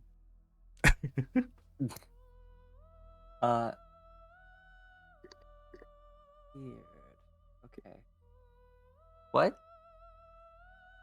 So he As just he said. so he just stole the gem straight from the town square? Goodness. Just picked it right up and made it disappear. Fucking wizards. Well, actually, Rolf, I do believe he said he was a sorcerer. What difference does it make? Both are casters. Two casters standing directly next to them. They don't know that. Shush. And I was thinking to them, I was meant to meet him. We were to some trade deals, and now he's got himself locked up and everything. He was going to do some work for me, too. I need him to clear out a certain area. I suppose I have to find someone else. You say he was locked into a dungeon now? Yeah. He locked up straight up in oh my god, brain, come on. Come up with something, come on. Straight up he's well, not locked up in a dungeon, so to speak. He's more being questioned by guards in the higher up sections on some of the battlement towers. I don't know, they haul him around to different people who try to get him to talk, but he isn't saying anything. Rolf barges him to get him to shut the fuck up. And he goes, ow, sorry. Well, I suppose I have to find someone else, another adventurer that I can sponsor. You wouldn't happen to know anybody else within the area, would you? What, adventurers you can sponsor? Yes, sir. I've never been an adventurer, so I don't know what they look for in that regard. I mean, if you're looking for adventurers, this tavern would have been the place to be, but I mean, I saw you guys go in earlier. Did you not find anybody? We saw someone who seemed to be a promising aspect. However, it seems that all the stories that they were told was just that, simply fabrications. Oh, that motherfucker. I know exactly who you're talking about. Yeah. No, I've been looking for an excuse to lock him up for years. You know, I did hear tell that he was planning to sell some fake goods to the market. Did you now? Can that be Mhm. corroborated? What am I kidding? Doesn't matter. Hey, Rolf, go in there and rough him up a little bit. Gladly. And Rolf leaves the group and walks past you and goes into the town. I'm so fucking uncomfortable. Well, since that proposition became a buzz, I suppose we'll just take our leave now and see hopefully we come across someone of a much higher standing. That makes sense to me. You wouldn't happen to have an adventurers guild in the city, would you? Adventurers Guild. Admittedly, it has been some time since I've been to Baldur's Gate. I had recently come from an expedition from Candleskeep, if you would believe that. Oh, the wizard place. Fucking wizards. Their magic is useful on occasion. Yeah, it can be. But I'd like to see one of them cast something from the end of a spear. Power word, oh shit, am I right? I'll take Me it. actively holding the wand gun in my backpack. Well, you have a wonderful day, sir. You too. And I shall take Peter, and we shall leave. Be on our way. Be on our merry way. Onwards.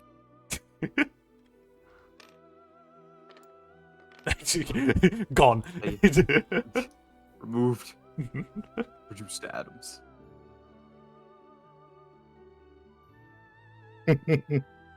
Edward. Let's get out of here. Oh, So what's That's happening right. now? Where are you guys off to? but I guess we're going with this direction because he told me this direction. Okay. Did we really have to rat that guy out? No. But it was funny, though, wasn't it? Not really. I thought it was funny. Hang on a minute. I need to note some stuff down because you guys have made a lot of sweeping changes here. We're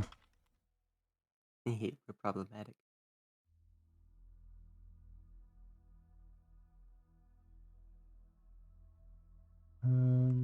Hang on.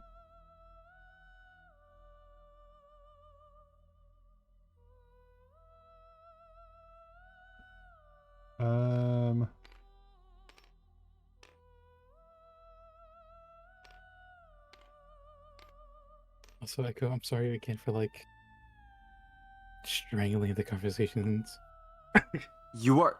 Dog, I have -1 charisma and am a little artificer rat guy, and you are the bard. It is literally like in your job description.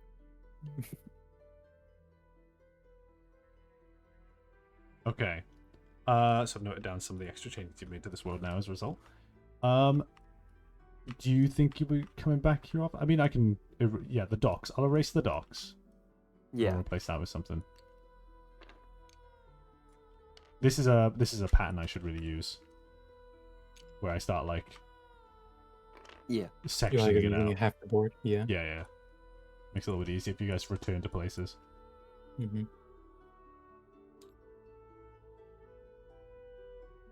Also, because it'll make the city itself feel much less small. Yeah. Or much more condensed, I guess. I don't know the proper word for it. But like everything's like so big and wide and everything. Yeah. The only major issue I'm having is that I swear at some point what I'll need to do is probably take some more time before we do another session of this and actually make some maps for this that I can spawn in. Mhm. Which would be nice. At least just like literally all it would be is I want to just get the resolution of what this wooden background is, right? Right. And just Yeah. replace the picture in the background with a top-down picture that I've already drawn previously. Because how much would you sell your labor for? Hmm? How much would you sell your labor for? Because you said you're looking for work. IRL or... No, I mean like here. Oh. I don't know. I don't sell much. Like if I gave you a few gold pieces, would you accompany me up to Waterdeep? Sure. I mean, at this point, we're kind of friends. So, I mean, yeah. Oh, Not paying me much. I love that my shenanigans have become a positive light for you. I definitely don't agree with everything you do, but at this point, we're so tied in the shit that it kind of feels weird. Just us both dipping on each other. Still, I did want to see if there was any other NPCs we could grab to go with us, just to bolster the party a little bit, you know. Yeah. Calling people in character NPCs.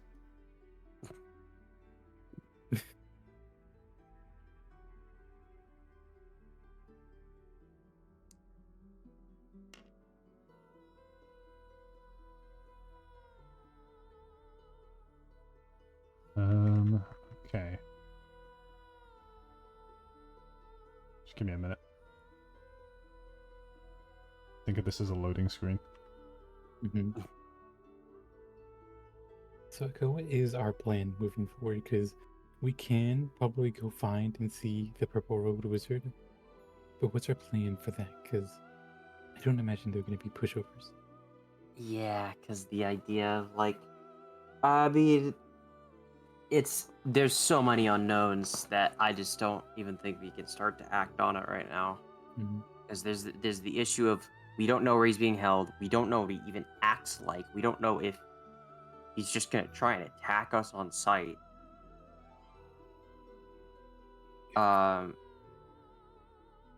That's kind of As a- partially the reason why I keep asking for, like, see if there's anybody who would be willing to join our party, or if there was any adventuring things nearby.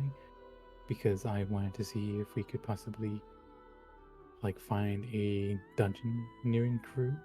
Would you like a DM interjection on that? Yes. I've given you many characters that could potentially do exactly that. But I don't want to talk to Edward again.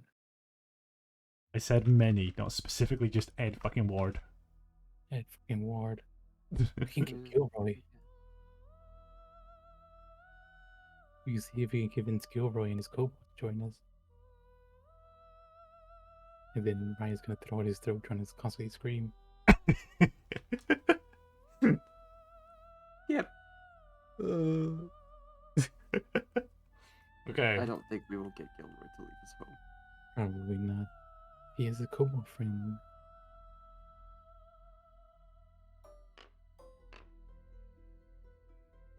The captain definitely seems like an interesting prospect, though. If you had to guess, what class do you think it would be? Because I'm guessing swashbuckler rogue. That or a fighter. Mm-hmm.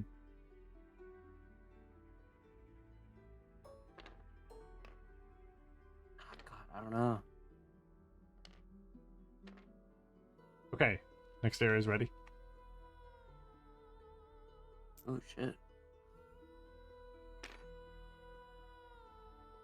So, upon your travels through the city, what you'll eventually come across is a huge, like, wall with two turrets on either side of a large gate. This, if you could give me a history check. Okay.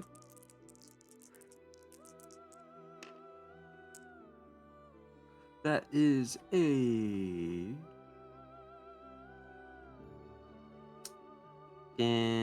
15. Okay. Both of you are very aware of this. You almost kind of feel dwarfed by it a little bit. No offense to the dwarves in the city. This is Baldur's Gate. This is the titular Baldur's Gate, the landmark. What this separates from the side that you're on to the one beyond is the lower city from the upper city. There are guards upon guards upon guards piled up around this gate from the Flaming Fist, keeping an eye on anybody who's passing by. Let's see. And I'm guessing no one can really just enter the upper city of Baldur's Gate, huh? They can. It is common knowledge to civilians of Baldur's Gate that anybody can enter the upper city for a price. And there are also curfews in which people who are not residents of the upper city are kicked out at a certain time. They got a fucking visitor's pass? God damn.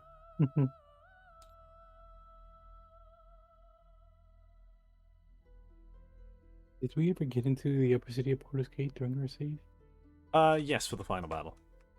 Yeah, but it was literally burning. Yeah, it was the final battle. You wouldn't have seen what the upper city actually looks like. Ah, right, I see. Actually, you know what? The upper city is probably the place like I hit the hardest by the calamity. So.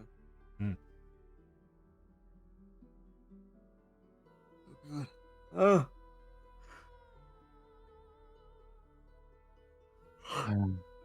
Going this way probably isn't gonna yield much because if the purple was just being kept in a dungeon, then there's not really any reason for us to go this way. Well, he didn't say. He corrected himself, didn't he? That he's actually just being hauled around by guards and being questioned. Not actually in some kind of dungeon.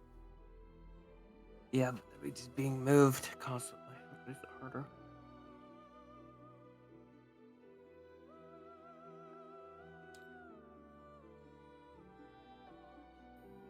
So we press on past the gate for now. Yeah, go on. Cause I'm about out of ideas for what to do.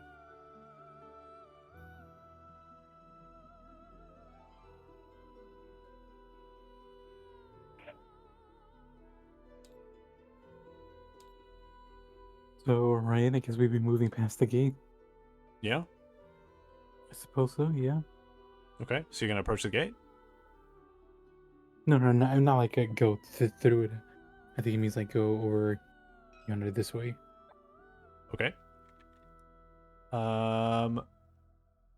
Okay, so you. Okay, let's have a look here. I'm looking at a map of the city itself. You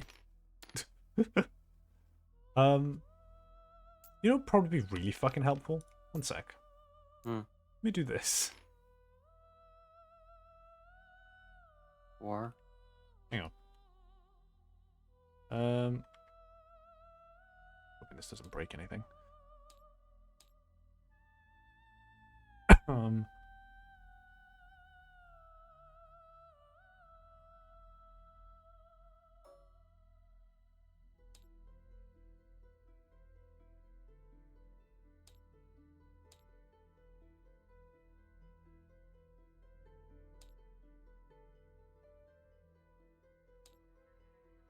Holy shit.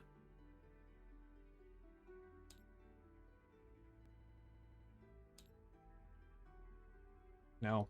Hang on.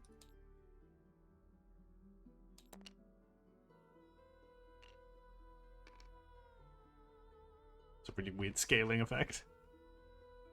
Boing, boing, boing, boing, boing, boing, boing. Here's a map of Baldur's Gate. Whoa, whoa. Boom, boom, boom, boom, boom, boom, boom, Yeah, boom, please boom, stop. Oh. Hang on, I need to make it a little bit bigger. Oh. Okay. So, what I might do is actually put this up on, yeah, hold on one sec. Okay, it's not going to collide with anybody else.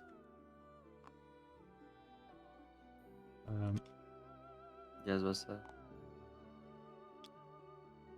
This is going to be scuffed as fuck.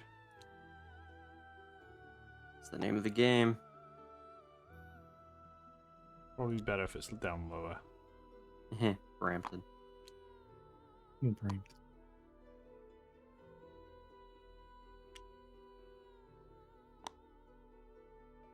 There we go.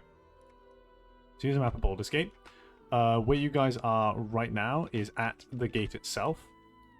You have came from this side towards it. I've kind of drawn it the wrong orientation because I'm a dumbass. So where you guys are headed now is down this way.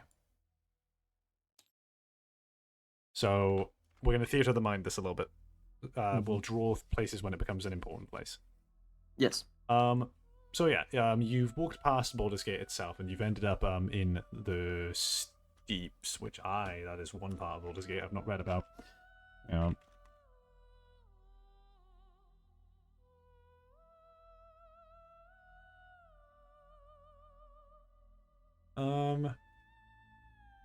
Okay, yeah. So the Steeps itself is a district in the lower city. The houses are kind of stacked on top of each other and overhanging the path, and it's very like narrow, enough for like two people to walk their way down. The cobbles below are very disheveled. It's quite a poor feeling section.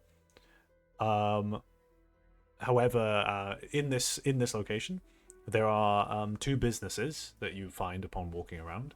One is in a bit more of an opening area where the houses become a little bit more sparse and becomes a little bit more rich, at least for the lower city, and that would be the counting house, which is a trade, a commerce, and currency exchange in Baldur's Gate, and also somewhat of a bank.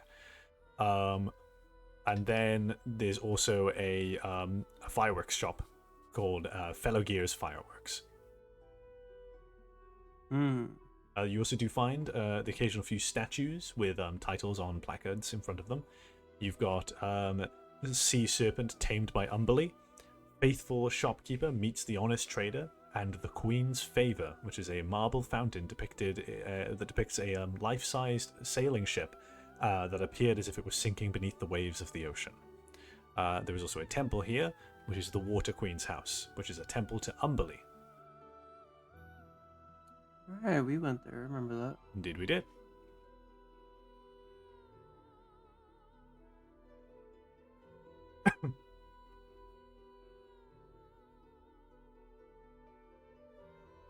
This would have been around where the Steel Watcher factory would be then.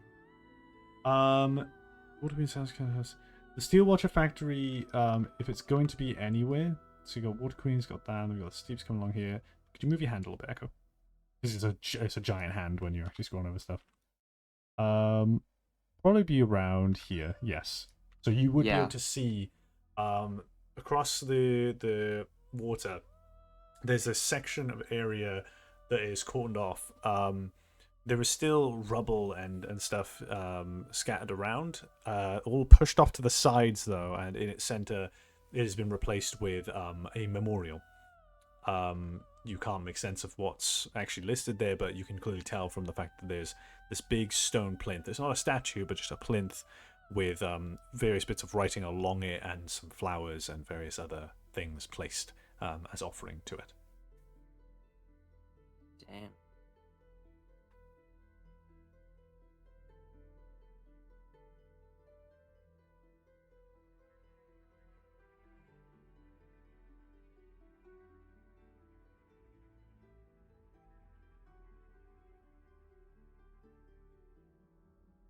Sorry. Oh. Right? Yeah. If you need to go to bed, I'm like- just let me know. Yeah, no, I could kick it in for at least another 20 minutes. Okay. So, at the very least. Alrighty.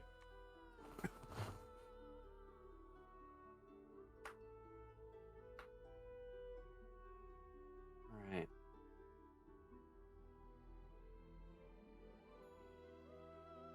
So which of you's leading? What's going on here? Some sort of thing. Silent, what are you thinking? The High House of Wonders. What about it? Going there to visit the magic shop. Us in the upper city. This? Yeah. Thought we went to the High House before in the lower city. Yeah, did they fucking move the location of it for the game? What? How did they? Oh, they did, motherfucker. I like how there's the Hall of Wonders and then the High House of Wonders. Yeah. If I recall correctly, the Hall of Wonders was available to more general people, and the High House of Wonders was for high-ranking wizards, if I remember correctly. I'd have to look that up, though. I see.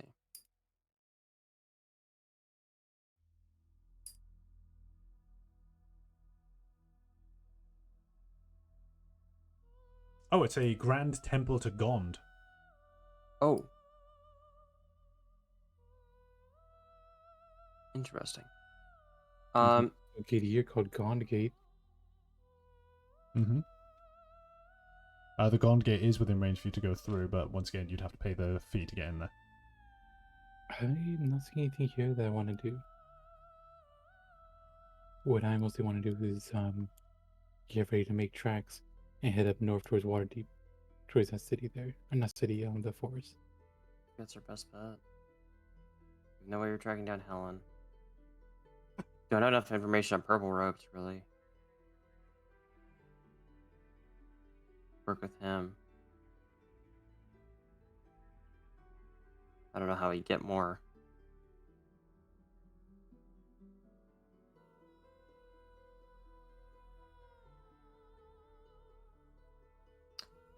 I know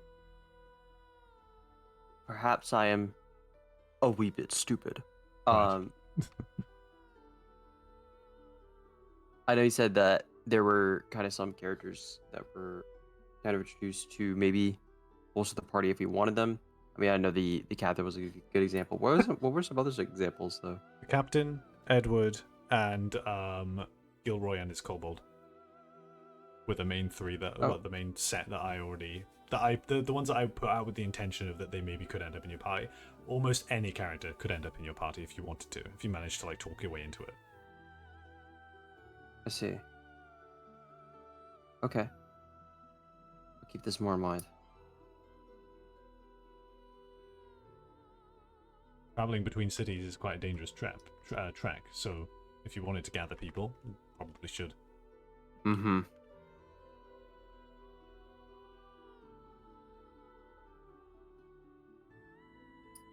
And we made this for our own. What about Felrar? Elroy? So, Oh, the dwarf. Yeah, he'd be an option potentially, but he's kind of occupied. Yeah. Mm. Oh, yeah. You're right. Because of you guys. Oh, goddamn us being good people. You made him start trying to push for a revolution. Is what you've done. Mm-hmm. Too good at our jobs.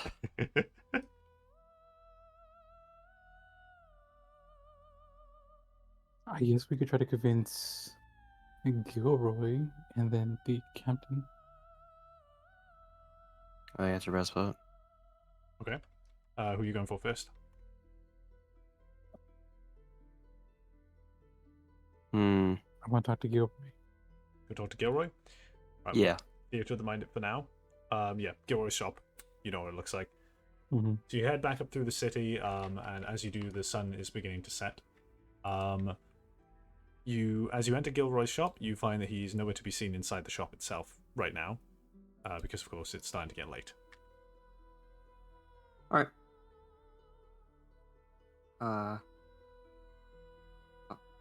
Do you want to buy that tavern nearby then? You do hear some slight noises coming from below the ground in Gilroy's shop, though.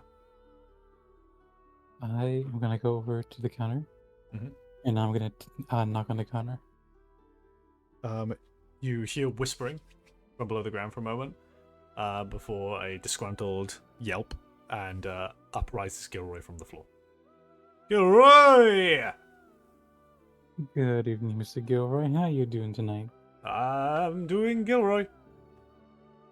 So true. Oh, wonderful. Listen, can I? Oh, what did your kobold friends say, by the way?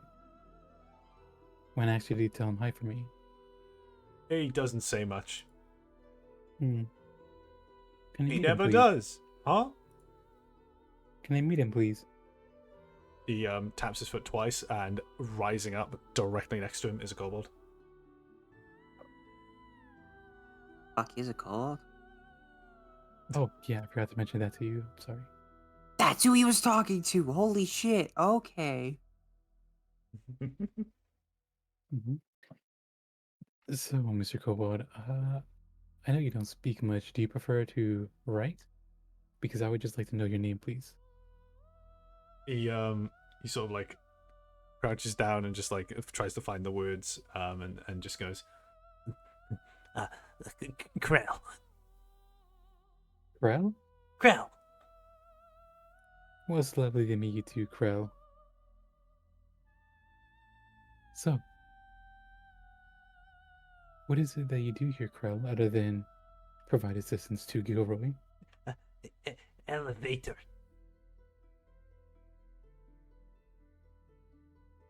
Designated elevator operator. Krell. Indeed. Elevator operator Krell. It's a certified technician. Goodness, I forgot what I was gonna say. Gilroy. I know I gave you those magic items. Did you manage to sell those, by the way?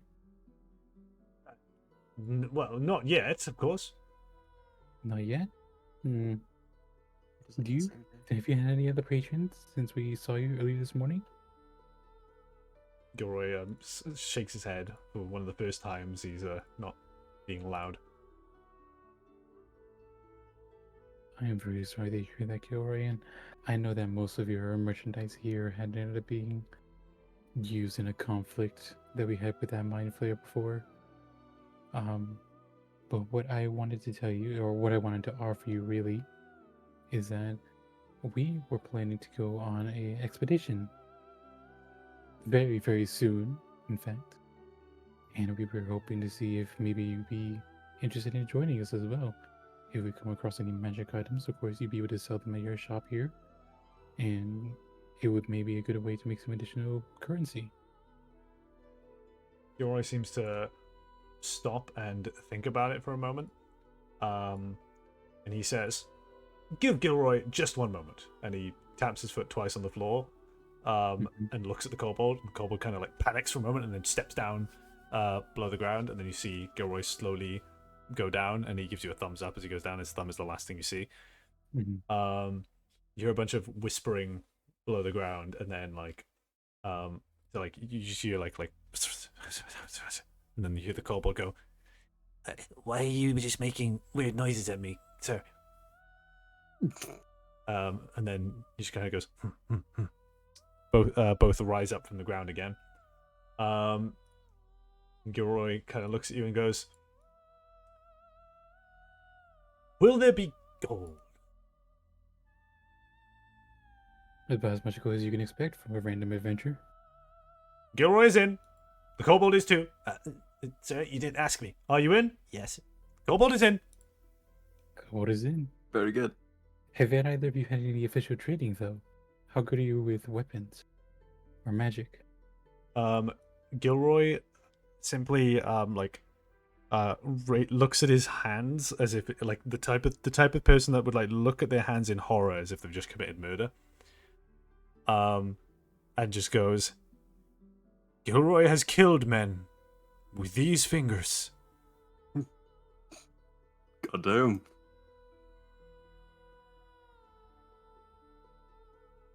I have a story for you.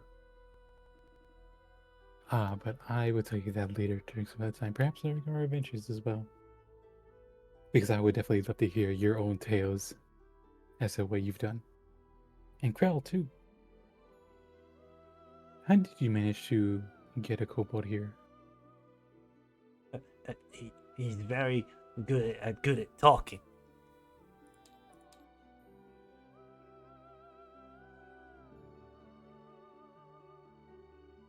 I kind of just like look at Gilroy.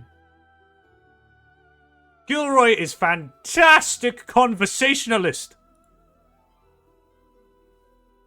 That is true. You should give my friend here lessons while we're on that road. Because let me tell you, he struggles forming words in time. I don't. Look here, pal. Look me in the eyes and tell me that's not true. There. Hmm? Hmm? Same problem, different origins.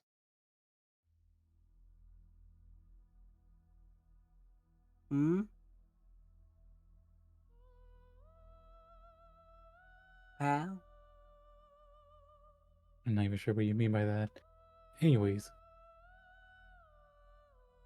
we would love to have you, Gilroy. Matter of fact, we are also going to be talking to someone else as well to see if we can get them to join us.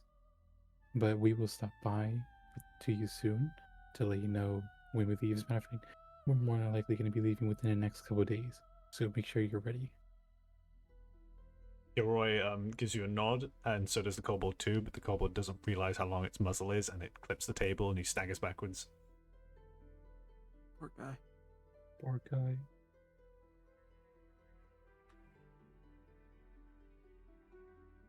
Then I kind of just started heading out the shop because we've now recruited Gilroy, Indeed, you have. and we should try to attempt to do the same with the captain. Okay.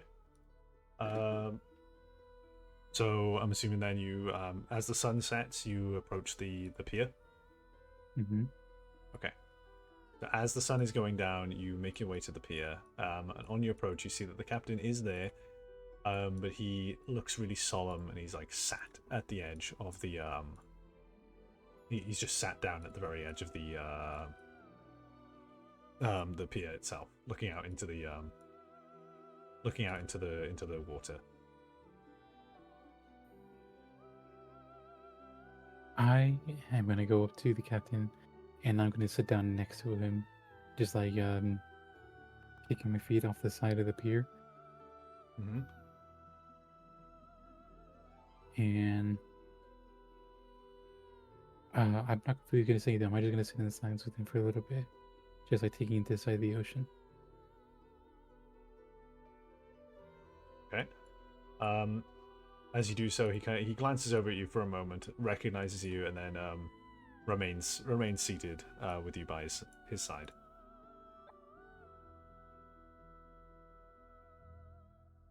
After a few moments, I will break the silence by saying, "Captain, Turns to you and goes, "What do you need?" we're gonna be going on an adventure and a trip deeper inland. I have heard about how you lost your crew, and I am deeply sorry for that.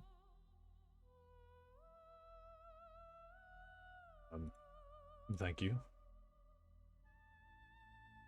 Wait, are you saying you want me to come with you? Yes, sir. The captain considers it for a moment, and just turns to you and says, "When?" As soon as possible, possibly even on the morrow.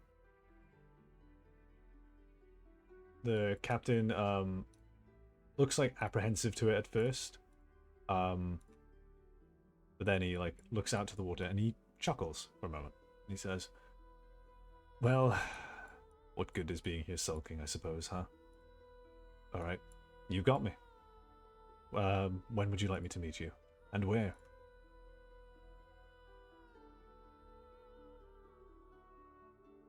Fuck, what was that place called? We will be here tomorrow at Hero's Rest. Hero's Uh, Rest. Go on, Echo. Wait, what was that one place called that I needed to go that was like on the way out? Blackgate. It's at the very edge of the city. Black Dragon Gate? Yep. Or, yeah. Uh, I'd say maybe meet us there instead. Black Dragon Gate. Black Dragon Gate? I was thinking that maybe we could have a toast before we head out. Okay, yeah, no, yeah. In that case, carry on. I mean, if you're proposing you'll bring the liquor, then by all means we can meet at Black Dragon Gate, Black Dragon's Gate. I am not carrying that much alcohol. Hero's Rest it is. We'll make a detour to Black Dragon's Gate as we make our way out the city. And Captain, Yeah. I will be upfront with you. But one of the reasons why I especially want to go on this adventure is because I am also looking for someone that I lost, and I hope I can get them back. Well, So I appreciate your help. I do hope you find that. Yeah. The least I can do is wish other people can get what I can't.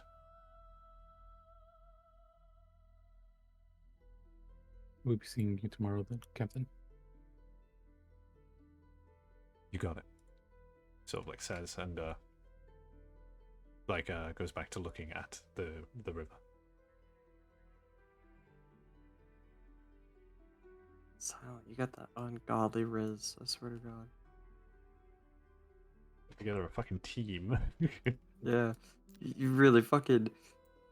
You went to the most insane man that I've ever seen in Baldur's Gate and went like, "Yo, we're going in the middle of buttfuck nowhere. You coming?" And he went, "Yeah." You went to the most depressed captain I've ever seen that has lost his crew and has nowhere else to go. And went, "Yo, we're going to the middle of buttfuck nowhere. You coming?" And he went, "Yeah." Also, fuck Edward. Yeah, you're not gonna go for Edward? No, fuck Edward. All my homies hate Edward, right, Echo? Who's Edward? The motherfucker who tried to sell us fake stories with it in tears. Oh, fuck Edward. Hell yeah. I still don't think we should have took the blazing pistol. That was a little much, but Eh. Flaming Fist. Oh god, I'm getting so tired. I can't remember names now. Oh balls. Trying to quickly chuck something together real When quick. did my tablet start showing Dwayne The Rock Johnson? What?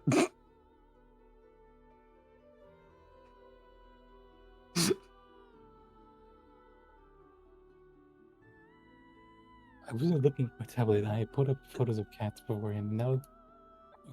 Echo, did you do this? No. Surely not. Did you do this when I gave you Steven The Rock? No. Oh, was it like this like for the majority of the session? Oh my god. No, it's been like that for like, I don't know, 10, 20 minutes. Oh, okay. I was really concerned too because I was worried like I went to like look at my tablet and see the photos of the cats again and I was just really concerned like why the fuck I got Hallucinating that Dwayne The Rock Johnson was a cat. Good lord. I really tried to pull up specifically the eyebrow raise gif, but it wouldn't let me. But yes, I guess we'll turn in for a long rest and I'm gonna be doing a few things as we go to a tavern. Because when in I mean hopefully a cheaper inn than that fucking went by the entrance. Right? So like gold piece of nice expensive. I know it's probably not, but like God. I don't want to be stuck in that tourist traps.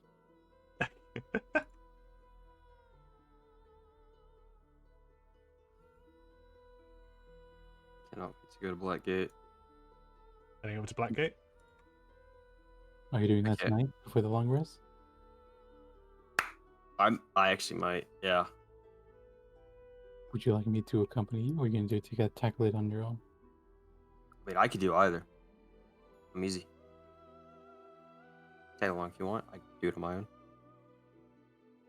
I can fend for myself, I swear.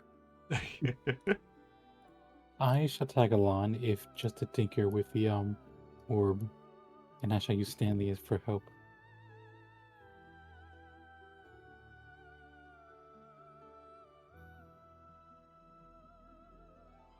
So I guess we're gonna be heading to Blackgate, Ryan. Okie doke.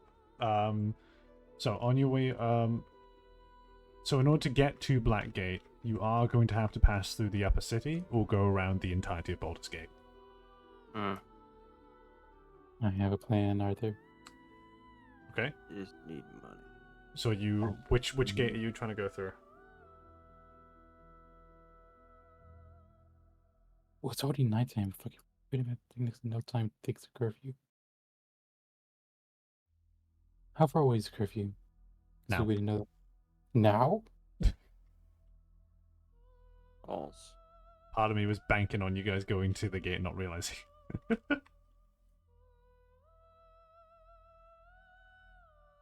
Alright, I still have a plan, Arthur. Hmm. That's gonna be fairly risky.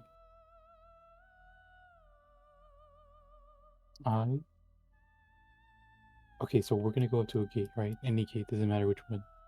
Preferably one with less guards. Mm-hmm. I don't like the sound of this one already.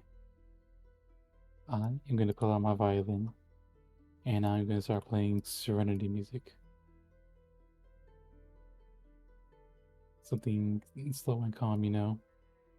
I don't have anything on hand with me at the moment. If you give me a moment, I can look something up. but it's irrelevant. Essentially, I am playing my music as we get closer, and my music is fairly loud, so I imagine they'll be able to hear us as we approach them, right? Yes, they'd be able to hear it. All right. I am going to be using my class feature. So as a glamour bard, I have a feature called enthralling performance. Which gate are you approaching again, real quick? The one that has the least amount of guards. I can't tell you which one that would be. Which one are you picking? Say Heap Gate. Heap gate? Yeah, Which by Heap side. Heap gate? Oh, Heap gate. Yeah. Sure. Yeah. You approach Heap gate and you see that there's roughly 3, maybe 4 guards. You can't obviously see what's going around the corners and stuff. It's a much smaller gate than Boulder's gate itself, but yeah. Yeah. Mm-hmm. So I am going to be playing my music as we approach. All right. And I'm going to use, like I said, I'm going to be using my class feature called enthralling performance, which I can quickly send you the information of. Sure. Fire it my way.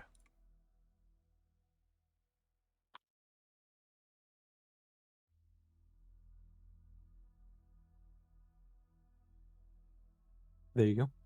Okay. Sign at 3rd level, you can charge your performance with seductive fey magic. If you perform for at least 1 minute, you can attempt to inspire wonder in your audience by singing, reciting a poem, or dancing. At the end of your performance, choose a number of humanoids within 60 feet of you who watched and listened to all of it, up to a number equal to your charisma modifier, minimum of 1.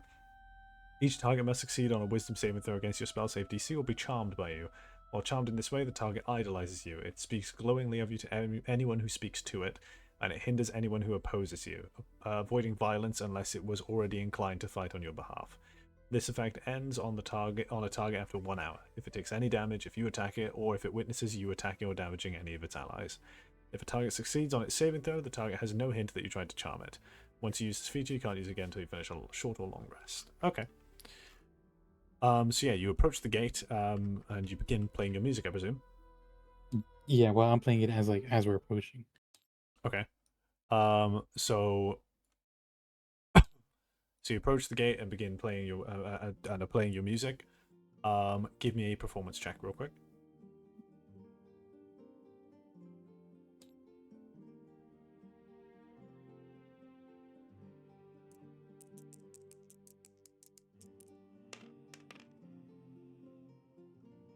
Wow. What's the bonus? The 5. 16 performance plus 5, so yeah, 21. Oh my god. Okay. So you approach the gate and the guards immediately, like upon hearing it, they're looking in the direction of where you're coming from immediately. You are approaching from the sunset, and so you look dazzling as a silhouette amongst the light as you play your beautiful music through your violin. The guards are immediately kind of enthralled by it. They don't leave their posts, but they just sort of idly sit there and listen to it and are smiling. They are happy you decided to kind of bless them on this really boring night shift they were about to begin. Mm-hmm. So yeah, after 1 minute, end of performance. Okay, humanoids in 60 feet view. So yeah, they listen to all of it. Up to a number equal to your charisma modifier. What's your charisma modifier? 4.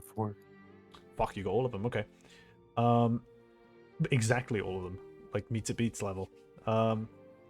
Each target must succeed on a wisdom saving throw against your spell save DC. What's your spell save DC? 15. Okay.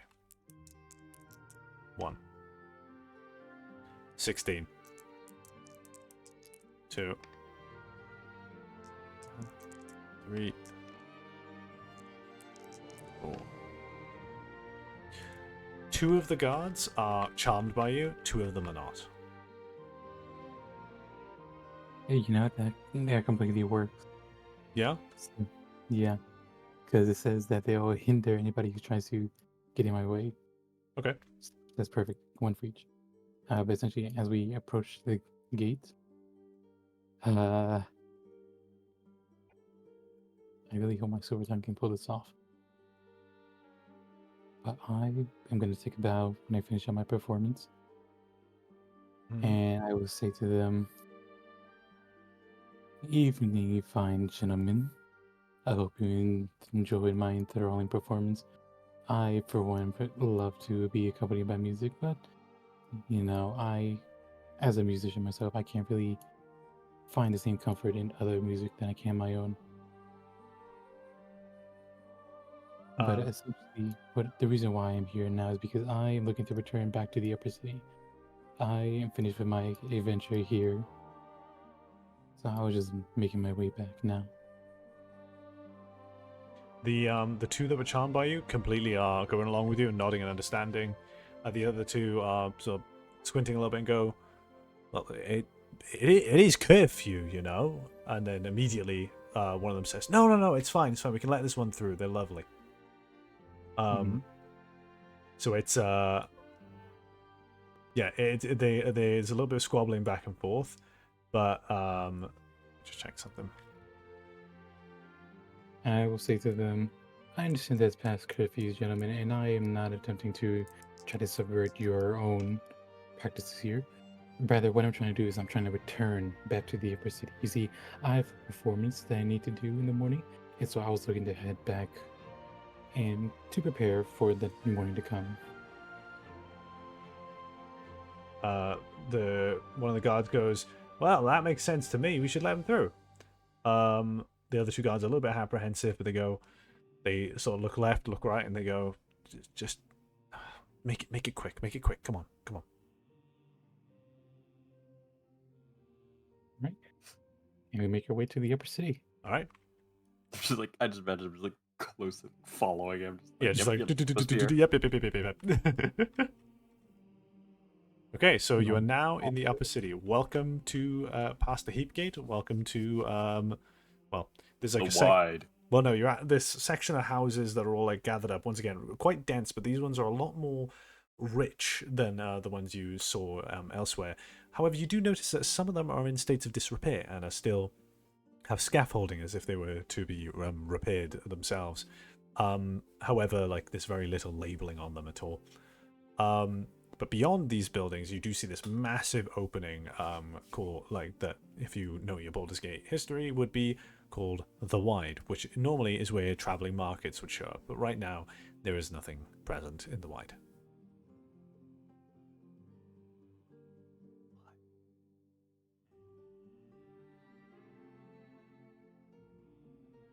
Right, well, I think we're just going to cut straight to Black Dragon.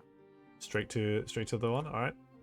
Yeah, because by the time we get there, it's going to be a little bit past curfew and everything, and there's going to be guards there. And I mean, the later we are leaving that area, the more pissy they're going to be. So, Agreed entirely.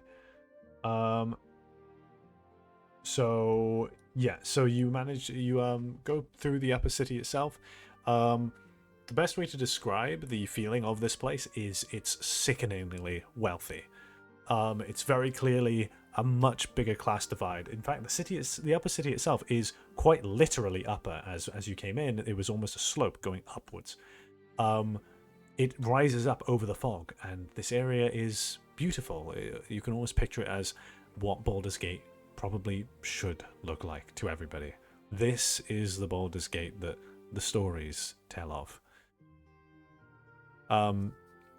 So you approach Black Dragon Gate. There are some guards there as well, but due to the curfew and stuff, they kind of like usher you through and go, what the hell are you doing here? Come on, come. They're very quite aggressive with you. Do you go along with them and just go through, or? I'm just going through. I'm just like, sorry. Yeah, I didn't see the time. I don't know what I'm doing. What about you, Sam? Isn't like the extra, like they're trying to make us to leave? Trying to get you out the front, yeah. To Blackgate is where we need to be. No, but like he's saying that they're trying to make us leave, like as in head back out of the Upper City. To head out of the Upper City, yeah. To Blackgate. Because if you see, Blackgate's here. Wait, are they taking us to Blackgate? Yeah, you're going through this opening. They're trying Oh. to shove you through out of the upper city, because that's where the curfew is, into Blackgate, which is an outer city section. I see. Okay. I guess we'll go along for now. Alright. Some of them literally just like grab you arm in arm and pull you out of the city. I need both of you to make me a athletics check.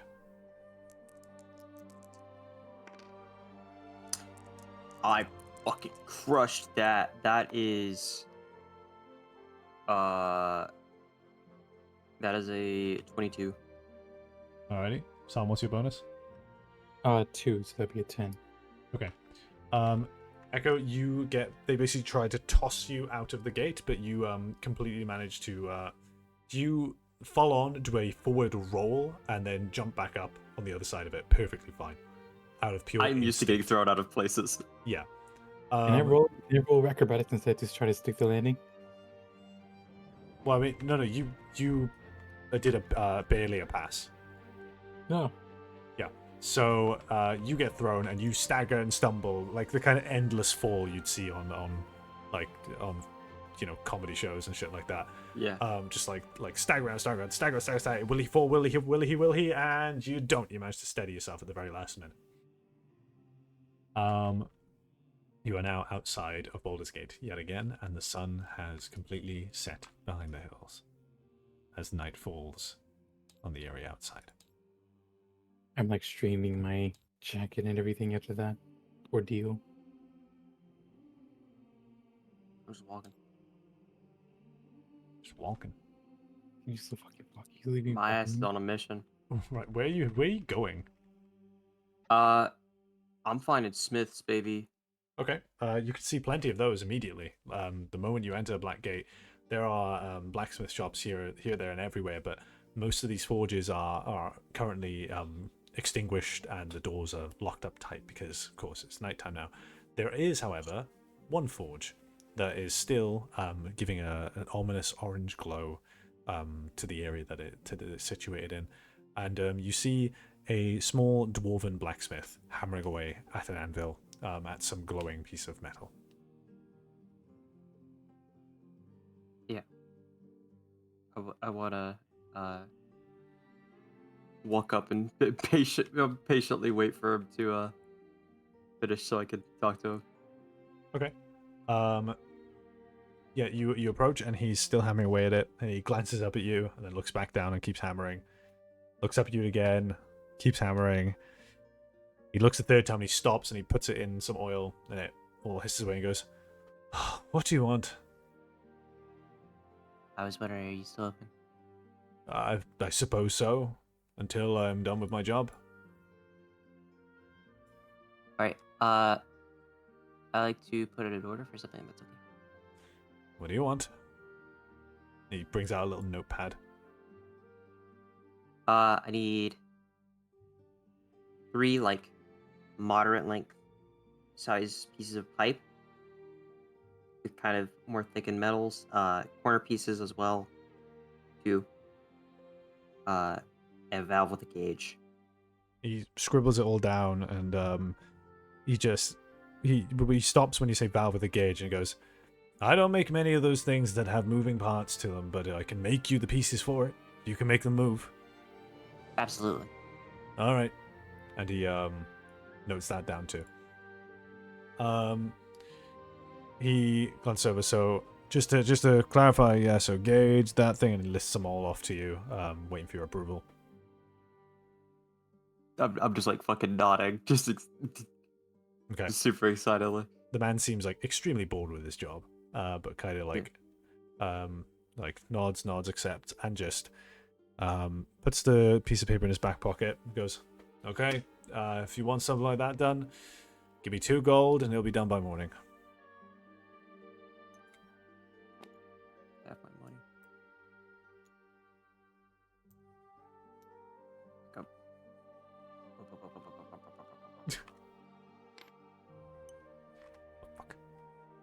You did the same thing to me. There we go. And so he just sort of nods at you and then continues hammering away at a new piece of metal. once again, clearly tired out of his mind.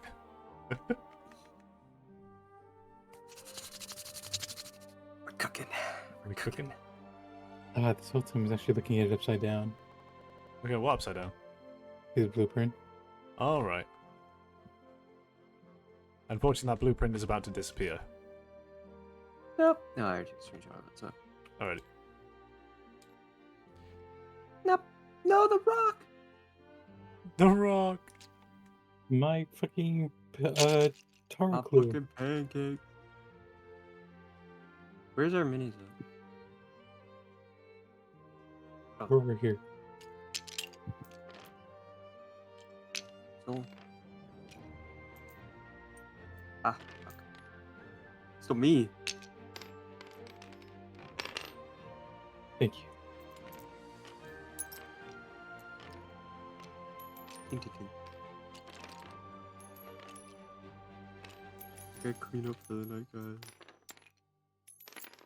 Pardon? I'm so fucking tired. So tilted at the towers. Where I get so tilted at the towers. God, the amount of figurines I have back here, I swear to fucking God. Okay, so... do you guys try to find an inn for the night then out here in Blackgate? Yeah. Okay. You find a couple of them, but some of them are just like locked down, like almost condemned. You know, there's you can't really get into them. You do find one that's headed by a rather large lady who is clearly doesn't bathe very often. Hmm. She kind of like looks you over when you enter and just sort of goes, "So what you looking for the night then?" What's the rate? The rate? How much it gonna cost you? Yeah. Just a piece of silver. Oh, damn. That's the room. cheapest room we got. Most expensive is a gold. I'll take one of the cheaper rooms. Alright, and that's 1 silver for the each of us.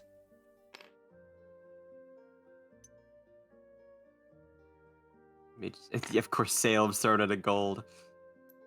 Do you go for one of the more expensive rooms? Mm-hmm. Okay. Echo, are you giving a silver? It's on the table. Where's it? There it is. Okay. So she kind of goes, Alright then. This way to your room, you gold spender. and she like guides you to a larger, like well, not a large room. It's a small room. It's definitely not as good as the room you had when you first entered Baldur's Gate. It's got a little window that overlooks a small set of stables where horses would normally be, with a couple of hay bales and things. But there is no horses in there. It's a little bit rickety. It's quite rinky-dink, but it's something. It's at least somewhere to set your head down. The bed, though, however, is surprisingly comfy. It's probably what you paid for. Echo. She approaches you and goes, Alright, you're next. You two go into the cheaper room. Alright, you'll be right next door to your friend, actually. Isn't that nice? Oh. and she leads you to the stable. I've slept in worse. The hay bale is not very comfy. There is a blanket. It is very woolen. It cannot be worse than, like, a crowded ship. True that, true that. So you know what? Fine by me. Broke as hell.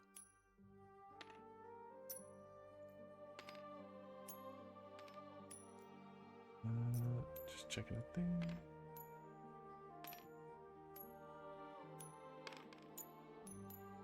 Okay, so I'm just checking things. I do have no idea how many things I'm multitasking right now for this entire thing to come together. So you guys are doing a long rest essentially right now, right? Yes. Before we long rest, I would also like to use Steven to try to unlock the powers of the orb. Okay. So what do you do? I pull out the orb, I put it on the bed, then I pull out Steven and I put him next to the orb. and I pick up the orb again. I kind of like run my fingers over the runes, and I tap Steve so he can play his recording. Okay. So while you're putting your finger over the runes and stuff like that, you tap Steven and the recording plays and nothing happens. You'll probably need to basically study the recording so you can recite it.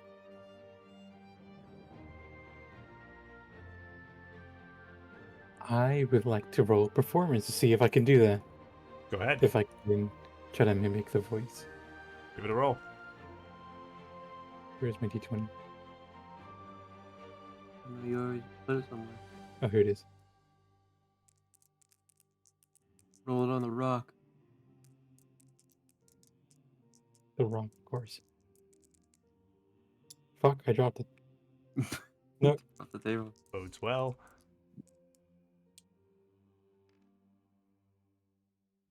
That's a 9. That's a 14, ain't it? Performance is a +7, Well, +7, never mind. What's that in total? 16. 16? Okay. So you're holding the orb and you're trying to say the word? Mm-hmm. Okay. You calmly sort of like collect yourself a little bit and you listen to the recording a couple more times and you hold the orb in your hand and you hold it aloft. You try to say the word and you don't succeed the first time. You don't succeed the second time. But on the second time, the orb does seem to react in some regard. You can't really discern what because it didn't visually react, but you feel like something happened. And then the third time you try it, you nail the pronunciation of it.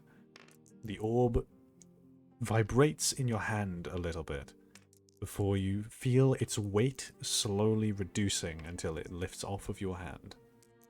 It then begins to slowly move around you, orbiting your torso at about arm's reach. Completely silently, not a single sound from it. Fuck yeah, Artificer's baby. I shall name you Sabrina. Sabrina? Sabrina. And the fucking orb, the same name as my girlfriend, goddamn. Oh, Oh my god.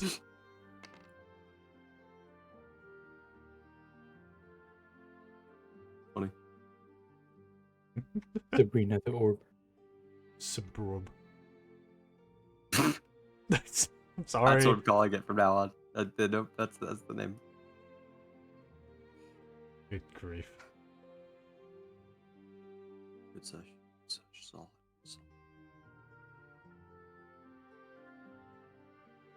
I'm fucking tired. So, long rest at this point? Mm-hmm. I got a long rest IRL. Well, I quickly want to show what happens in the end of the rest, because there's something quite Oh, important. yeah. Just give me a moment.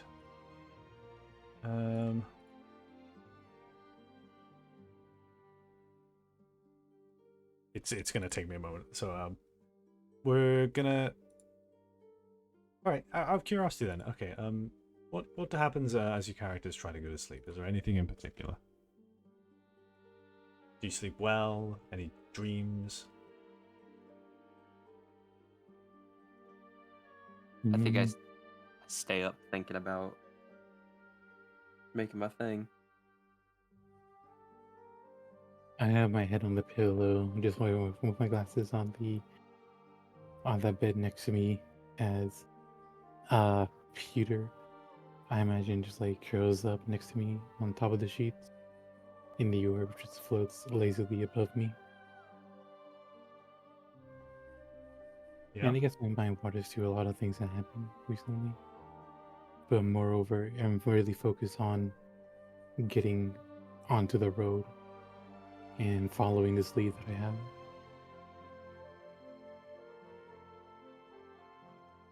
All right.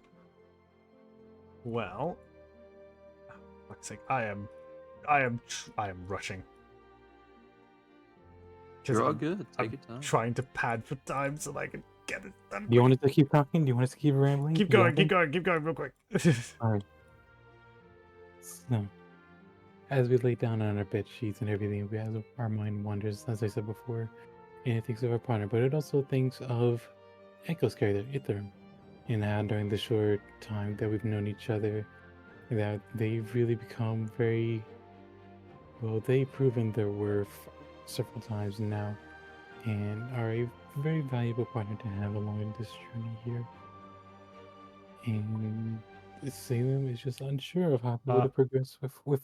You just disconnected from the game. I did? Yeah. Yes. Oh no. I still see the board here. Uh-oh. Said you just came online on Steam, so Uh-oh. Gabe heard you fucking talking. I was like, no, I don't think I will Man's today for fucking some reason. Yeah, the game is just like, man's fucking yapping. Bye-bye. I need to invite them. Oh, okay, hold on.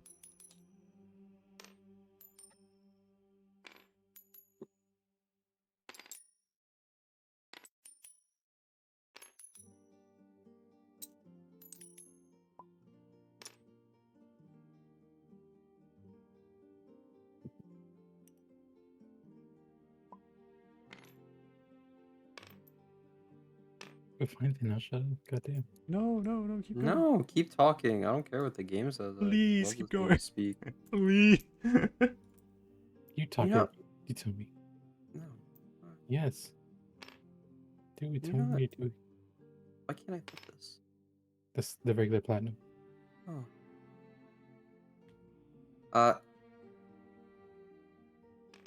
Fuck. I Are you don't know. thinking of us as you fall asleep? Mm-hmm.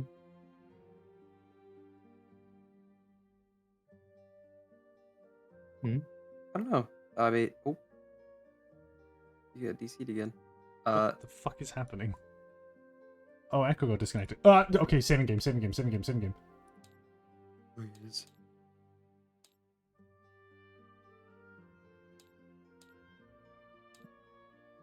Saved. Good.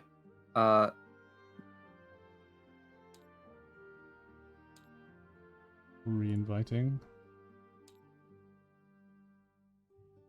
Oh, hooray! Happy music. I know this music just kind of like put me out of the storytelling mood I was in. I've got all the music for that turned off. I need to do that. It's way too cheery. I should probably do that as well. It's still saying you're offline though. Yeah, I've always displayed offline. No, I mean like I can't accept your invite.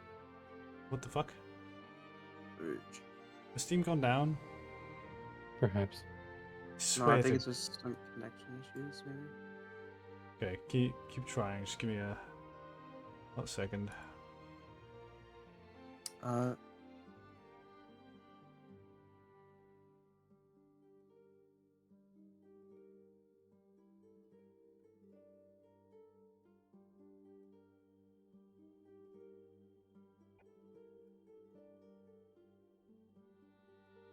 I mean, hey, I think with all the adventure stuff ahead, Ithrit is definitely thinking about. It's gonna be weird getting back into the actual like artificer practice of making new stuff because that hasn't really been a thing for a while with running odd jobs. And I mean, you're on something new today because God knows what's gonna happen out there. So, thinking of what stuck to what he knows for a while, but environment's kind of forcing him to change. So Yeah. it's a little spooky, a little scary, but Congratulations, you're a criminal now. no. Yes, you are by Nah. association. You're accessory to a crime. Oh my god.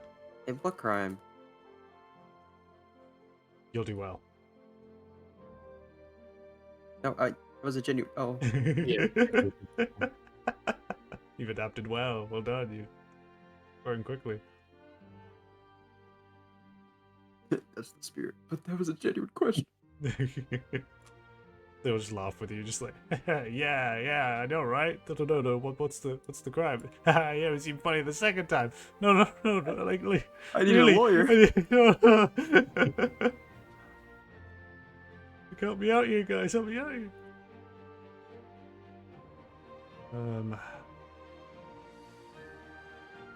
Where the fuck is the paint that does that thing? You miss paint.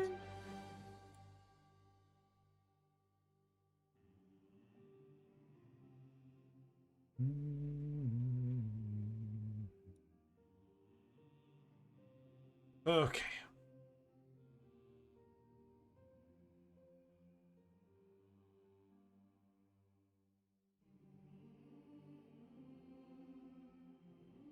Alright, I'm gonna try and reinvite you guys again. We can echo. It's doing that thing where like it says it's invited you to play, but you can't actually accept it. Mm-hmm. Do I need to restart this fucking thing? Mayhaps. Okay. Sec.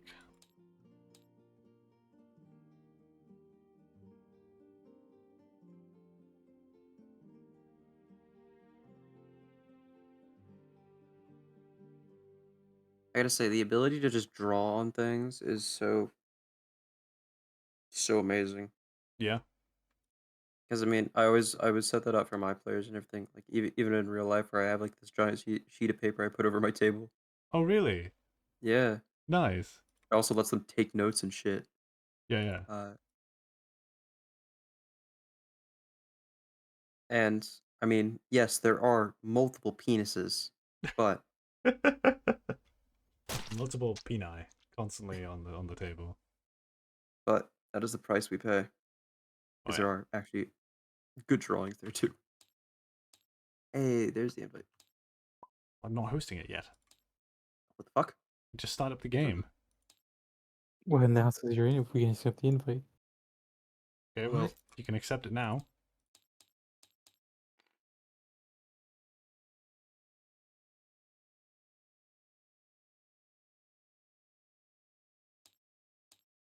Hold on, one more time for the people in the back.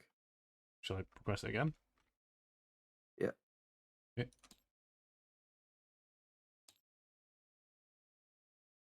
Grazie. Grazie.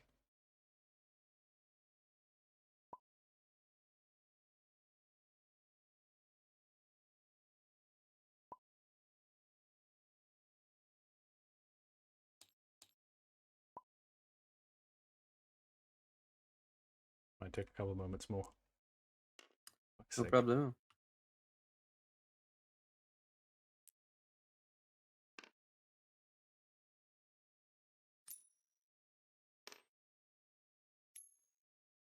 So, are there coin flip versions for every type of coin? Unfortunately, no, but I think I can turn that into whichever coin model you like. Cop. Copper? Yeah. Oh shit, wait, I have to have the model itself to be able to upload it. Mm, Yeah, no, I don't have one, I'm sorry. damn. So I thought it more Oh, fitting wait a for... minute. Maybe I can. One sec. I'll grab a copper coin. If I just... There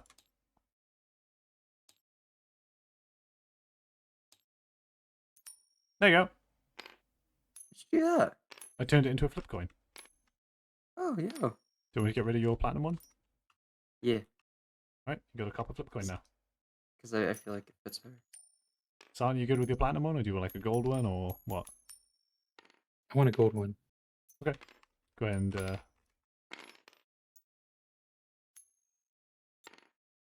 second.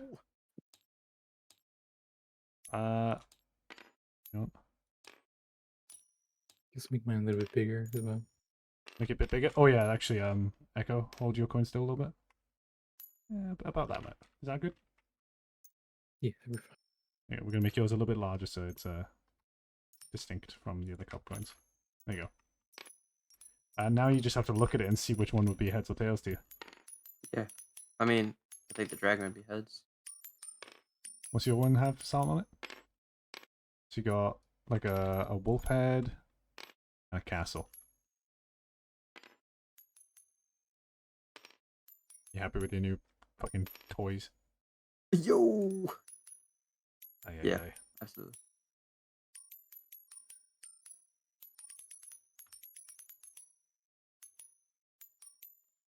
Oh dear. Tink tink. Jesus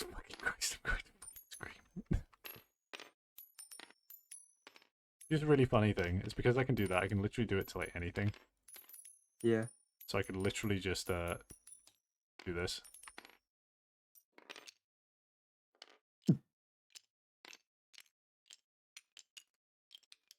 Oh my god, save him. Save him.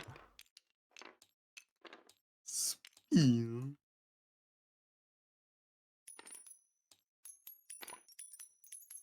Ooh. Oh, sound disconnected. Yeah, just continue onwards. We're about to end this session. I know, but there's a thing I wanted to show you guys, and now it's not gonna fucking. It's not gonna be done in time, I don't think. Come on.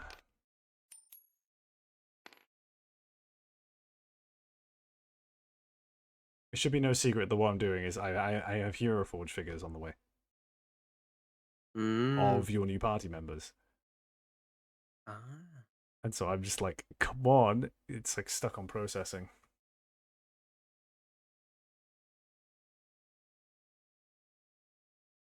I can confirm that I've probably spent over $100 in Hero Forge at this point. Oh my god. God, but don't. It's Are cool you though. trying to There buy they a are. house? Pardon? Are you trying to buy a house? Not at the moment. Not anymore. Oh. It turned out to not be viable. Ah. Yeah. Yeah, that's one. One sec. You guys now get to see actual designs to each of these characters, by the way. Gilroy. Roy included. Like we both instantly locked onto Gilroy. Gilroy. I just want to see Krell. Oh, Yeah, I didn't even describe Krell to you. Yeah. I'll reinvite sound.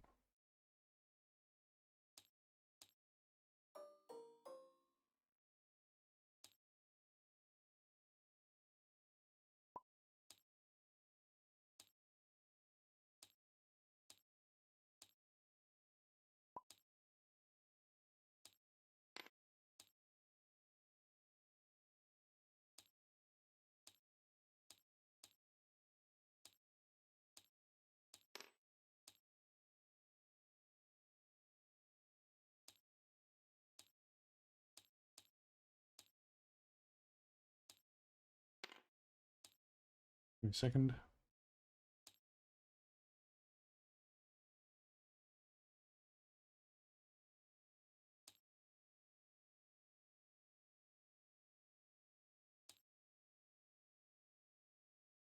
Save object. Figures done. Save done. Save done. Okay, so after your rest in this, well, what can it even potentially be called an inn? You awake and start to get ready for your journey when on the horizon you see the unmistakable silhouette of the captain approaching. He spotted you as you got out of the inn you were in. He just sort of approaches somewhat shyly. He's not really used to going on adventures like this. This is what it looks like. There he is. Hmm. The captain. Oh yeah. There he is. The myth, the legend. Yo baller. In fact, let's change the fucking sky to actually look like day. And stop the fog.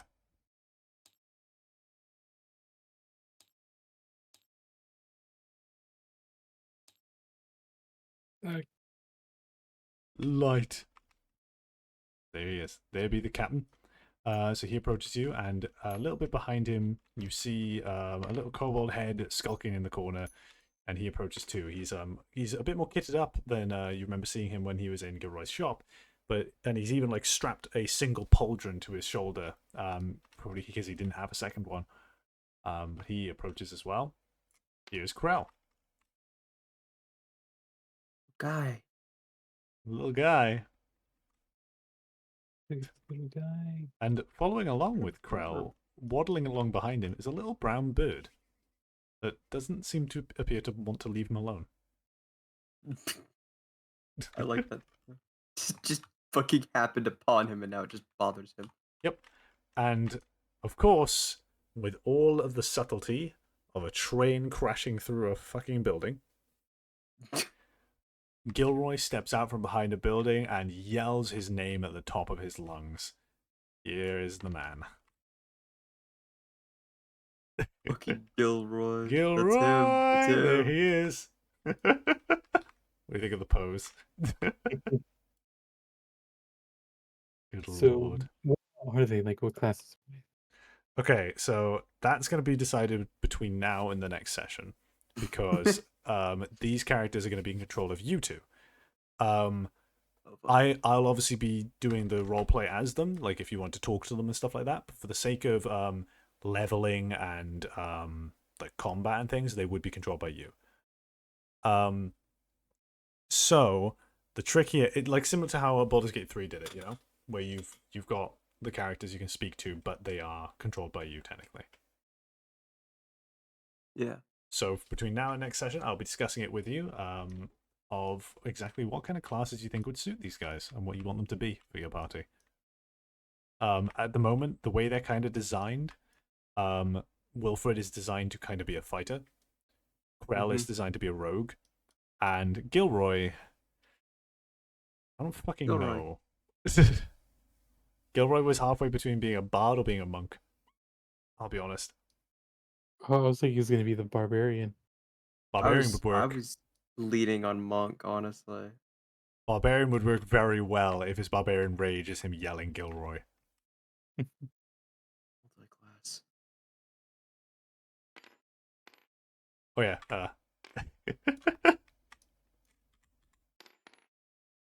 What? Oh, the cobalt floats. Do I think the Gilroy's fucking faceplate? Yeah. Gilroy! Good Gilroy. lord. Funny thing, you select all of them and then yay. Hooray. In fact, get your figures in here. Get your figures in here. Group photo. Who's the party we have now at this point? Oh.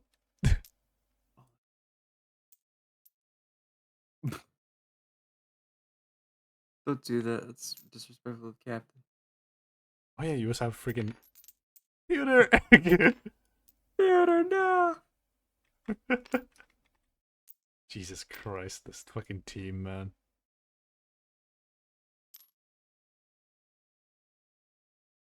Have you noticed the base plate difference I've gone for as well, by the way? Yeah. So you two got a unique outline to yours because of your player characters. Very clever. Yes. Good grief. This is a very much a ragtag crew already. You don't say. Are you happy with this choice? Absolutely, of course I am. These How will be could I your not be? these will be your team from here on out. And so, like I said, I'll be running. I'll be maintaining their stories because they each have individual stories and wants and things. Yeah. But for all other purposes and stuff, you'll be controlling where they go, what they do, and various stuff like that. If there's skill checks for them, like for example, say for example you wanted Gilroy to try and persuade someone, right? What would allow you to do is either you take on the role of Gilroy and try and persuade someone with whatever you want to say, or if you want to, similar to how Baldur's Gate has its like rogue dialogue and stuff like that, there would be an option for Gilroy dialogue in which you tell me, all right, give me Gilroy dialogue, and I'll say what I think Gilroy would say in that situation, and I'll do the role. Outstanding. Hope that helps and hope that works. And so with that, we end off with the party basically getting ready to head on out to on the road towards Waterdeep, which is going to be a brand new explored location that we've never seen before in Baldur's Gate 3. So you guys will get to see just how wide-ranging the effects of the events in the game probably were, which will be very, very nice. Okay. I'm taking a screenshot of this little fucking team. Oh, F2 opens the fucking thing. thing. That works. There we go. I feel like I did a good job posing them. I agree. King Gilroy. He was never intended to become an actual full-on character until you guys like made such a hubbub about him, and I was like, okay. Because he was Gilroy and Emporium. Stupid. How could I not? Jesus Christ. I think I chose poses that sum up each one of them pretty well. Oh yeah. Good grief. Alright. Well, thank you for playing. That has been session 2 of Old Times Anew. Hooray! Hooray! I am really excited to see where this goes now after this, because you guys did also miss out on a whole bunch of stuff that would have been available in Baldur's Gate. But like, once again, they were designed to be completely missable. Like, there was tons of different other avenues you could have gone down in there. But because you've chosen this path, the story is going to change as a result. So it's, you know, it's all going to be sweeping changes as you go. Whoever wrote this, I'm giving you disadvantage on your next roll. Wait, for what? Oh, that wasn't me. I was too busy drawing this.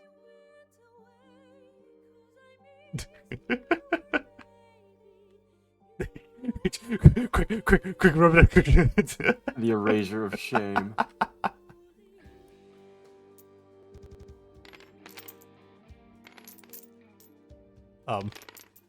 Lips are being had. What? Oh my god. Someone lined up right, come on.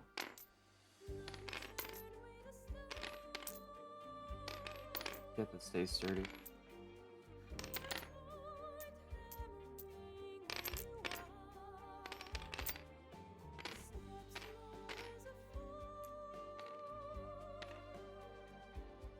Okay. Well, that being said, we're done here. Go ahead and take your figures back. I'm going to place the rest of these guys behind the thing again. Awesome. Oh, Pewter should stay with Silent. Well, no, I'll bring them all out when we actually play. No, Peter, you monster! You monster. You back my bunny. You can't keep taking him away from me. Pewter will end up. I've noticed that almost everybody seems to have wooden floors, except Crowler as the grass one. Yeah. All right. What is that? Good night, everybody. You've been a wonderful audience. Thank you for watching session 2. I know this one wasn't as action-packed as the first one, but you know, I'm still learning. I'm going to eventually have pictures I could just chuck onto the table, which will make my job a lot easier. Because I was a bit scared to do the whole thing of having full 3D sets and stuff, because those can be a bit fiddly in a physics sandbox like this. So, yeah, honestly, the thought of being able to just edit the table to change the picture of the board, that's going to be the most essential and handy thing in this entire thing. So, thank you for playing. You've been a wonderful audience. We'll see you next time. Goodbye. Bye.